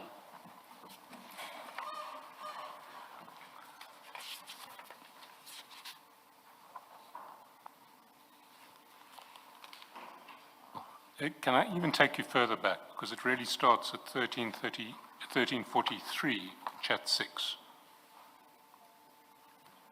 Chat 5, you give her the number. She gives you the number. Chat 6, she says, not even a thank you, sis. Over the page on 1344, you say, where can I send token of appreciation? Mr. Chatterson, I don't dispute anything. I don't know if maybe you heard me when I was addressing the commission that why am I avoiding this? Our people must be protected at all costs. So it's on those bases. Sergeant, can we conclude this for now at least by you admitting or accepting that the chat 6 at page 1345, it looks like you made a payment. You still want to go and confirm and you'll come back, but you accept that on this chat it looks like you may have made a payment. Just in case you don't come back. I think Mr. Moto wants to say something. Yes, Mr. Ngwata. Sure. Thanks, Commissioner. Just want to remind the Commission that at the time he said he doesn't remember. And Mr. Chaka says, I can also refer you to your charts, and the charts were not made available. So he never at any given point denied. He said, I can't remember. And now the charts have just been made available, and he requested to say maybe he needs to refresh his mind on that. But even in the face of what has just been drawn to his attention. Yes, Commissioner, because it says you made a payment for exchange of the information, and it does not state there's a payment for exchange of information. But let us look at chat number 5, at page 1343. There,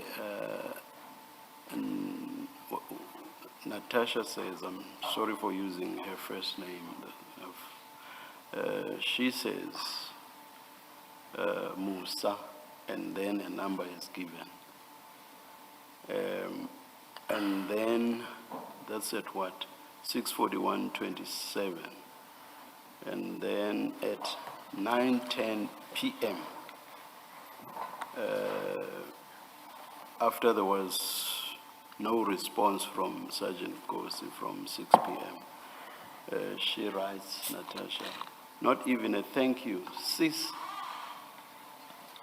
And then there's a call by Sergeant Nkosi, and then a chat at 9:35 p.m., 10:22, still on the same date. And Sergeant Nkosi says, where can I send token of appreciation? This can only refer back to the number that was given to him, and also the reprimand, not even a thank you, sis. That chronology. Now, I see that chronology. Yes, yes. All I'm simply saying that he just needs to be given an opportunity to refresh his mind. Yeah, what I'm saying is, would Sergeant Nkosi still insist on that when there's this clear flow of conversation between them? And that conversation culminates in Sergeant Nkosi eventually saying, hey, Natasha, I have just sent you 500 rand to withdraw the cash from any ABSA. Remember to select cash send withdrawal when you go to withdraw the cash. Commissioner, I see that. I mean, that's what it looks like, but all I'm simply saying that he has requested to be given a chance to reflect on it.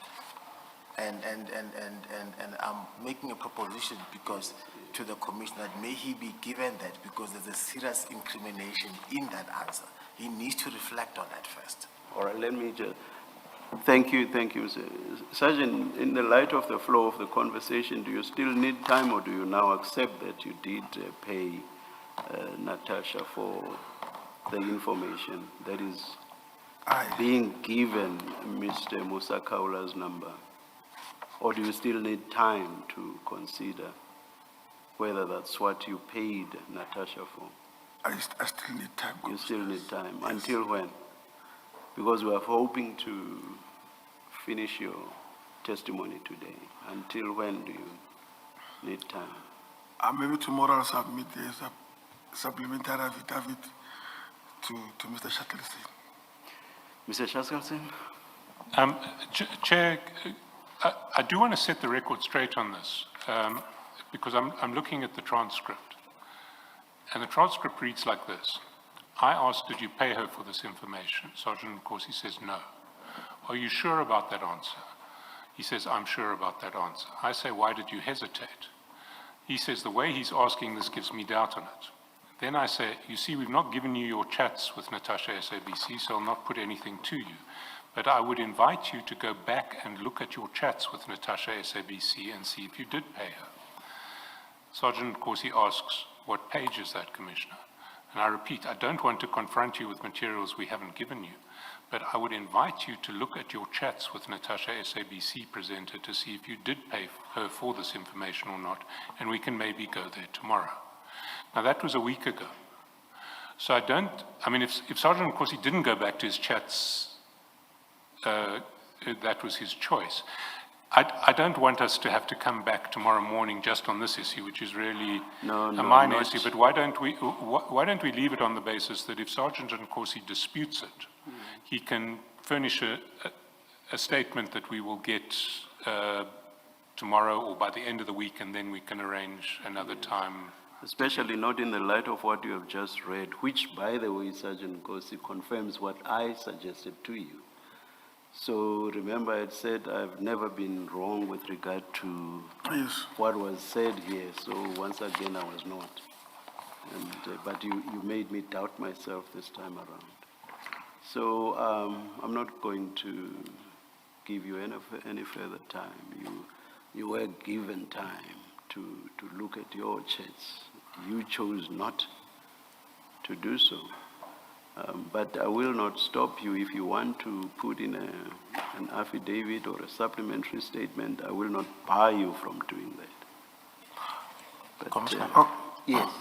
I wasn't suggesting any other day. I think a 2 minutes, 5 minutes stand down will suffice. I don't think. Maybe when the sergeant asks for one of those comfort breaks. Correct. I wouldn't suggest any other day. I mean, that would be a waste of time. I was just simply saying he just needs to reflect on it and what the possible implications of that. Yeah. But the point I will make, and quite firmly, is that he has himself to blame for not having gone back to his chats when that was said so on the previous occasion. Noted, Commissioner. Thank you. Sorry, Advocate Chairperson, just give me the date of the transcript. It's the 16th of March, pages 66 and 67. Yes, Mr. Shaskalsin. I'm going to another topic now, and it relates to the video of you at Mr. Malefi's house. And you'll recall there's a video of you, there are two videos that have been played in this commission of you at Mr. Malefi's house on the 27th of November 2024. The one is of you entering the property, getting out of your vehicle without any bag, and the other is of your returning to your vehicle with a bag, and in the company of Mr. Malefi. I don't know if you want us to play those videos now, or, I mean, we presumably at some stage we will play them, but do you remember them? Can I ask you some questions before we play, or do you want to see them again? I do remember them. So you deal with these, with the events of that day in your statement at page 3 of the statement bundle, paragraph 12.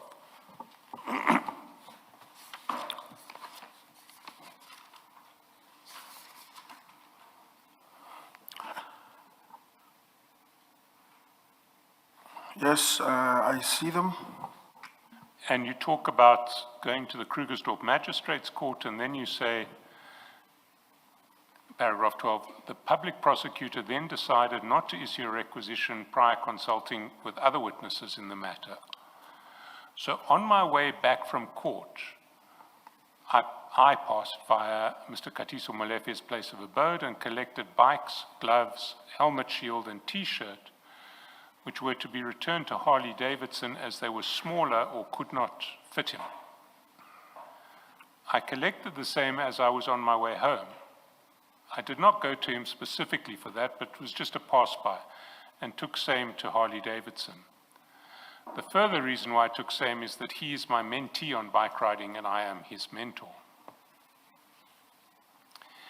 And then at the end of your statement,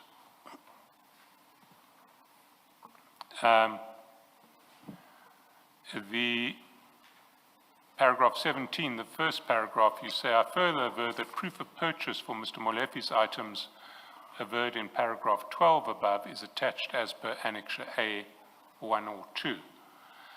And Annexure A 1 is at page 5. It's an invoice from Harley Davidson, and Annexure A 2 is at page 6. It's another invoice from Harley Davidson.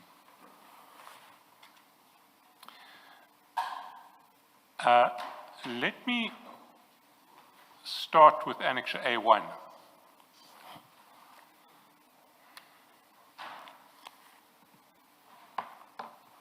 Sorry, with Annexure A2.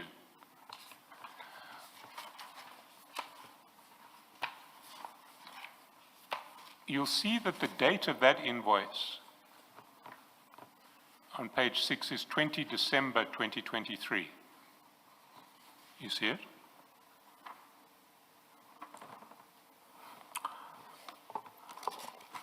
You're talking about Annexure A2. Page 6, yes. Yes. You do see the date. Pardon, Commissioner? You do see the date on the invoice.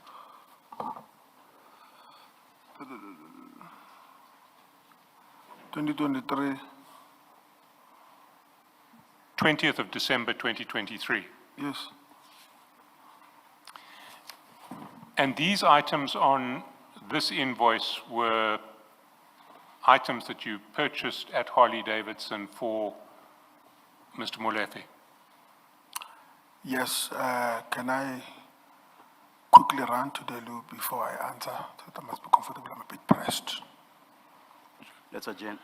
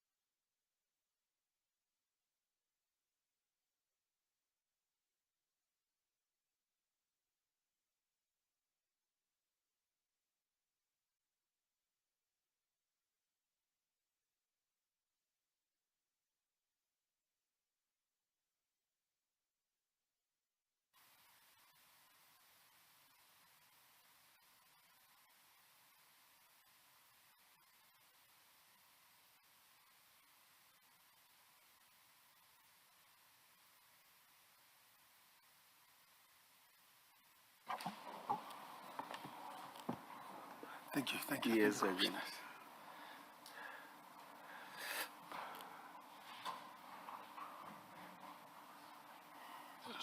So my question is, were the items on the invoice annexure A2 on page 6, were those items that you bought for Mr. Molefe?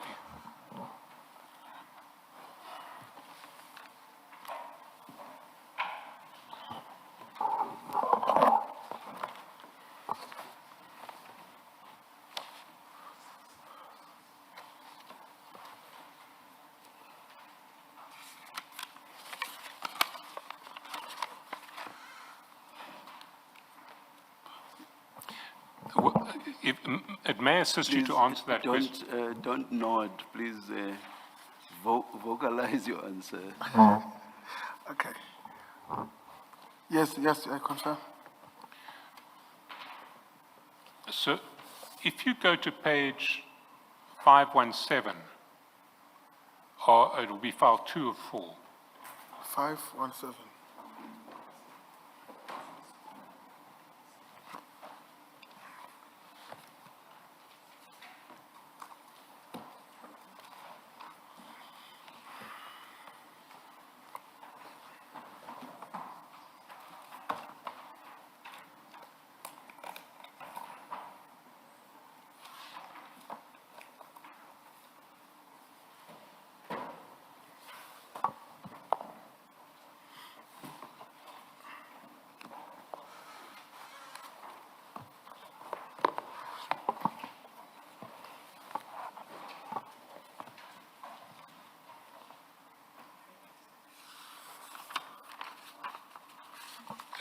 do you have 517?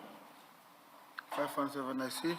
So you see from the 13th of December, you sent Mr. Molefe a succession of pictures of Harley Davidson merchandise. On the 13th, it's a helmet from various angles. And then if you go down to the 18th on page 519, you see various other Harley Davidson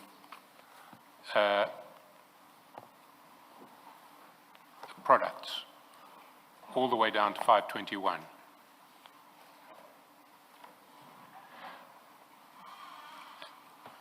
So it seems that you were, at the very least, suggesting to Mr. Molefe that he purchased some Harley Davidson products in December 2023.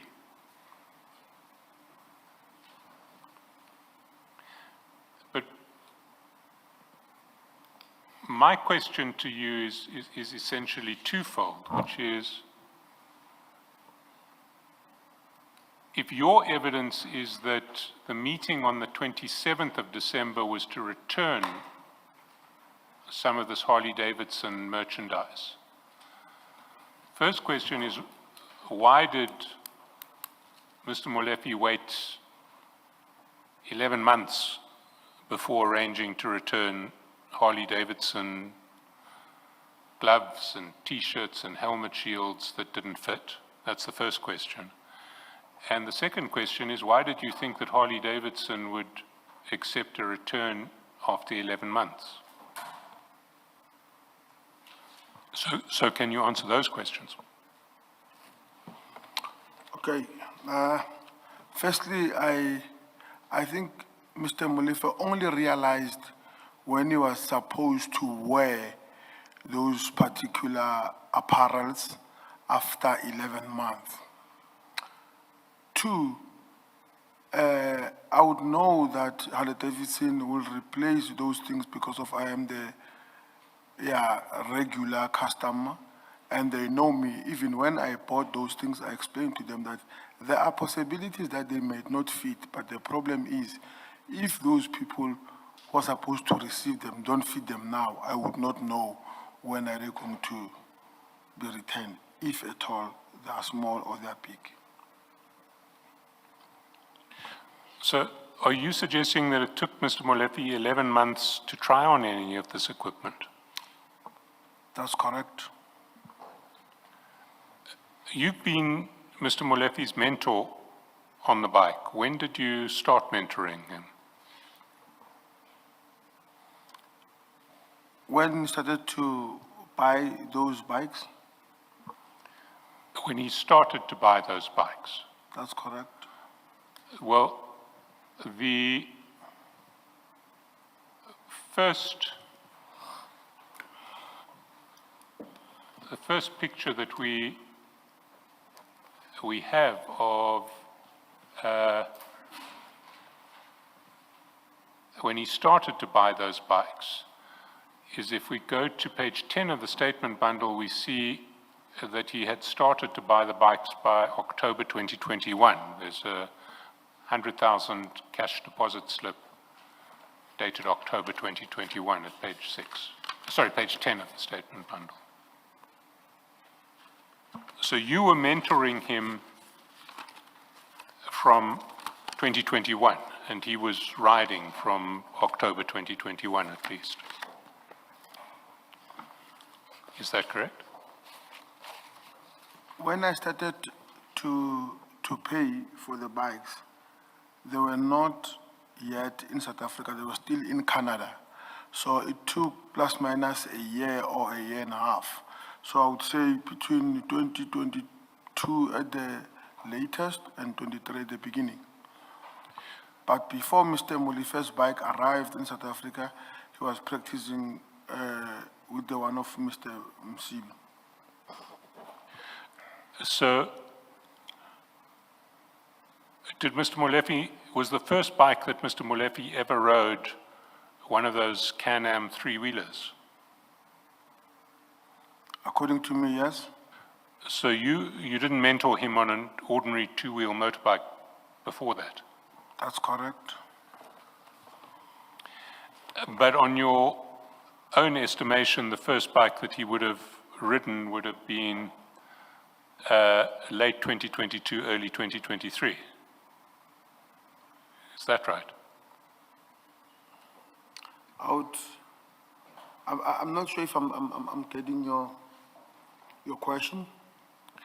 When would you have first started mentoring Mr. I mean, I may have heard you wrong, but you said that he was riding Mr. Msibi's bike before his own bike came. Is that correct? That's correct. I was helping him with that, yes. And I thought you said that would have been late 2022, early 2023. That's correct. So that would have been well before you bought the Harley-Davidson helmet and the Harley-Davidson shirts and gloves in in December 2023. Is that, you accept that? Interpreter? That would have been well before you bought the Harley-Davidson helmet and the Harley-Davidson gloves and the Harley-Davidson shirts that you bought for him in December 2023.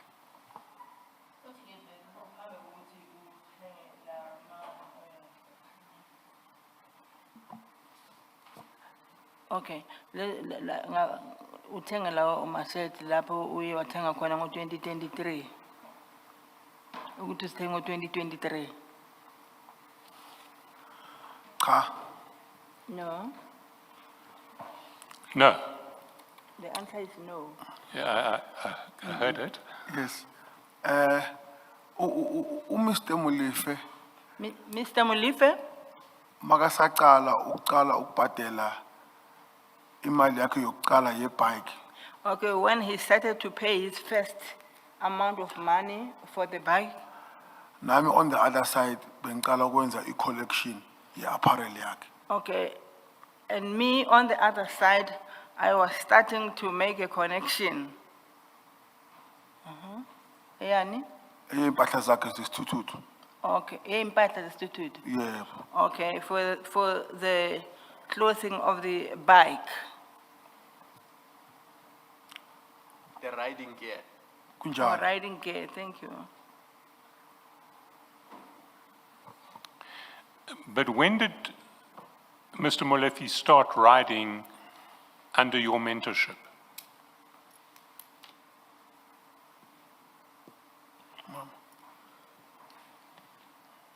What is the question again? I didn't hear. When did Mr. Malefi actually start riding under the mentorship of Sergeant Oh, Nkosi? uqale nini ke umnumzana uMlife ukuthi aqale ke ukugibela leso sithuthu ngaphansi kokunakekelwa wena or i-mentorship yakho na? Angeke ngakukhumbula kahle exact date or month, kodwa ngiyacabanga between 2022 and 2023. Yeah, I cannot remember vividly the exact date and month, but I think it could be there by 2022 to 2023. So we can accept that when you went to Harley Davidson and bought this merchandise in December 2023, Mr. Malefi was already riding under your mentorship. Uthi ke mawuya ke for holiday ngo December umnumzana uMlife ube vele seka skibela leso sithuthu ngaphansi kokunakekelwa noma kwe mentorship yakho. Unjalo. That is correct. And are you saying that he never tried on his helmet and never tried on the gloves that you'd bought for him for another 11 months? He never tried what? Tried on the helmet and the gloves that Sergeant Nkosi had bought for him in December 2023 for another 11 months. Akazange ke azame ke but ama gloves noma helmet le wena omthengele yona ngo December 2023. Uthi ukuzama. I'm sorry. Angazame. He never tried. Azange azisebenzise. Oh, thank you, Commissioner. Uthi azange asebenzise lawo ma gloves noma leyo helmet le wena uthengele zona. Azilinganise. Azange azilinganise lezo lawo ma gloves noma lawo ma helmet. Lawo mthengele wona. Kunjalo. Correct. I don't find that plausible at all. Uthi akakuboni ukuthi lokho kungakhonakala impela impela. What was Mr. Molefe wearing when you were mentoring him between December 2023 and November 2024?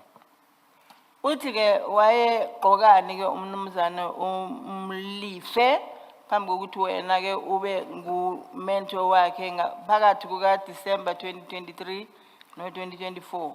Ngalesi sikhathi ungumento. Okay, ngalesi sikhathi sika Ungumento wakhe phakathi ko December 2023 uyofikelela. uthi ngalesi sikhathi wena ungumentor wakhe kulesi sikhathi phakathi kuka December 2023 Uyofikelela ku November 2024. ukufika ku November 2024.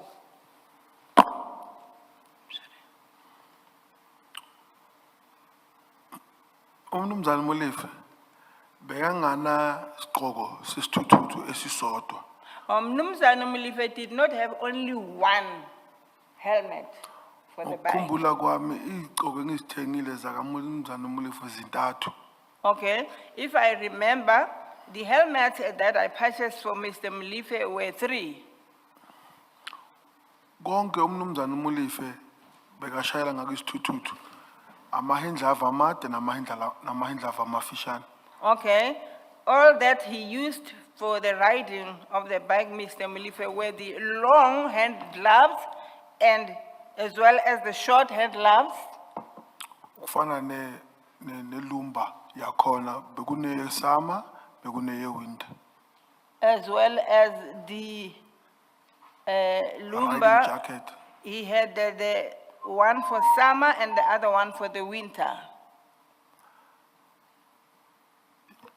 Now, when you bought this equipment for him in December 2023, that was during summer.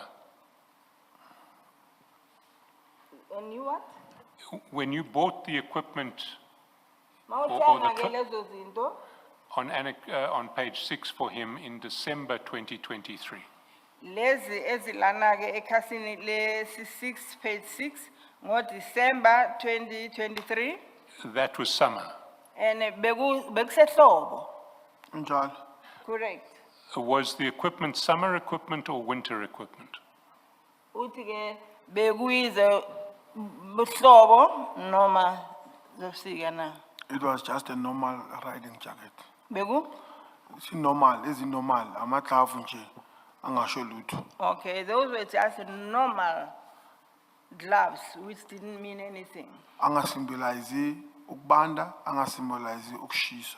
They kodwa did kunormal. not, yeah, they did not symbolize either when it is cold and or when it is warm.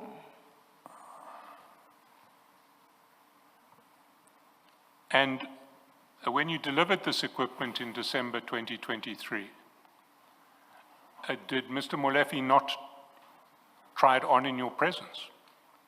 Uthi ke ngenkathi ke lezo zinto uzisa noma uzideliver ngoDecember 2023 umnumzana uMlifi akazange azilinganise nawe ukhona.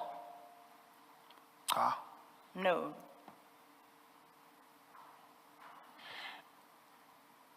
So your evidence is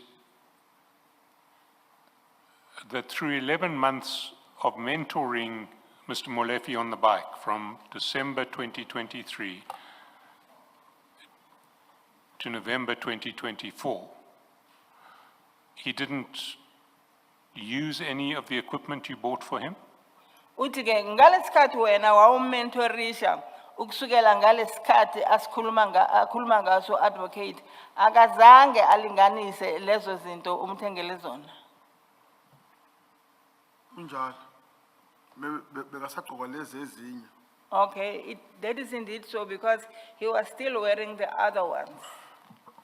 I see. And at some stage around November 2024, he tried on the new equipment. Well, it wasn't new anymore. It was 1 year old. He tried on the 1-year-old equipment and said it didn't fit. He tried on? The equipment that was 1 year old, Okay. Uthi ke ngo November 2024 uye wazama ukulinganisa lezi bezi sezinonyaka 1 year old. and he said it didn't fit. And uthi azange zilingane noma zimlingane. Unjalo. Correct. When did he tell you that it didn't fit and that he didn't want it? Ukutshele nini ke ukuthi azimlingane nanokuthi mhlamba akasasidingi. Angisakhumbuli kahle kodwa bekumalanga or maviki. Yeah, I do Actually- not remember vividly, but it was after some days and or some weeks. No. It must have, well, some days or weeks after what? Uthi kodwa ke bekumalanga noma amaviki emva kwani. Uthi after what? Emva kokuthi kwenzekeni noma emva kwani. Before, after sekazigqokile wangitshela leso sikhathi leso angisakhumbuli exactly ukuthi After he had used them,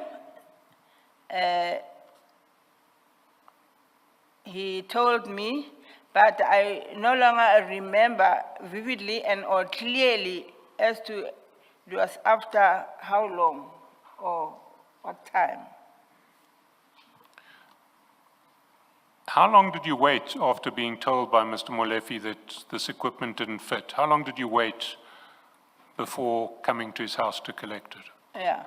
Ulinde isikhathi esingakanani ke ngaphambi kokuthi umnumzana uMlife eze kuwe azokwazisa ukuthi lezi zinto qha azemlingani. Kube emva kwesikhathi esingakanani? That is another problem. Repeat the question. So you can't remember exactly when Mr. Molefi told you that the equipment didn't fit. You said it was sort of days or weeks, you couldn't remember when. Okay. Okay? Awusakhumbuli ukuthi umnumzana uMlife usho nini kuwe ukuthi azimlingani na? Uthe wena bekusemva kweinsuku noma emva kwamasonto amaviki. Kodwa awusakhumbuli kahle ukuthi bekunini. That is correct. But when he finally did tell you the equipment is too small, how long thereafter did you wait before coming to collect it? Uthi ke emva kokuthi ke se kunikeza ulwazi lokuthi leyo mpahla incane kuye ulinde isikhathi esingakanani before? I don't remember. Would it have been days, weeks, months? Ingabe ulinde izinsuku amasonto noma izinyanga na?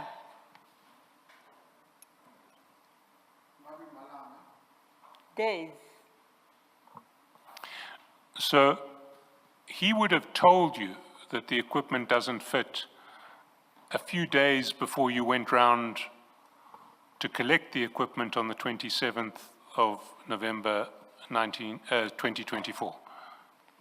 Uthi ke uzoba akutshele emva kweinsuku ngale zinto ukuthi azimlingani ngaphambi kokuthi wena uye uyozilanda before you collect them nge-27 zika November 2024. Correct. And then you collected this equipment and took it back to Harley Davidson to return it, to return it. Is that what you did? Uthi ke okwenzile ukuthi uye wazilanda lezi zinto ukuthi uzibisele, to return it. Noma uziphindisele. Yes, the intention for me to go and fetch them was to return them. Yes, but did you go and return them? I'm sorry? Did you actually go to Harley Davidson afterwards to return this equipment? So uye waya ke kulawo maholiday emva lokho wasesophindisela leyo mpahla. No, I did not. Why not? Ingani? I did not go.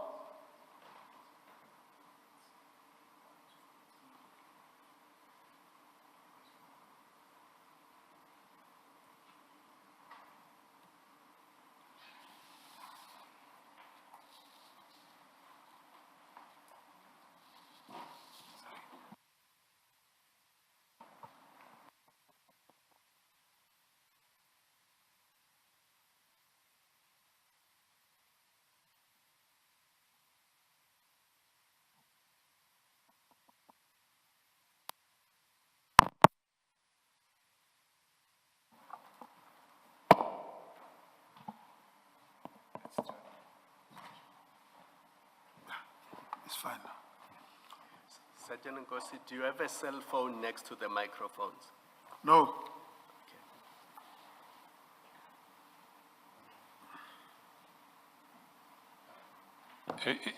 Is the microphone working again? Can we proceed? Why didn't you go back to Harley Davidson to return the equipment? Uthi ngani ungazange uye ke ukuthi ubisele ke leyo mpahla? Azange ngisazibusela sale ngahamba ngaye ekhaya. I did not return them. I went home. Or instead, I went home. No, I'm not talking about on the day. I'm talking about ever. Have you ever returned this equipment to Harley Davidson? Uthi ke akasho ngalo langa kodwa uke wayenza leyo nto ukuthi izibisele lapha kuHolidayson. Cha, azange ngizibusele. No, I did not. Why not? Ingani? Ngabona ukuthi nami ngizabuya ngimreplaceela ngezinye. Uzabuya u? Ngizabuya ngumnikeze ezinye. Okay. Angibona ngakuyisidingo leso sikhathi. Noma ngabe yena bekangitshela ukuthi ngizibuyisele. I did not deem it necessary at that stage. And I thought that on my return, when I come back, I'll give him others.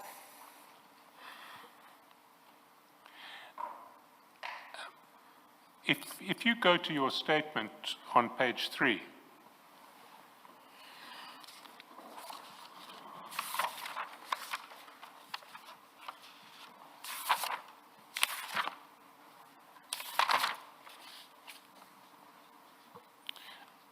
Your version is different. Uthi ke uma uya ku statement sakho esilaphana ekhasini lesithathu page 3 inkulumo yakho lapho yehlukile. You see on paragraph 12, Uthi uyabona lapho kundinyana yeshumi nambili paragraph 12. so on my way back from court, I passed by Mr. Katiso Malefe's place of abode and collected bikes, gloves, helmet, shield, and T-shirt, which were to be returned to Harley Davidson as they were smaller or could not fit him. I collected same as I was on my way home. I did not go to him specifically for that, but that was just a pass-by and took same to Harley Davidson. So in your statement, you said you did take them back to Harley Davidson. Which one's correct? Uthi statement sakho mayisifunda laphana uadvocate uye wasithatha lezi zinto wazibisela lapho ku holidays. Which is the truth? Did you take them back to Harley Davidson or didn't you? Uthi loko okuyikona okuyiqiniso uma uye wazithatha wazisa ku holidays.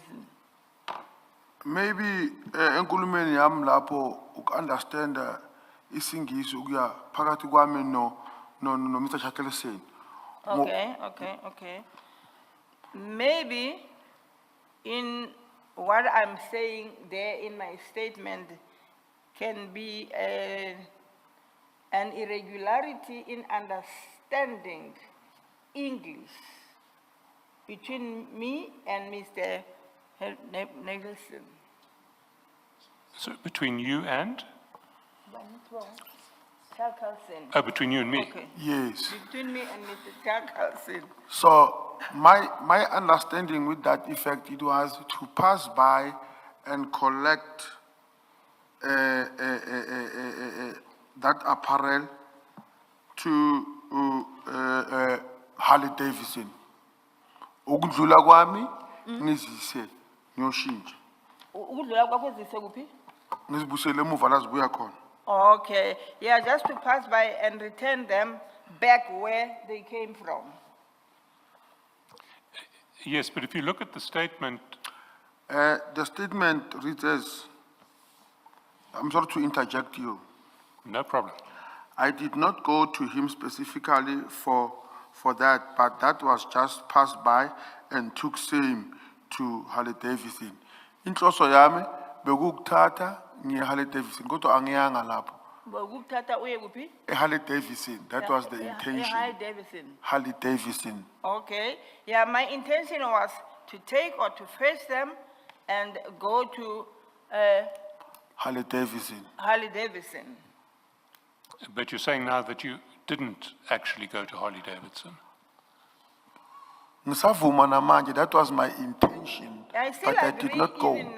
I still agree even now, that was my intention to do so. But your intention changed at some stage. Did you? But your intention changed at some Okay. stage. Uthi ke kodwa ke inhloso yakho iye yaguquka emva kwalokho. Kunjalo. Correct. You see, when I read paragraph 12, Uthi uma efunda indinyana le paragraph 12 I don't see any reference to an unrealized intention. uthi akaboni lapho kukhonjwa khona enhlosweni lena ube ungazimiselanga ngayo, unrealized intention. What I see is a statement that you took same to Harley Davidson. Uthi into ayibonayo nje la ukuthi uye wazithatha wazisa lapho ku Harley Davidson. Ukuzwisisa kwenkulumo ngakuye ngakimi ukuthi Okay, ngale that ndlela is the ngichaze ngakhona. understanding of speech from your side.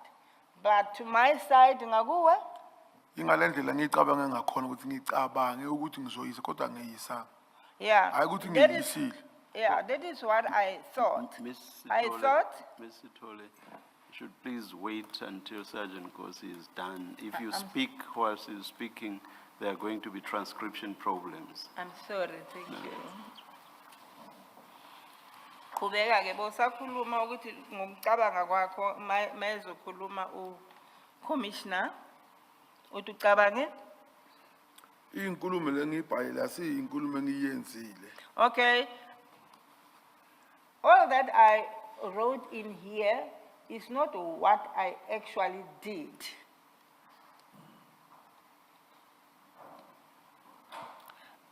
Yes, I think we're in agreement there. You didn't take these goods back to Harley Davidson.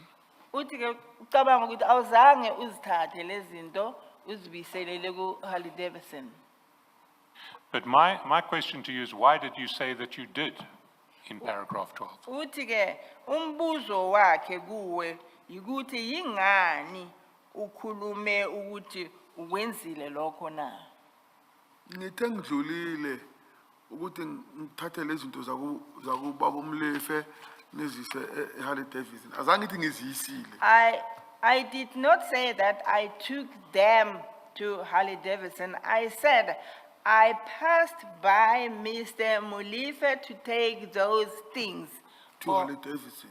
for Gubi Harley Davidson. to Harley Davidson. Sergeant Nkosi, you are being referred to your written statement at paragraph 12. Uthi ke ubhekiswa ke ku statement sakho esibhalwe nguwe esilaphana endinyaneni yeshumi nambili paragraph 12. You will see that in line 8. In line 8, which reads as follows: I did not go to him specifically for that, but that was just to pass by. Do you see that? Uthi That's uyakubona la? correct. Correct? Yes, and then it continues, and took same to Harley Davidson. So that took same to Harley Davidson suggests that you did in fact take them to Harley Davidson. It suggests like that, but it is not like that. That is the way I put it, because there was no way I got to Mr. Malefi at 4:20. Harley Davidson is closing at 4, and then I'll take it even to this is what I put my statement. Do you understand that the statement does not say, I had the intention to take them to Harley Davidson, but I never did so? Do you accept that the statement does not read that way? I think it is the matter of how I put that statement at that time, but not, I understand the way you are putting it. Thank you. Can we actually go to the video now? And maybe the video to go to is the one of you leaving Mr. Malefi's house. Yes.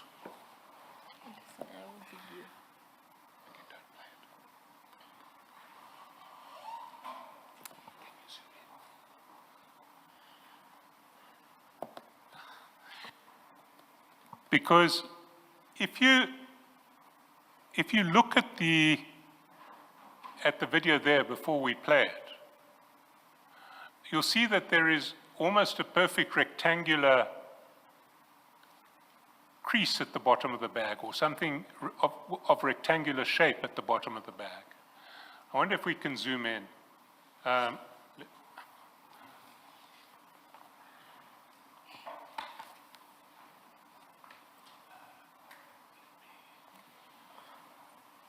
What I can do is I'll create a screenshot. Hang on. Create a screenshot and then zoom in on the screenshot.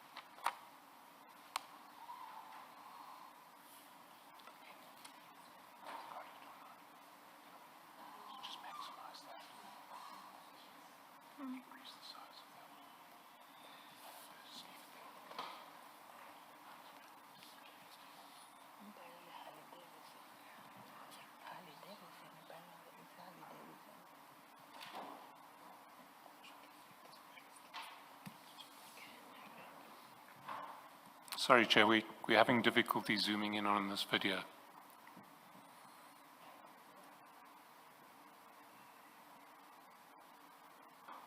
Perhaps let's wait outside a while. You'll tell us when to come back. We've succeeded. Oh.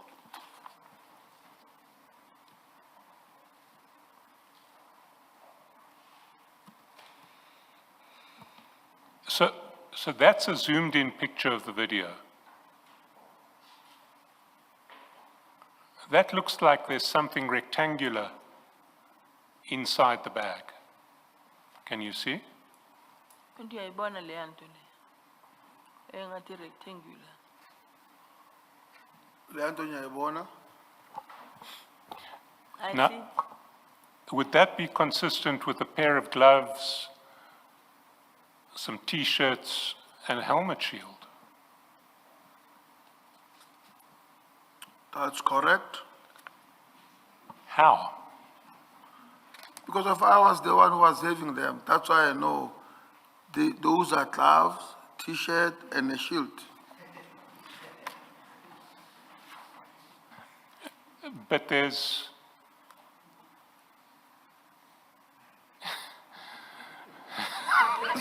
I suppose we'll just have to draw our own conclusions from what's there. We're not gonna reach agreement on this one. I want to put it to you that it's not gloves, helmets, and T-shirts in there. That there is a fairly sharp rectangular shape that's inside that bag. And the question I have to ask is, why would you say you were collecting gloves, helmets, gloves, a helmet, T-shirts, when the bag doesn't look like that's what you're collecting? When your statement says that you returned them to Harley Davidson and you now say you didn't, what is it that you're trying to hide? That's the question I have to ask. Do you want to put me at rest? Yeah, Moses. There are many things that are deceiving in that picture there. Because of the sneaker that I was wearing, they were black, but there they are orange. So I'm just trying to show the commission, not being funny, Honorable Baloyi. It's just that I'm showing the commission that there are many things that are deceiving there. The colors are not the same. Well, this is a zoomed-in shot of the video. We've just zoomed into the video. We haven't altered the image in any other way. That's what the video looks like when you zoom in to the opening image on that video. Sergeant Nkosi, do you own sneakers like those? No. So you say on the day you were wearing black sneakers? Black sneakers and blue jean, and that jean is black, that one. And But what that I was wearing is blue, that one is black. But the person in the video is you. That's me. No, I don't disagree. It's me. So you say the video has been altered and the sneakers have been changed to a different color? I don't want to say only passing expressions that I can never prove, but I'm just bringing it to the commission that a lot of things are misleading there. Start with the sneakers and the jean. So even that what is Mr. Charleston sees there, it is not what it showed there when I was there. There was no something that is square in that fashion. Before we go back to Mr. Chaskalson, as far as the bag is concerned, do you confirm that the bag you carried on that day is that one that we see on the screen? So you're not going to say it was a pink bag or a red bag? No, the bag was white, indeed was white, white. yes. And what was inside the bag is exactly what we see on the screen? Which one we are seeing, Commissioner? Was the size of the bag the same as what we see on the screen? The bag that you carried on the day?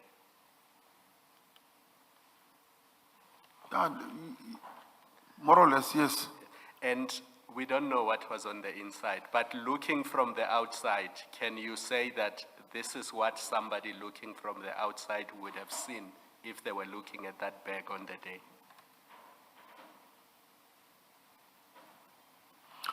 Can you repeat that, Commissioner, so that I must answer clearly? So, if I was looking at the bag you were carrying on the day, without peeking on the inside, if I was looking at it from a distance, I would have seen exactly what we are seeing in the screen now. Is that what the bag would have looked like from somebody standing at a distance from you? Uma umuntu emekudeni nawe wayezobona le bheke njengoba siyibona namhlanje ivela ngakhona la kule screen na. Wayezovela ayibone ngendlela ibonakala ngakhona manje ku screen. Ngicabanga ukuthi kwakuzodependa ukuthi uyibona from kuyiphi indawo. Yeah, it would depend as to you see it from which angle or which place. Mangichaza ngokuya ngamafoni, mawungayibona for an example, mawungayibona nge-iPhone angakuyibone so. Mara mawungayibona nge-Samsung ungayibona so. Yeah, if It depends on the quality yala uyibheke ngakhona. yeah, it depends on the quality from the angle where you are looking at it. Let's give an example of an iPhone. If it is on the iPhone, you will, or Samsung, you will see it differently. It will depend on the angle in which you are. Njengoba nami ngiyibona manje iyangimangaza ukuthi indaba ikhiphe lezi zinto lezi ezi-4 corner so. Kodwa Okay, bekungekho as into e-4 corner ngaphakathi. I look at it now, I'm surprised, why does it show or indicate those things that look like 4 corner? Sergeant, I don't know much about the size of helmets, except what I see on the road when bikers pass. It doesn't look like that bag has a helmet in it. Kunjalo ngiyavuma. It doesn't look like it, yeah. Asi helmet ile screen lesi straight se helmet. I see. Asi helmet. So it's not the helmet itself? Yes, Commissioner. Okay.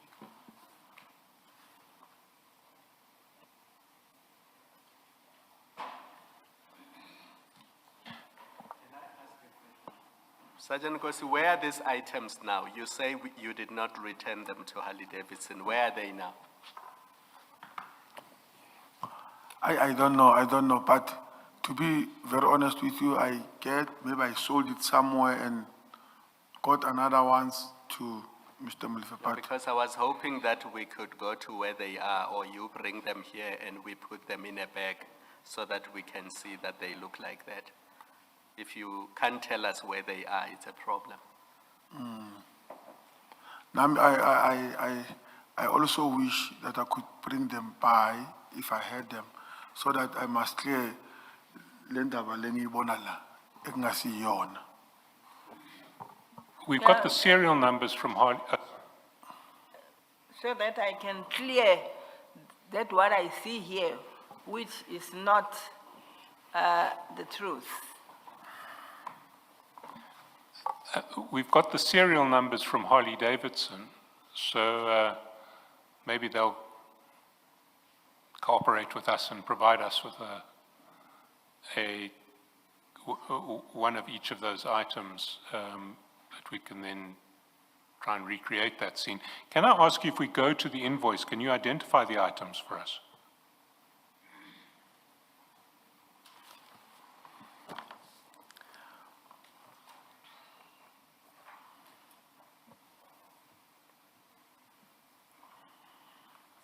If you go on Annexure A2, page 6, Ukuthi uma uya okay.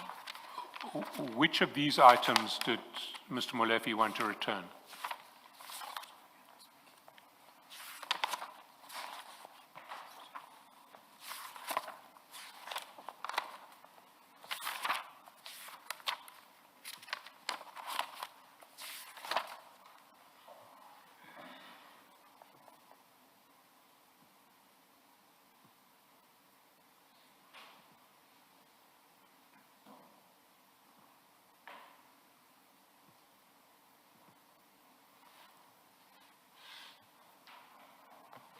Do you recall which were the ones that he wanted you to take back?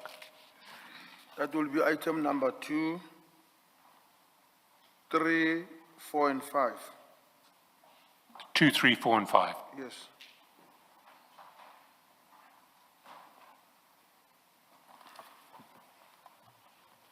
And if we go up a page to the other invoice, are there any of these that he wanted returned? Were these all for him, or were they for other people too? Which did he want returned?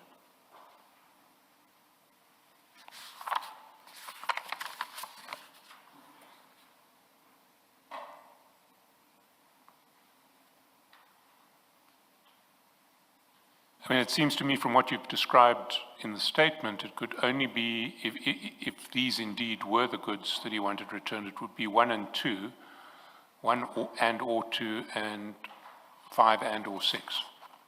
Yes.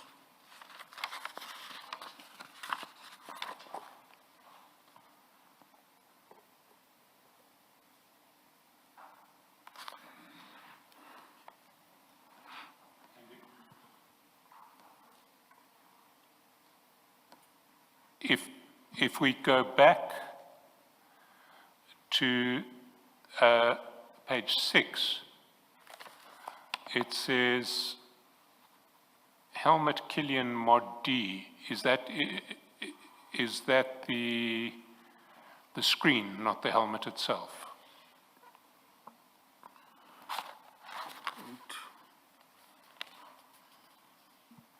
That last item on page Yes. 6. So that's just the screen. That's correct. And so was it 1 or 2 of those that you had bought for Mr. Malefi and that he wanted returned? We see you bought 2 originally, but for the return, was it going to be both of them? Or was it just 1? In other words, was the second one also for Mr. Malefi and he also wanted it returned, or had you bought the second one for somebody else?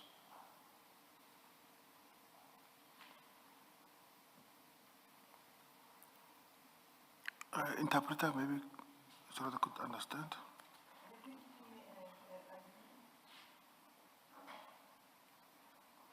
If we go to page 6, we see that there are 2 screens that you had originally bought. And my question to you is that, did Mr. Malefi, were both of those screens for Mr. Malefi, and did he want to return both of them? Because we're going to have to try and reconstruct a packet. Or was it just one of them that he wanted returned, possibly because you bought the other one for somebody else? Bufuna ukubuyisela zombili kuMr. Mlefe noma eyodwa nje kuphela? Bengibuyisela eyodwa. Only one of them. I see. Well, if we can conduct this exercise, we will, and we will invite you to that exercise.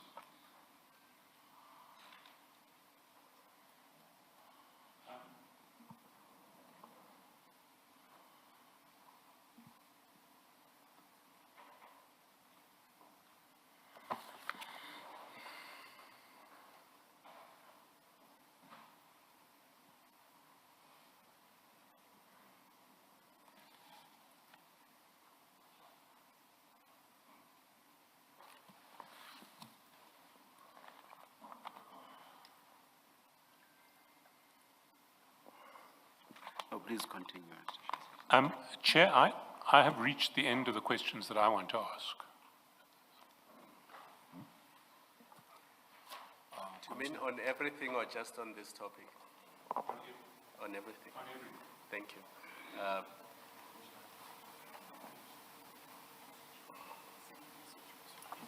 Oh yeah, there was an outstanding matter earlier on about the Natasha payment. Maybe we could revisit that aspect, that we requested about 2 minutes to 5 minutes during short break, that you could go back to.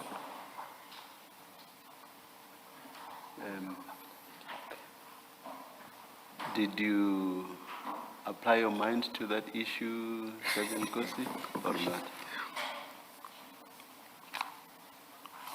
the issue around whether you paid 500 rand to Natasha. Okay, yeah, no, thank you, Commissioner. Thank you, Mr. Watt. I've almost forgot it, you know, when your mind is blocked. Yes. I think now I've got to clarify the matter of paying Natasha for the information. I did not pay Natasha for information. I just gave her money because I know her. You will see there, actually, when she says, not even thank you, she was expecting thank you from me, but thank you, just thank you. So then I said, where do I send the token of appreciation? Then I further said to her, in paragraph 4, I have everything about him. It's me saying to you, buy Red Bull. It's got nothing to do with him. Relax. So I'm clarifying that issue of saying now, I paid Natasha money for information. I did not. What were you talking about in chat number 1 at page 1344, when you said, where can I send token of appreciation? What were you talking about? And what token of appreciation? Just a thank you. Thank you for what? Okay. Was not thank you for her having given you Mr. Musa Kaula's number? No, it was not like that. Then thank you for what? Just thank you for giving me information. Thank you for?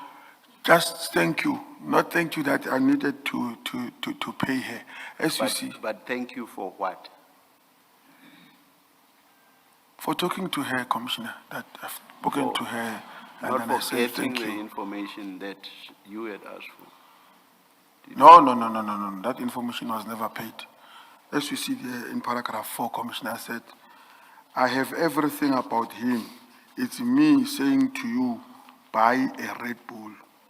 It's got nothing to do with him. Relax. That means See, now that's- is that payment. It's got nothing to do with. That's further down. What you are reading is further down.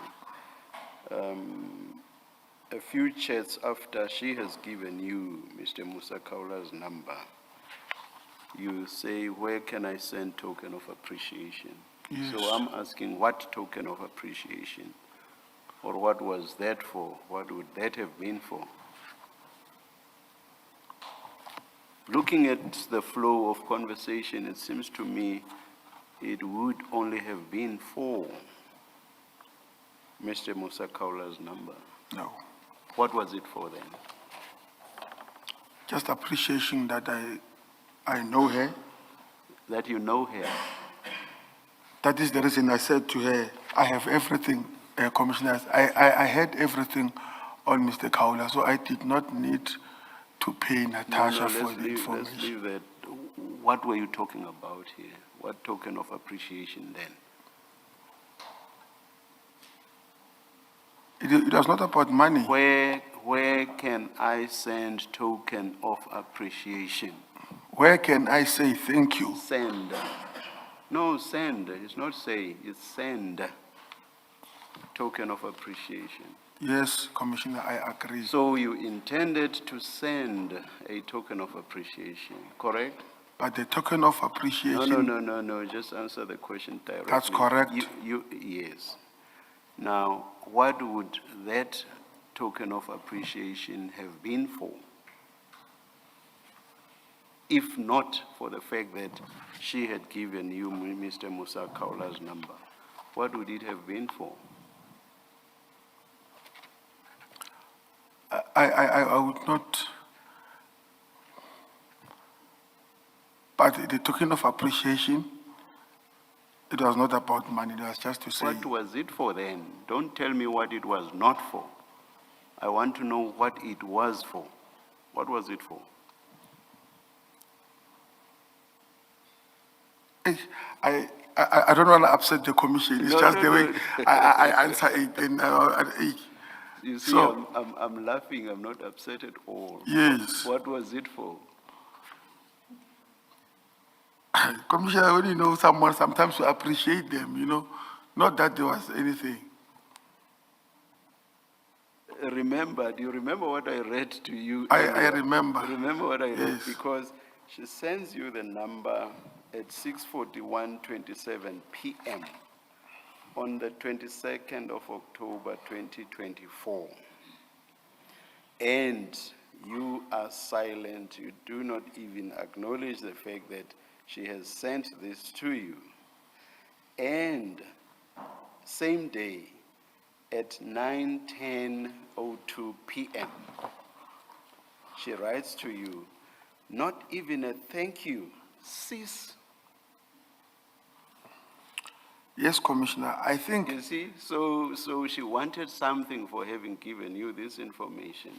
Now, a couple of chairs later, you say, where can I send token of appreciation? Logically, that must mean, especially after she had said, sis, you are not even thanking me for this. Then you say, where can I send token of appreciation? Unless you give a plausible explanation, it seems quite plain that the token of appreciation would have been for the fact that she had given you Mr. Musa Kaula's number. What do you say to that?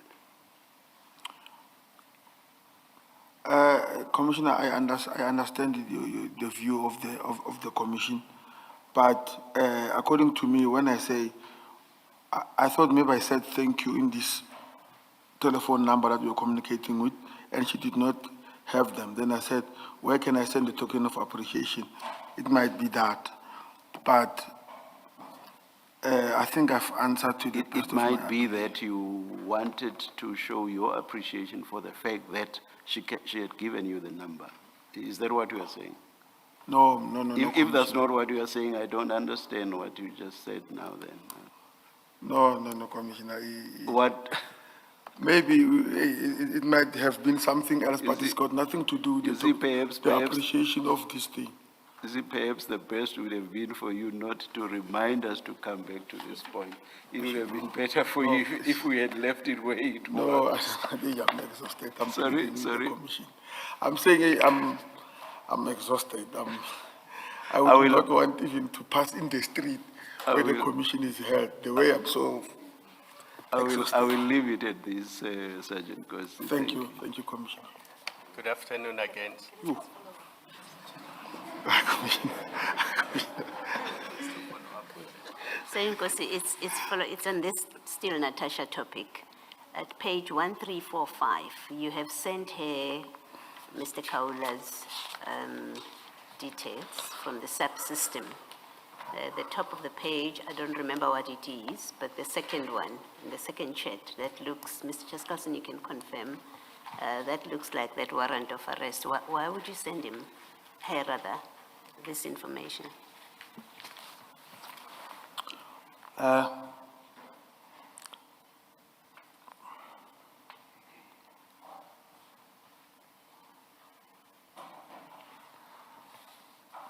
I think it was on the basis if maybe, you know, they go around and have fun. That is Natasha now. I think it was on the basis that if maybe she comes across her, she will do same as the one that I've sent to others that we've already mentioned here. She would do same what? A citizen's arrest? No, call the nearest police and come and effect the arrest. So when you gave her the warrant, I mean, it doesn't look like there had been any conversation between the two of you,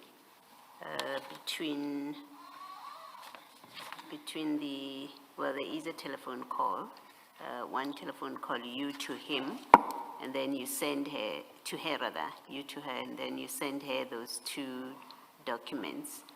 The first one is what? Just remind us. I don't have that document open in front of me. The first chat at 13:45, what you sent. Just remind us what document it is. It's a profile that I got from Mr. Newman. It's a profile. Okay. And that's a SAPS document. No, Where did you get it from? Is that one, Commissioner, if you could remember the back, I got it from Mr. From Zengumalo? Yes. Okay, so you shared that. Why do you share that? That's not a police document. If you're sharing the warrant with her is justified by the reason that you give, why do you share with her that profile that you got from Mr. Nkumalo? I think I shared it just to assure this one that she must not worry. I've got everything that I wanted. I don't need her to give me that information the way. Okay, and then you say you shared the warrant so that? Maybe if she sees him around where she have fun, she would call the nearest police officers to come and effect arrest.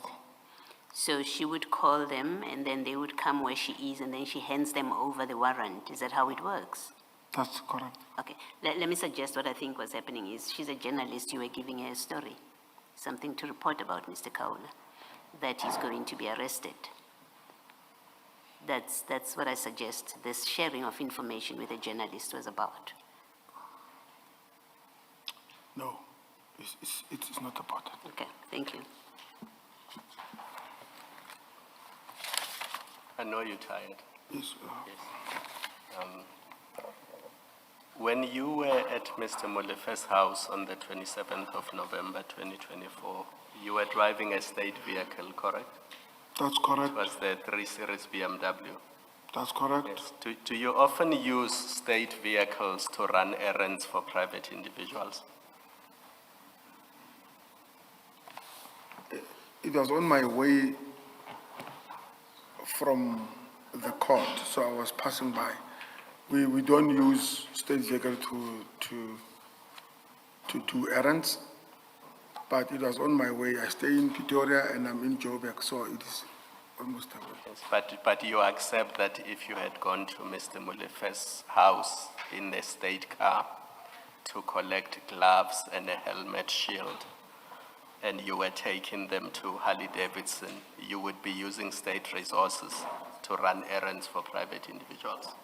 And remember I said if, so I qualified my proposition to you. If you were using a state vehicle for that purpose, that would be wrong. Yes, but I did not use it, yes. Yes. For my benefit, I don't know whether my co-commissioners are satisfied on this issue, but I don't want you to live here without explaining satisfactorily the issue of impalas. We dealt with it, but we focused on the WhatsApp chats and the pin being sent to you and the voice message from the farm manager being sent to you and you forwarding it to General Sibiya and you explaining that you then left the issue there, you had no further involvement. I want you to deal with what preceded those chats. And the reason why I want you to deal with that is General Sibiya has gave a version to this commission. And his version was that he never asked you to ask Mr. Matlala to give impalas to him. If you had done so, you would have done it of your own volition. He did not instruct you or ask you to do that. So I'm going to try to take it step by step. Before the pin was sent or before the voice message was sent, what discussion did you have about impalas with General Sibiya? Let's start with that one.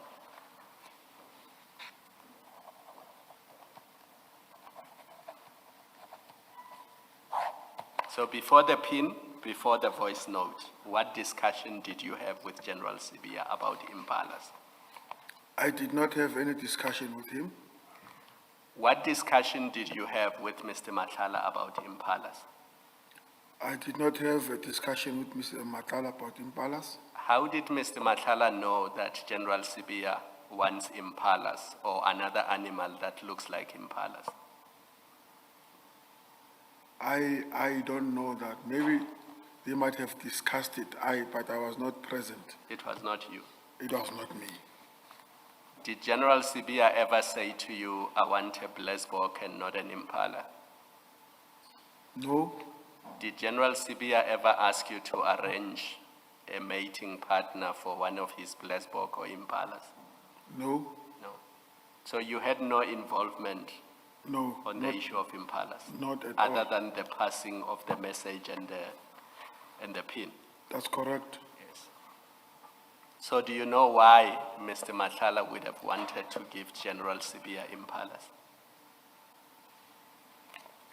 I did not know and I did not ask both of them.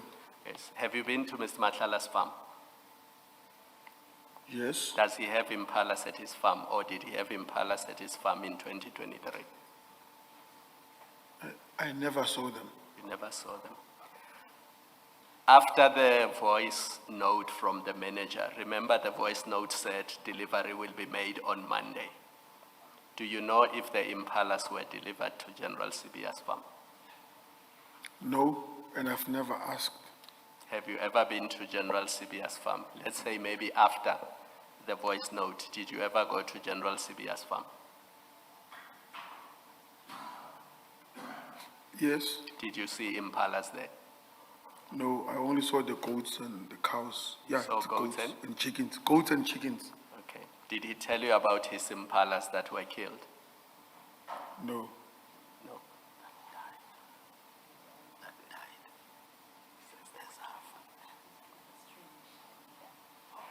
They died in mysterious circumstances in March 2024. Why are you laughing? Do you know something no, about it? you know why I'm laughing? I'm sorry, maybe I sound a bit fine. Because of you are saying to me they died mysteriously and I did not even see them.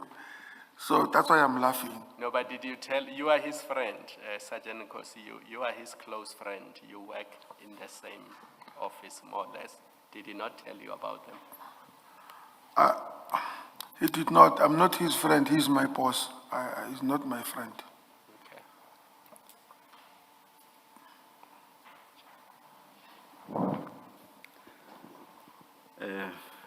Mr. Ngwatu, we have reached the stage where if you are so minded, you may do a re-examination. But according to our prescripts, the re-examination should be at pre-selected, or rather on pre-selected issues. So it cannot be right across the entire testimony that has been given. Will you be re-examining? Have you applied your mind to what issues or points you want to direct your re-examination? Commissioner, that's the decision that we're going to take after consultation in terms of line of priority or importance, what aspects we need to clarify so that we don't just go through every other aspect. I have canvassed the same aspect with Matthew earlier on in terms of if we are to reapply, we'll make the necessary application to do so. Okay, perhaps let's take an adjournment, have a discussion outside, and then we'll see what we should do or what should be done. No problem. Let's adjourn.